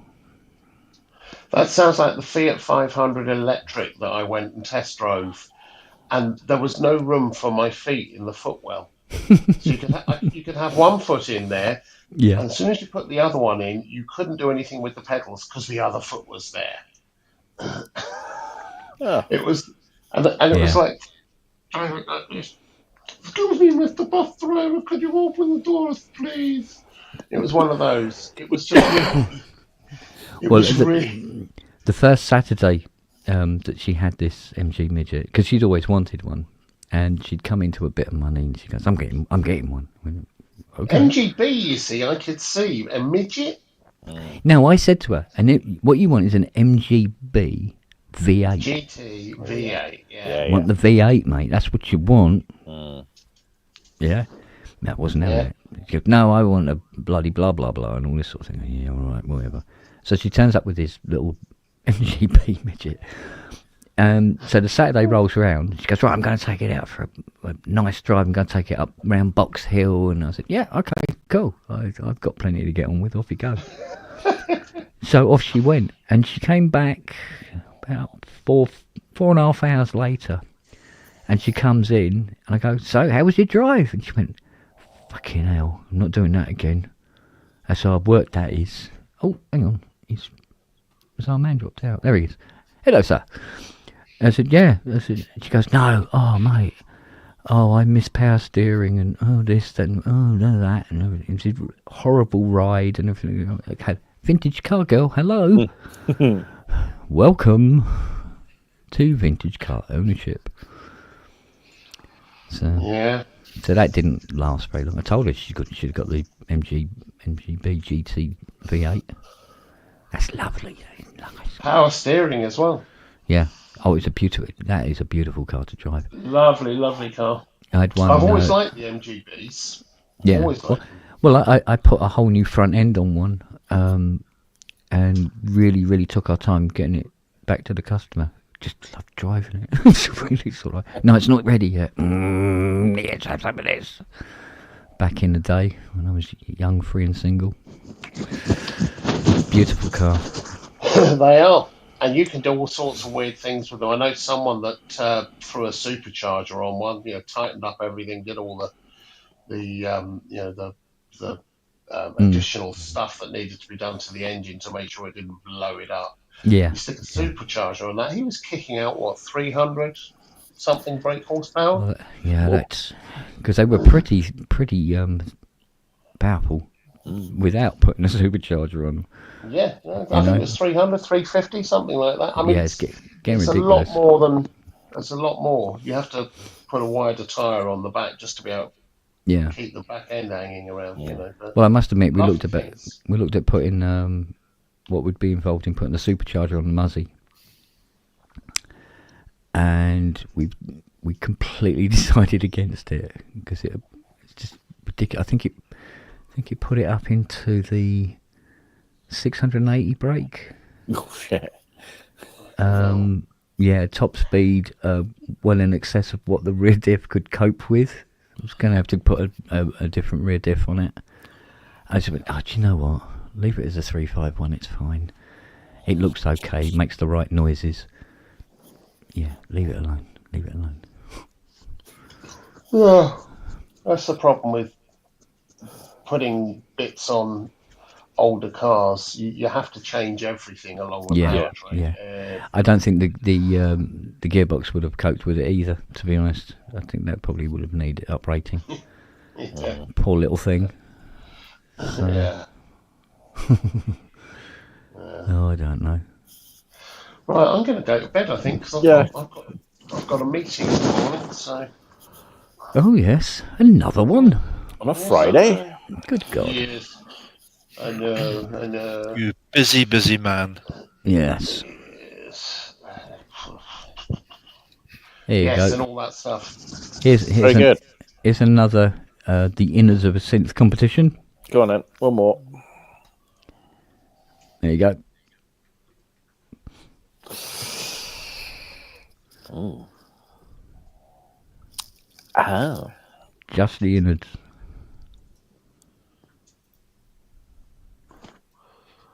I'm only seeing this quite small because I'm doing this on my mobile. So yeah, it's quite small anyway.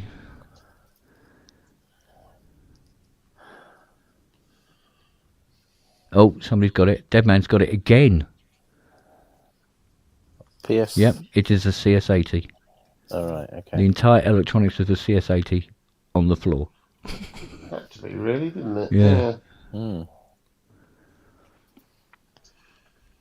And to think I know every single part of that intimately. It's ridiculous. Right, gentlemen. Cheers then, Andy. All right, you're free back. If you guys, you 3D guys want to see some photogrammetry stuff before you go or look at it later, there's a dinosaur I scanned at the museum I used to work at in Palo Alto, and I AR'd it in a park in Mountain View. So I scanned it one place and videoed it in another place. It looked pretty good. Oh. Check it out. It's links in the chat. Okay, we'll have a look at that. Oh, good stuff. Yeah, we'll check that one out later. I'll have a look at that. I'll have a look at that. It's an Right, ankle Peter. So Ty might like it. He can make some music for it. Yeah, we'll have a chat. Yeah, I'll Yeah, come we and will. you're only up the road. I'll come and have a chat. I'll come down to you or something or whatever. Oh, yeah. Conrad, good to see you, matey. You too, guys. Good stuff. And Andrew, I'm going to have a look at your doofer. Yeah. Check it out. I have Sounds a promising. hand store as well. You lucky boy. Hey. See you later, boys. Cheers, Bye. Andy. Take it easy, fella. See you soon. Take care. See you tomorrow Good night. night. Bye. Ta-da, mate. Oh, excuse me. Oh, I've got to get it all sorted out for tomorrow, haven't I? Hope Right, your camera well, on that behaves note, itself. I better go to bed and all. Take these dogs up. Oh, I Can't don't stay know, all here. these lightweights. I know. I know. Right, well, have a good show tomorrow night. I'll be watching and Good catch man, you good on the man. next one. Good night. Cheery B. Yeah. Cheers, mate. Cheers, Conrad. See See you ya. later, mate. Cheerio. Take care. Cheers, Rob. Bye bye. Yeah, what happened to Rob anyway? He's been gone a while. Fell asleep, maybe. Yeah, it could His be. cat pulled a lily. It just messed up his system. So Yeah. Oh, wow. Oh.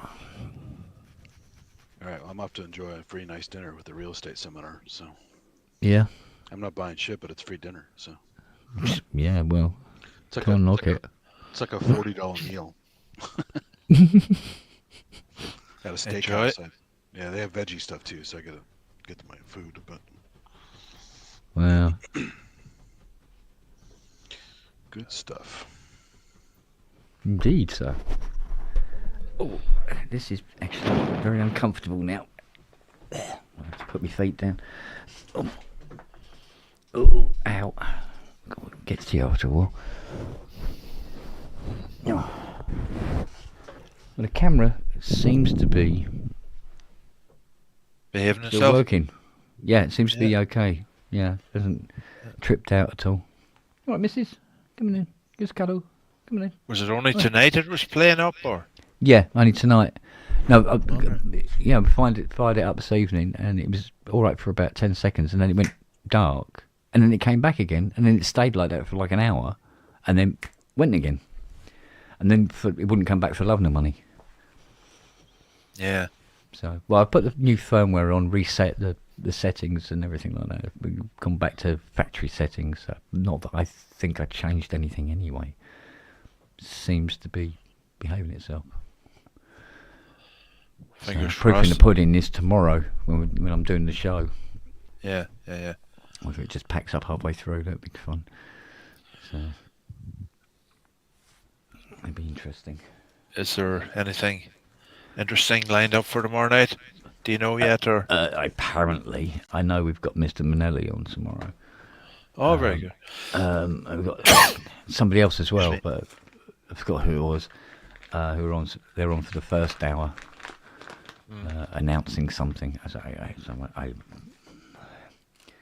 I tend to not want to know, so that if there's any reactions at the moment, when it's said, they're genuine. That I literally don't know. So, yes. Because there's nothing worse than knowing all about something and then have to go, oh, that's amazing. Sort of. Yes. I'd rather go, really? Wow. When it, and it actually be genuine. So I said to Rob, he goes, have you read your show notes? I went, no.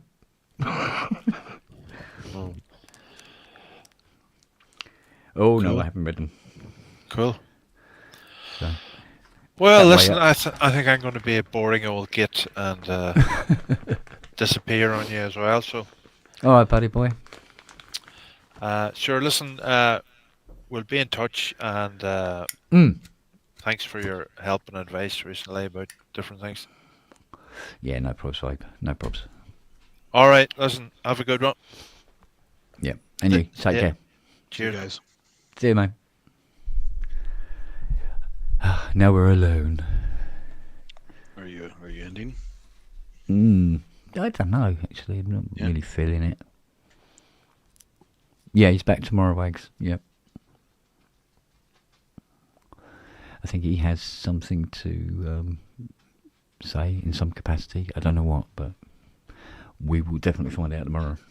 I tell you, the demo he did at NAMM with an ARP 2600 with the real-time sound design of a helicopter spinning up, taking off, and leaving with Doppler and everything was fucking amazing. Yeah. And I was trying to get you guys were chatting when I was trying to do the live from the show, so you guys missed it when he did it live, and it was just amazing. But also they had the PA a little too low there, so it's a little hard to hear on the speaker, I think. But in person, it sounded amazing. It was just use an instrument that much. Yeah. And you can do live sound design, no cheats. And it's crazy. Yeah. But it's one of those keyboards, it's one of those synthesizers where that control is available there. Yeah, definitely.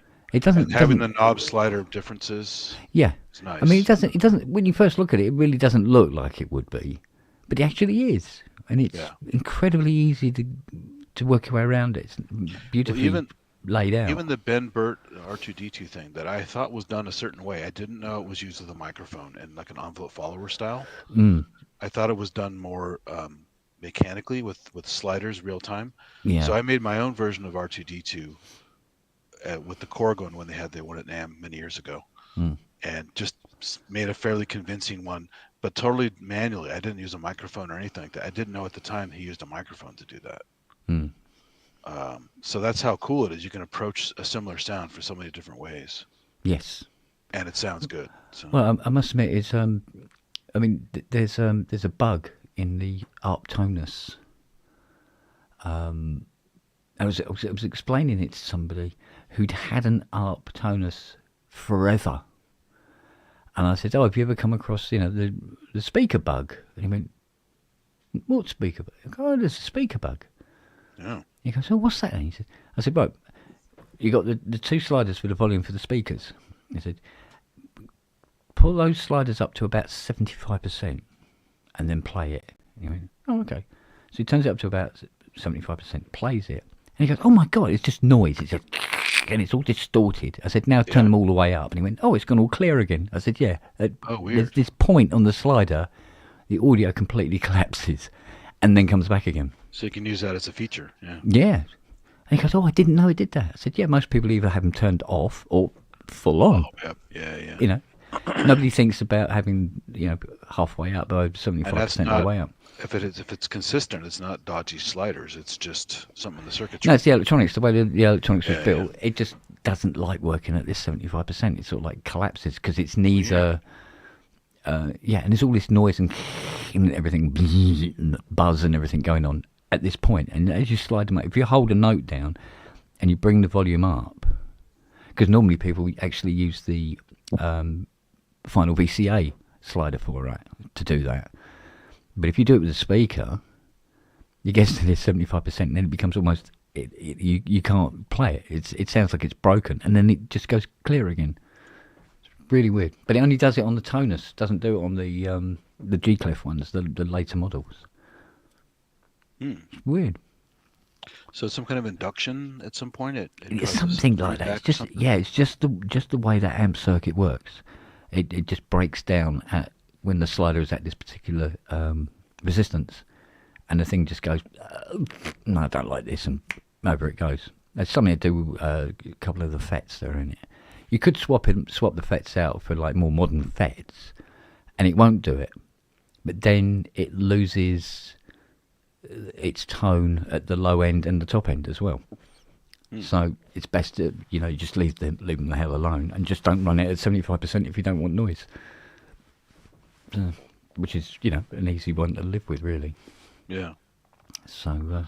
Well, that's the kind of thing you only get with this messing around, right? You have to experiment to find it.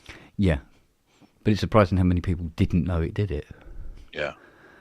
And I found some weird stuff with things, even outside of music, just messing around with video game consoles and stuff, where you make glitches happen on purpose. Yeah. Or more primitive instruments. My old Casio MT500. If I had it on an AC adapter, and I pulled it, and I had batteries in there, but in between the glitch before it cuts over to the battery and back and forth, I could pull it out, insert it, sometimes a couple times, and then it would go and have this little noise, and it would make an arpeggiator pattern for something that had no arpeggiator. Oh, okay. And it was it was noisy, but it was really cool. So I was only able to record it a couple times to a cassette. I got to find the cassette somewhere, but it's those little silly things, that you just find by accident, and it wasn't intended, obviously, but it can be cool, it can be useful. Yeah, it's like the sequencer on the EMS AKS. The little sequencer on it. If you play 8 notes in with it set to a speed of 5 and you play it back, it plays the 8 notes. No problem, right? if you set it to, I think it's 7.5, and you play in 8 notes. When it plays back, it plays 9 notes. It plays the last note twice. Oh, bizarre. Yeah, but if you just slow it back down, because the speed is relative. Yeah. So if you played it when it was on, say, speed of 1, and you played bing, bing, bing, bing, bing, bing, when it plays it back at the speed that you played it in, regardless. I suppose it's like a resolution thing. So if you play at a certain speed with it set to a certain position, it confuses the hell out of it, and it goes, oh, I still have a slot. I'll just copy this note in.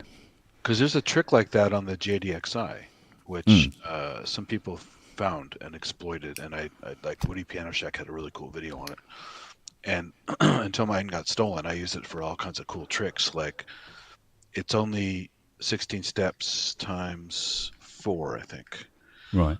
And so, but you may want to make a longer piece too. So it goes by pretty quick until you turn the tempo way down. Yeah. Turn the sequencer resolution way down. And there's one other trick, some about octave skipping or something like that.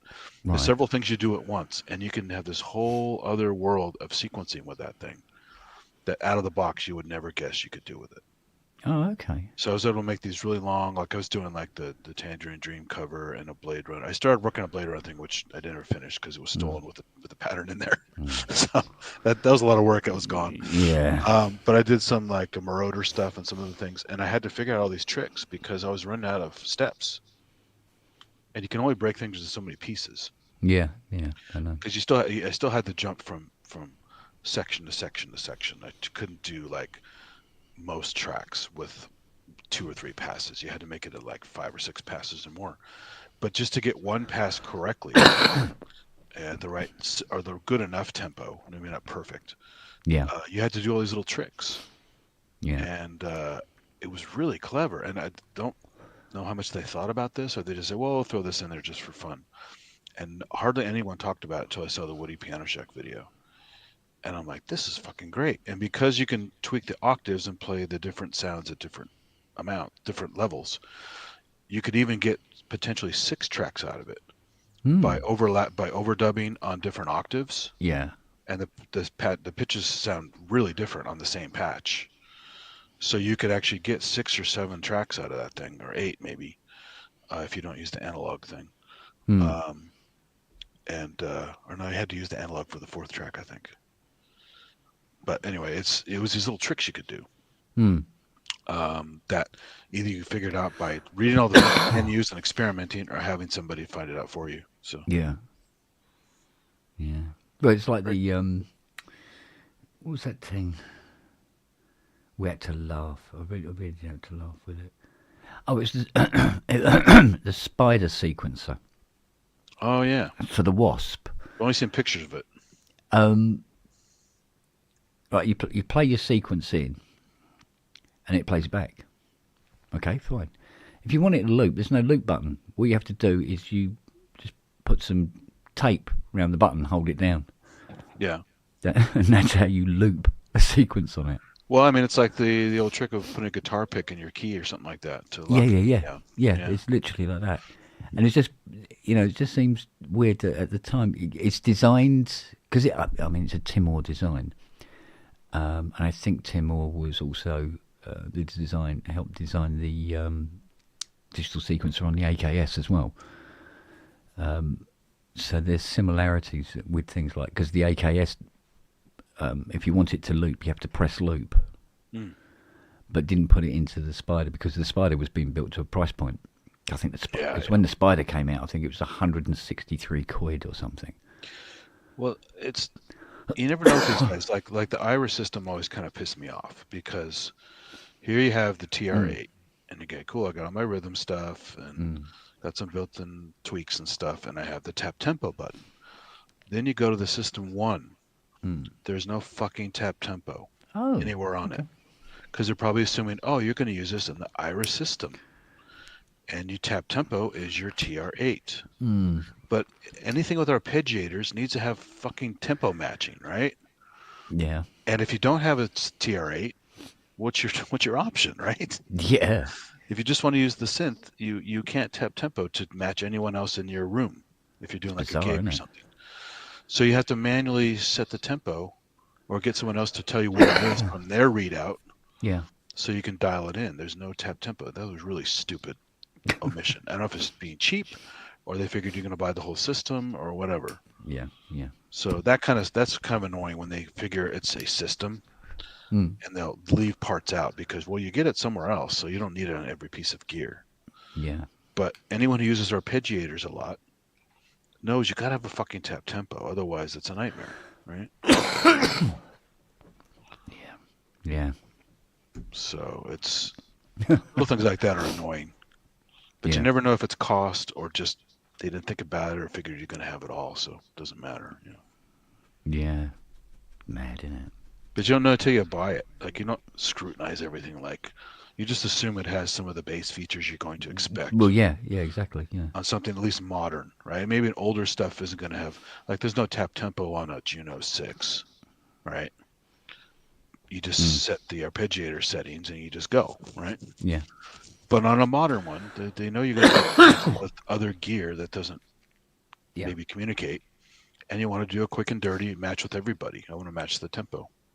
It's similar with the Poly 6. If you look at the Poly 6's ensemble circuitry, they're capable of doing stereo, but they put a single mono out on the back. Doesn't have the left right. Yeah, they did this. I mean, the AX80 is a mono out. Yeah. Why? It's okay that it is, but it's kind of silly, right? You see this futuristic looking thing with a nice fluorescent bar graph display and it looks all modern, and it's a mono out. Like, what the fuck? Yeah. SX240s are in the same time period. It's got a stereo out. Yeah. It's stupid. I must admit, because the ensemble that's in the Poly 6 is delicious, and up to when I've been working on them, this is capable of doing stereo. Why don't they put the one output on it? What the hell? It wouldn't have killed them to put the second output in, surely. But price point. Because what was Poly 6? That hit the stores at 1,499. I think that hit the stores at. And I still swear blind. The reason it was that price was it worked out about £100 cheaper than buying a Jupiter 4. Even though the Jupiter 4 had been out donkeys, they were still massively popular. But they needed something that was, also poly and was doing the biz, and they were selling like hotcakes, I have to admit. And then, because I think they've been out a couple of months, and then the Jupiter 4s dropped down to £1,000. Even second hand, £1,000, It was a long time. I don't think they went below 500 quid, and then they started going up again. And now they're, Christ knows what, 2.5, £3,000 or something, £4,000. Oh no, wait a minute, 5, £6,000. Come to think of it. Because the one in the hall, I think, was up for 5.5. It's a very pretty one. No, it's not. It's in the workshop, but it is. It's in the workshop, isn't it? It showed it on Ramsey's. It's immaculate. I mean, it's absolutely spotless. No scratches, nothing. It looks fantastic. But cool. 5.5K for a 4-note poly. Well, there's limits. yeah, but you hear so many people, especially with these like reissues and clones and all this kind of stuff. People waxing, romantically about all these things. Yeah. But I've never played one. I've never even seen one. I did see one in person once. I didn't get a chance to play it, so I don't have the experience with it or the any kind of history with it. So I have to take someone's word for it, right? I don't know. Well, they had the sense to make it stereo anyway. Yeah, but some people just love that stuff, and yeah. Yeah, I know. But it's actually quite an easy sound to recreate. In the grand scheme of things, it's quite an easy sound to recreate, the JP4. And I think they have quite successfully, really. Yeah. But it's just. Have you heard the Roland Cloud one though? Is it close? I haven't, but Rich Hilton has, and he said he goes, it's very, very good, very good. That's the Poly Pro Mars, right? Yeah. Same circuitry, but poly. Yeah, essentially. Yeah. The Pro Mars did sound good. I had a plug out for the SH for the System 1 before the Cloud came out. I think the Pro Mars came out a while after the 4. But he used the same core circuitry. It's quite similar circuitry, and definitely the same sort of controls on the front as well. Yeah. And it's just a knockback version of the JP4. But it's the opposite of what Roland has done in later years, where they have a reduced version first, and then they have like a module version come out with extra goodies. Yeah. Like the JD800, the JD990 is a better synth. Yeah, but I mean, 800 has all the controls on it. The Roland Cloud's JP8 is supposed to be absolutely stunning. Absolutely stunning. Yeah. I've tried it. I just don't remember. I mean, I have it on the System 8. Yeah, but Richard was playing it on the his Phantom.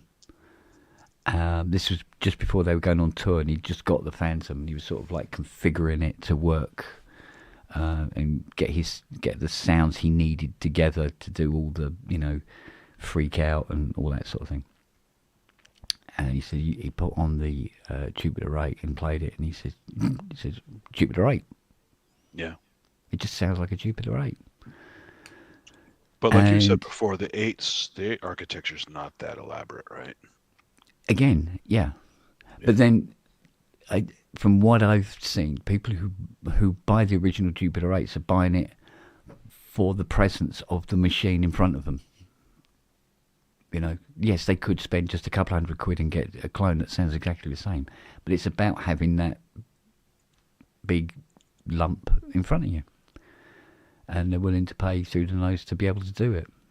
It's just having the physical presence of the real thing. Although so this is why vintage is becoming more and more. I don't want to use the word elitist, but it's becoming more and more a preference rather than a cognitive decision, of being sensible or whatever. That all goes out the window. So, no, I want to own a JP8. Boom, and that's, I think, what people are buying, or how they're buying the old vintage stuff now. And the modern stuff is pretty much fine for the rest of us, because we're getting the sound, we're getting that facility. Yeah. And because I'm fine with that. Would I like a real, Jupiter 8? You got to find room for it. Yeah. Well, even if I had the room, I go, well, I don't need to. I don't need to have a real one. Yeah. Because you can, if you want the facility, you can get that. You can get that easy as pie. That's the great thing about all the VSTs that have come out or are still coming out. People who are not into VST are slagging them off. Yeah. But that is the future proofing of these things in the future. You can you can emulate anything forever on a computer going forward. Yeah, exactly. The hardware is going to die and go away. So I think sometimes when you get somebody says, they go, oh, these clones and stuff like that, and these plugins and this shit, I think they see them as a threat to what they have. It's like it's taking what they find special about it away from them, and which is why they just automatically hate the VSTs. There are, if you're a person who just wants to own the real thing, sure, in its original form, yeah, simply for the interaction between yourself and the instrument. It's the look, fine. It's the feel, it's the tactile, it's all that shit. Yeah. I mean, let's face it. I mean, like I said before, the Arturia CS80V version 4, Cherries, was it Memory Moon as well? Did one, didn't they? And they're all really, really good. They are really good. and you can get the essence of everything that you get from an 80 from them. Yeah. In fact, I like to mix and match different sounds from different ones because they all seem to be better in different areas. Yeah. And between them all, you get a CS80. But for me, I need to have the big lump in front of me. Yeah, it's more fun that way for sure. Well, it's how I interact. Yeah. I need to be able to interact with that keyboard. I've always used that keyboard Because and no matter what VST its you have, response. you still have to map it to some kind of controller. Yeah, exactly. And so that is putting it through a different controller means you have to relearn those nuances that you have when you're playing it on a different board, and it doesn't really always come across. So you just have to make a touch digital controller for every VST out there, Ken. Yeah, exactly. Yeah, make the perfect CS80 response keyboard for the VST plugins. Yeah. Exactly, yeah. That's it. But you start getting into the realms of might as well just buy an 80 then. In terms of the amount of money that you'd have to fork out on it. So. And how is it going to work? Yeah.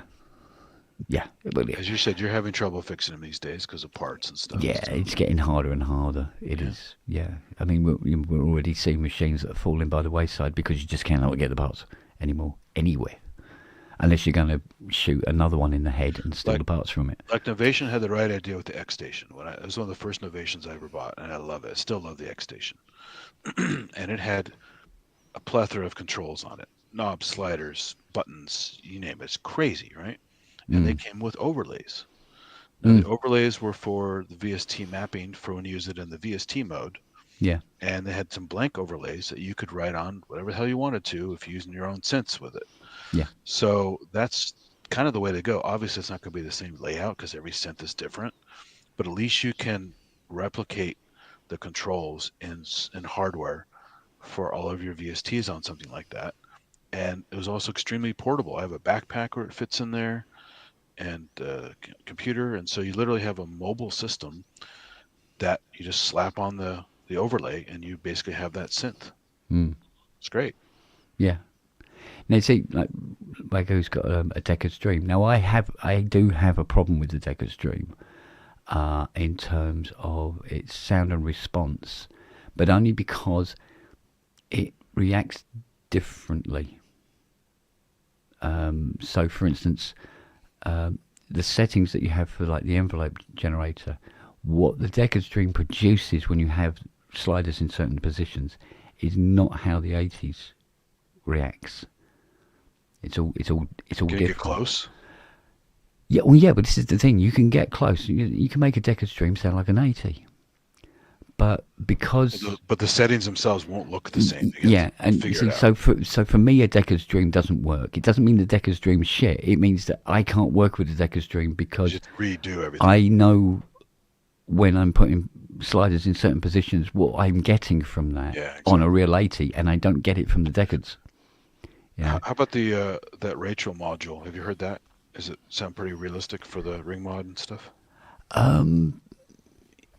Yes, no.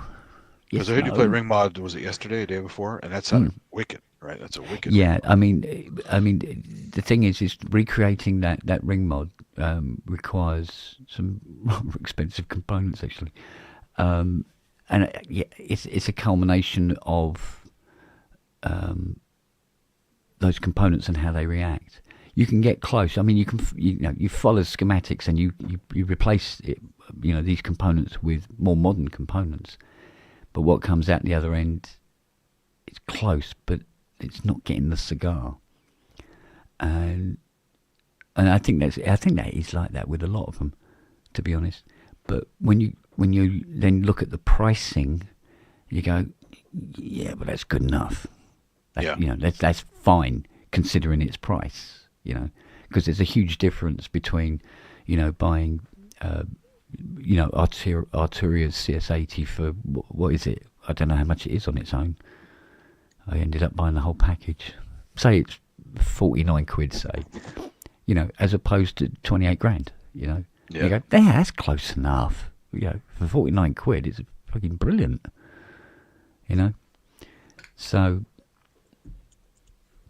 But, as we said before, I mean, 180 can sound quite different from the next one. So, That's the other thing too. People say this is the definitive. Oh, really? It is. Yeah. You know. Well, in terms of one keyboard sounding exactly the same as the one next to it, I mean, you're in the digital. You're in the pure digital range. You get the character, a similar character, but you'll never get the same. Yeah, but in analog, no. You can get two TR-808s and they can sound quite different from each other. Well, those are classic too because they're based on broken transistors. So. Well, yeah. I love that. But of course, because there's a trimmer. Broken transistor. Well, exactly, but because there's a trimmer for everything, you can get it in the ballpark. You never get it exactly the same every time you calibrate it. Because even though that your instrument, you're measuring it and it says, oh yes, that's set to 5 volt. It could be 5.009, but it doesn't show the 9. Right. And another one you've set to 5.001. And if that's like it's DAC reference voltage, it's going to act 0.009 or 0.008 differently to the other TR-808. And you go, oh yeah, but these are nuances. But when you add all of the synths together, there can be a sort of like, oh, I didn't think it would sound like that out there at that speed doing that or whatever, So they're all slightly different. So when people say, is this an accurate software clone of the original synth? Well, it can't be. Yeah. Because you go, well, it depends. Maybe it is of the one that you modelled. It's great when they do those. Yeah, and let's hope that was calibrated properly when you modelled it. Because I've heard, I'm not mentioning names, but I've heard plug-ins that have gone, yes, they've modelled this on a broken one. Yeah. Oops. Well, it was accurate because it was. And it is accurate because it's exactly the same as their broken one. Yeah. And you just go, yeah, it doesn't do that. Oh dear. Ooh. So that's funny. Yeah. So that's why I don't get too precious about any specific synth or VST or whatever. I mean, if it sounds cool, it sounds cool. If it doesn't sound exactly like it, who gives a fuck, really, right? Does it sound good? Is it good enough? Can you afford it? Okay, great. Yeah. Yeah. I mean, to nitpick over it and to get like one of your 80s, I can't afford that. No. Like $80,000 or something like that. Yeah, I know, it's ridiculous, and that's to get the essence, where you can already get the essence of the 80 for a few bucks. I still have to hook up $1,000 effects unit to it to make it sound really nice. Well, here's another thing, right? When you consider it, like you go, oh, I want that brass sound from Blade Runner. You go, okay, so you either get the plug-in of the 244, or rather the 480XL, because he ended up throwing the 244 in a skip because he got fed up with it packing up every 5 minutes. And went to the 480XL. Yes, I mean you can get the 480XL as a VST. That's one that has that remote control thingy, right? Yeah. So what's the one that uses the accelerator card? Oh shit, forgotten the name of them now. They have that accelerator card. Actually, I don't think they use the accelerator card anymore because the computers are fast enough now. Oh God, what is it called? The company that makes the effects. Plug-in? Yeah, they make the effects plug-in. They did these accelerator cards. You had like a 4 processor one and 8 processor one. I forgot. Oh, I can't remember either. Not Order G. That's Sound Blaster, isn't it? Great sound card, by the way. Yeah. Do you know what? I can't remember. Universal Audio, yeah. But what was the name of the cards? They had a name, didn't they? I think they did, yeah. But anyway, yeah. But Universal Audio. So anyway, so they do a 480XL. I think Richard Hilton was using those cards. Yes, he was. He had an outboard box to run the cards on his laptop. No, it wasn't Turtle Beach. That's something else. Apollo or something. Yeah, it's something like that. Apogee. Or no, not Apogee. What was it? Vic. whatever. Yeah, I'm Okay. choosing that company. Anyway, and I had a 4-processor one that I bought off of Tim Dorney. I bought one off him, and it actually had all his library came with it. So all the plugins that he had came up on my account. Wow. Okay, I'm not saying anything. Eventually, obviously, they caught on and go, wait a minute, you only own 2 of these, and we've given you like 30 of them, and they disappeared overnight. Sort of like, all those mixes I've done don't work anymore. Fuck. It's like when they first turn on cable, you get all the channels for free, and then they turn them off. Exactly that kind of. So, and I did an experiment. So I got my 80, which I had, as far as I knew, calibrated it as close to the original Vangelis 80 in Nemo by listening to the records. Yeah, that's how nuancy I can get. And then put it through the Dimension D and 480 XL, and then did a track with about, I think it was about 12 stereo tracks, but all of 80 different sounds and everything like that. And then there was just this point while I was mixing it all together that I went, oh, that's it. That's the Nemo sound right there. And everything was like, yeah.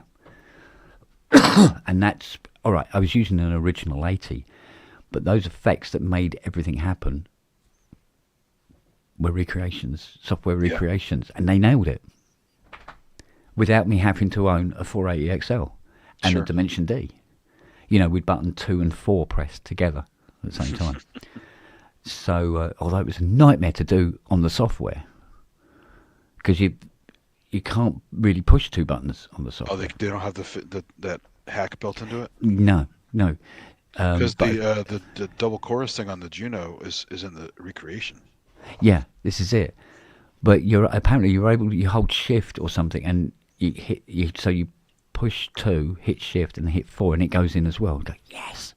Oh, I see. They got 2 and 4, and yeah, and there was the sound. Got it, nailed it. No, I'd like to try it again, but using CS80V and Cherry's CS80 and that other one that is Memory Moon, I believe, and again taking the aspects of it and then recreating a Vangelis track and actually have no physical 80 on it at all and see if I can get that sound. So because already, I mean, immediately when I got them, I found that the Arturia one does guitar 1 and 2 presets much better, much better really? than the Memory Moon one, and better than the Cherry one as well. But the Cherry one did Funk 2 much better than the other 2. Oh, funny how they nailed the different ones, yeah. Yeah, so they were nailing different parts of it. And between the 3 of them, I mean, you have to know exactly what an 80 actually is supposed to sound like. Yeah. So, and even if you don't, what comes out at the end is close enough for jazz, because everybody that listens to it wouldn't know what a proper 80 sounds like either. So if it goes, hi, I'm CS80, they go, yes, you are, and believe you, So it's just nuance. It's just being pedantic. Oh, yes, it's got to sound exactly the same. You have that great effect where if you make the graphics look like it, that also helps the sound, Exactly. And, so, and so, at the end of the day, it doesn't really matter. But because I've got this thing about, my relationship with CS80s, I like to go down these roads and look for, what is the best one for doing it, which sounds more like it and which one doesn't. Yeah. And in what areas. But it's only for my own sort of like personal, me being personally pedantic about it. It doesn't affect anybody else at all. If it looks like an 80, sounds like an 80, fine, cool. And that's good enough. And that is good enough for everybody, So, you know, That's cool. I admittedly, you know, to start with, I did feel myself slightly threatened by some of these clones coming out. And initially I did hate Behringer products because I saw them as taking my bread off my table. Well, and like everyone has already said a million times, they took stuff without proper rights and yeah, stuff. but I mean, but even above all that, you know, because you know, before I even knew that there was a lot of, you know, a lot of skullduggery going on in the background, the actual thought of having a clone of the Mini Moog, a clone of the Pro One, of the Selena, was I was seen as like a direct threat against my job, you know, at least initially. And that did bleed over into, you know, sort of like, no, well, Behringer bastard, you know, they're shit, you know, all those clones are crap, whether they were or not. Yeah. You know, I mean, Uli is a bastard in his own way. That's a different story. Yeah, it's a different story. Now, I have my issues with Behringer now, but for completely different reasons. But I see their products as being actually very good. Sure. You know? The Neutron's really cool.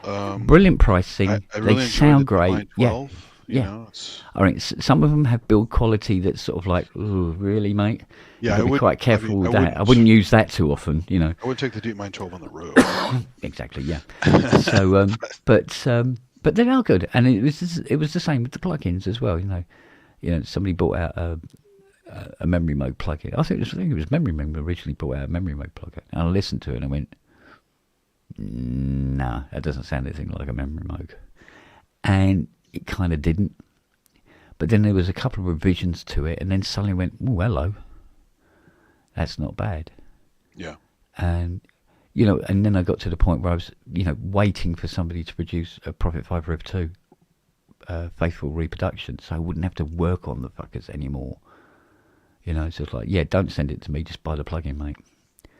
Bye. You know, the original GeForce Moog recreation was pretty good. But I never had a real Mini at the time to compare with it, so I just thought it sounded really good based on albums and things like that I've heard. Yeah. But you know, Dave is such a perfectionist. I figured, yeah, if anyone's going to make it sound good at the time, he would be the best. But even then, it will only be through the limitations of the programming software as well. Well, the software, the speed of machine even played a part in that. The cards, the CPU power, all that shit. All of that, yeah, because it was still in its infancy. Yeah. But then that when I first got the M-Tron back when it was on CDs. I was like, fuck, this thing's amazing. Yeah. It was the one that had the coffee stain on it? Yeah. Yeah. I was like, this is great, because I always wanted those sounds. Yeah. I was watching a lot of Italian horror movies. Goblin, all those bands used Mellotron endlessly in all their shit, right? Yeah. As well as, obviously, you know, the Beatles and Led Zeppelin and Moody Blues and all those guys. Yeah. So you heard that fucking sound everywhere if you're into prog rock and classic rock. And exactly, yeah, exactly. Soundtracks and stuff. So it's just nice to have those. Yeah. But, I mean, this is it. I mean, it's a shame that there hasn't been a definitive let's just say 6 plugin done. Yeah. You know, because it's getting, you know, they're getting thin on the ground now, guys. And when they're gone, they're gone. Yeah. That's your lot, mate. Isn't it? That's so nice too. There's so many iPad apps around now. They're really good. Like everything from the Moog official apps to the kind of Buchla clone apps, and the Synclavier Go app is amazing, and just all this shit just under your arm on an iPad. You know, so crazy. Yes, exactly. I know. And it's giving you access to stuff, you know, that you just wouldn't have been able to get hold of at one point. And because it's multi-touch, you could really program the shit out of it if it's laid out right. Yeah, exactly. So you don't feel the knob, but you can really control them quite a bit. Yeah, I mean, you know, as far as the VSTIs have gone now, I think we've got over because we were getting, I think generally as a populace, we were getting a bit sort of like blasé about it. There's so many available, and they were ever so cheap, where, you know, the companies are fighting with each other for position. Yeah. And we got quite blasé about what we had access to. Go, yeah, you know, you can have all these, you know, 30,000 cents on your computer at any one time and everything. And I think now what they're starting to do is they're starting to focus a little bit more on the detail of the instruments now, more than they did, say, 10 years ago. And we're seeing some really nice stuff coming out, Well, and you can hear it too, because I like Cherry Audio stuff. I pretty much have everything they made except for maybe the last 2 or 3 things. Yeah. If I didn't get them individually, I got them as a bundle at some point or whatever. Yeah. And I like this stuff a lot. But they're also cost effective. But then you look at the G-Force stuff, like the 8-voice. Yeah, I know. G-Force versus the 8-voice and Cherry. The 8-voice G-Force is way better. Well, when I remember clear as day, Dave phoned me up. He said, got this guy has approached him, and he's got an idea for a plug-in. He's looking for a job, sort of thing. And he says he come round and he put this thing on the computer for us to listen to, and he goes, "Wow, that sounds so analog." And he goes, "Yeah," he says, "I'm actually using FM algorithms to do it." And he's like, "What? Excuse me? To produce that sound?" I go, yeah. You go, "Wow," And of course, 3 years later, finally, it comes out. And I mean, I heard a couple of, David sent me a couple of different sort of like variants of it along the way. And it was just getting, every time it's better, bigger, better, yeah, I love bigger, the fact that's better, that's better. hilarious. That's Yeah. great. And then you try out some of the sounds and you're going, to the layman, will think that's an analog synth. If they can actually tell the difference between an analog and a digital synth, because some people don't, they can't. They wouldn't know a digital synth if it fell out of a tree on them. Yeah. But the people who did were being sort of like, "Wow, that's not an analog synth. That's a plug-in, really?" Yeah, it's crazy. And I said to Dave, I said, "Look, I said it's even catching out some real, long in the tooth analog guys." And they're going, "Nah, that's not software." I go, "Yeah, it is." And they go, "Fuck off." Get the experts in quotes, right? So. Yeah, exactly. And I think he played it to a couple of pro guys, and they'd all gone, "Oh, what? This is fantastic! When's it out? When's it out?" And it was. I think it's one of their big ones. It's one of their best sellers, I think. Yeah. I still use his mini monster once in a while, but his newer stuff is definitely better. So. Yeah. But this, the new guy. What was it? I can't remember. Was it Carl? I think his name was Carl. Just literally wandered off the street. Yeah. And he wanted to work in software. It's wild. And he comes in, and he's this like literally pocket-sized genius. Yeah. And he just happened to walk into GeForce, and they gone. That's yeah, cool. we don't look gift horses in the mouth. Hey, I hate to run, but I'm getting yelled at. We got to get ready to go to this dinner. So. Oh, okay, guys. Otherwise, I'd be here for another hour or so. But. Yeah, actually, to be honest with you, it's late enough for a school night here anyway. That means it's 1:30, and I've got a shitload of work to do tomorrow again. Always a good time. Always learn a lot. Thanks. Yeah, no problems, babe. Love talking to you. Good stuff. All right, everybody, you'll take care. Stay healthy. Remember, there is a rather shitty virus going around at the moment. Oh, yeah. Trust me, you don't want it. So stay healthy and stay safe. Make sure Lily stays out of your studio. Yeah. Destruction. Padlock the door when I go out tonight. Yeah, little moo. All right, guys. Everybody take care and look after yourselves. And, if you see me on the show tomorrow, just hi. Okay? Take care. See ya. See ya, man. Take care.